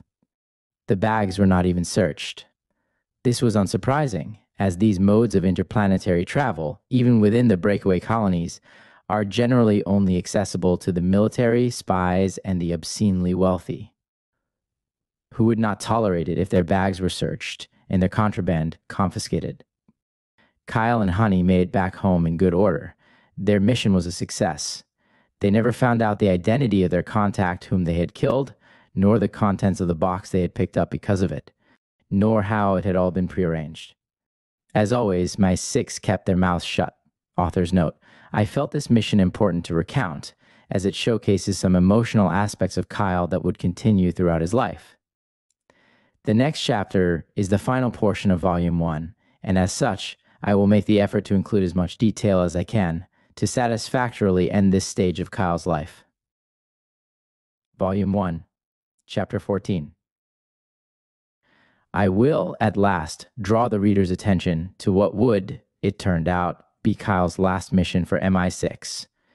Indeed, it would prove to be the last amount of time that he, or rather the sole fragment piece of consciousness used to create him, would spend in the clone body he had been inserted into prior to birth. When all was said and done, he would soon be in a different body. It should be noted also that in his new situation that followed this one, he would not remember much, if anything, about his life until that point. However, his personality quirks, his protectiveness towards children, his somewhat cantankerous temperament, his bizarre and complicated relationship to authority, and his tendency to attempt a sexual relationship with every woman who seemed accessible, these would all remain a part of him for the rest of his life. I will, outside of these notes, leave the details of the remainder after this point for the next volume, and will now proceed with how Kyle's time at MI6 came to an abrupt and violent end. The day began quite normally, with Kyle commuting into London to the MI6 building, clocking in, and then finally heading to Bonner's office. It was late December of 1983, ironically almost exactly the 39th anniversary of the day. Kyle had been abducted from his home in Königschutt. Guten Tag, Delschau. Today is your lucky day. You have an assignment already. No waiting around at your desk in abject boredom. Allow me to guess, sir. I'm either retrieving some package I don't know the contents of or killing someone I don't know the identity of. Kyle was in a sour mood. Even at this stage, he had an odd sense of foreboding about this mission, as well as exhaustion with his job. Delschau, I will choose to ignore your tone, and will instead ask you what is underlying it. I don't like my job, sir. Kyle saw no point in pretenses. Well, Delschau, there are ways around that. There are other divisions of MI6. You're allowed to put in for a transfer. However, I must insist that you carry out this op today.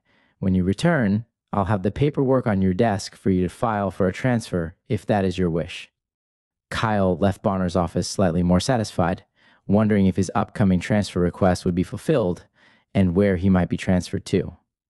His mood was further lifted when he exited to find a tall, attractive blonde woman outside the office waiting for him.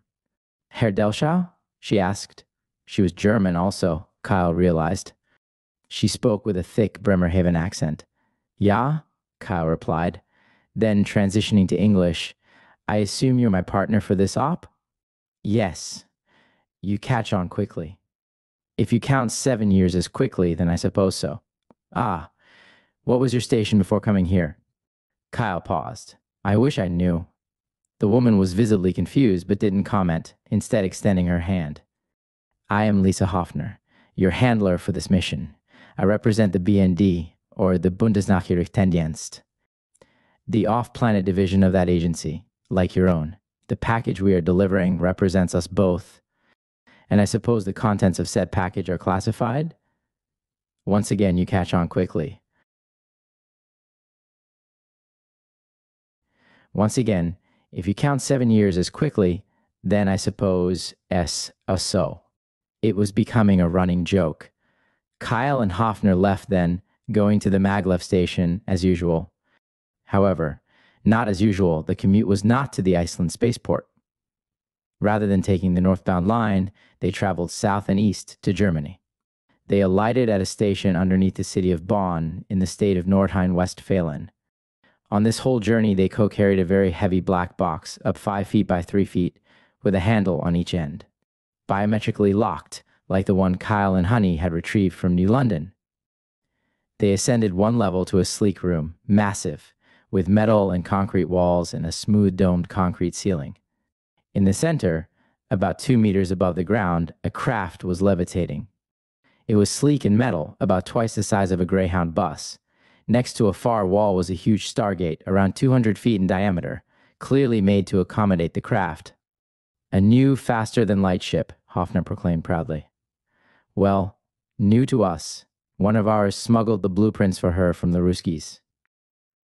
Today, we're taking her for a little test run, to yours and my assignment.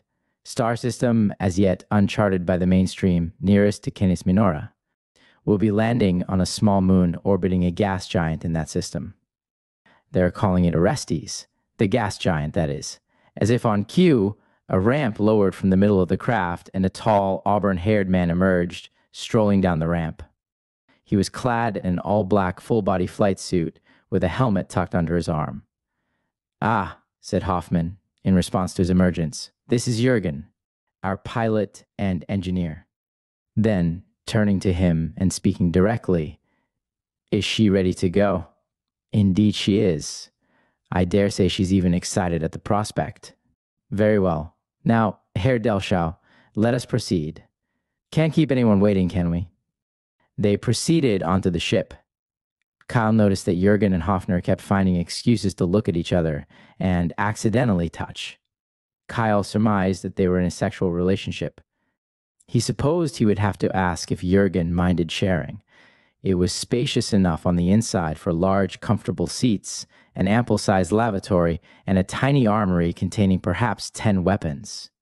Kyle and Hoffner both found burnt orange spacesuits placed on their seats, and once the ship had taken off, they changed into them. Kyle checked the wrist computer, but found that it only displayed a set of coordinates, presumably on the moon they were headed for. "Meine Damen und Herren, I present to you Orestes," Jürgen said after about 2 hours. Kyle and Hoffner crowded around the front windows to view the planet that their ship was now orbiting. Orestes was indeed beautiful, enormous and mostly shades of gray, but with a few bold streaks of black and purple. The star it orbited was extremely faint, obviously quite a distance away. Their view of this scene was but brief, however. After a moment, Jürgen turned the ship and piloted it towards one of the moons of Orestes. The moon itself was rather nondescript, unevenly shaped, and mostly coated in ice, with the occasional dry, rocky outcropping peeking through. The ship landed, and Kyle and Hoffner alighted. The moon was slippery due to the ice, and the gravity so light that Kyle and Hoffner were afraid of falling off it altogether. For some unknown reason, they landed a full 10 kilometers from the coordinates that had been given them, and had to hike the full distance. That which played out next was the scene relayed at the start of this book. No sooner had Kyle and Hoffner placed their mysterious package in its indentation than they were ambushed by unknown human hostiles in black spacesuits. Hoffner did not last 5 minutes, and neither, ultimately, did Kyle. Not after one of the hostiles pulled a grenade launcher, the blast of the projectile sending him flying. Somehow, he only flew along the surface of the moon rather than into space. He collided eventually with a rocky outcropping, which stopped his motion. For a moment, he thought he might have somehow escaped unscathed. Then he saw the tiny piece of shrapnel or rock that had lodged in the glass of his spacesuit helmet, causing a crack that was spreading and causing his suit to leak. "Warning, suit integrity compromised. Seek pressurized shelter immediately," a robotic voice said in his ear. "No shit," Kyle muttered. For a few seconds, Kyle clawed at the rapidly fracturing helmet. However, he was very quickly hit with a wave of euphoric bliss, caused no doubt by a lethal combination of hypoxia and rapid onset hypothermia. He simply laid down on the ice. As the air and warmth left his suit, Kyle's mind flashed through his life. The few tiny glimpses of his life in Ibis and his time in MI6. He'd never transfer now, he realized ruefully. The last thoughts to flash through his mind as he lay, and it would turn out the last thought he'd have while in this body, were the lyrics of a song he had written. The first one he had written, in fact. Judging by the lyrics, he must have written this song at a time of great depression and sadness. He had written it out and then shoved it into his desk at MI6, unaware that it would one day be found, stolen, sent back in time, and sold to an American record label. The song was the following. Audiobook listeners may notice a discrepancy in the text, due to how the SOMG was altered for release.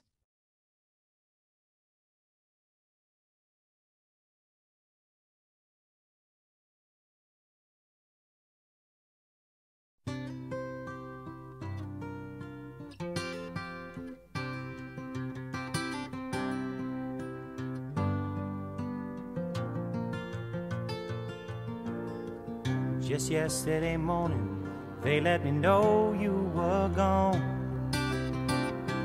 Suzanne, the plans they made put an end to you. I walked out this morning and I wrote down this song. I just can't remember who to send it to. I've seen fire and I've seen rain. I've seen sunny days that I thought would never end.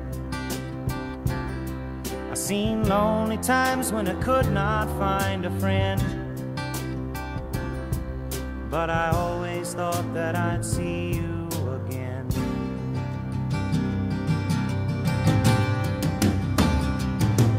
Won't you look down upon me, Jesus? You gotta help me make a stand. You just got to see me through another day. My body's aching and my time is at hand. I won't make it any other way.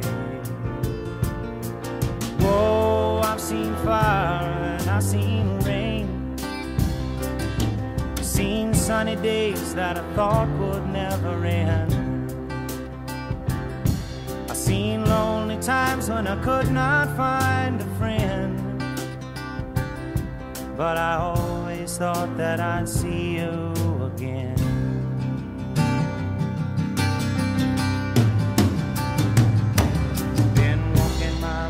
To an easy time, my back turned towards the sun.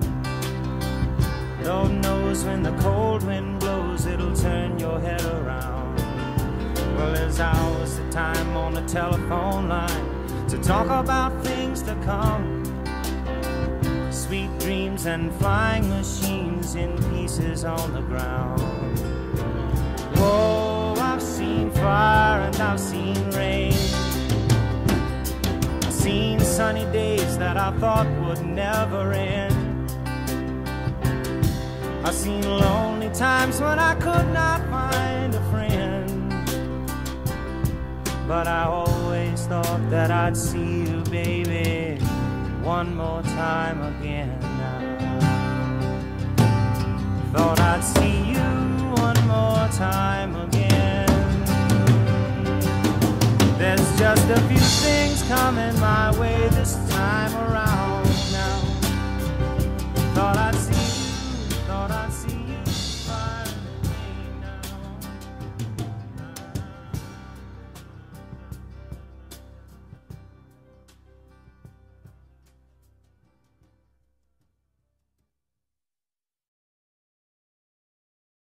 Author's note. Well, it's done. The first volume is complete, but Kyle's story is nowhere near over.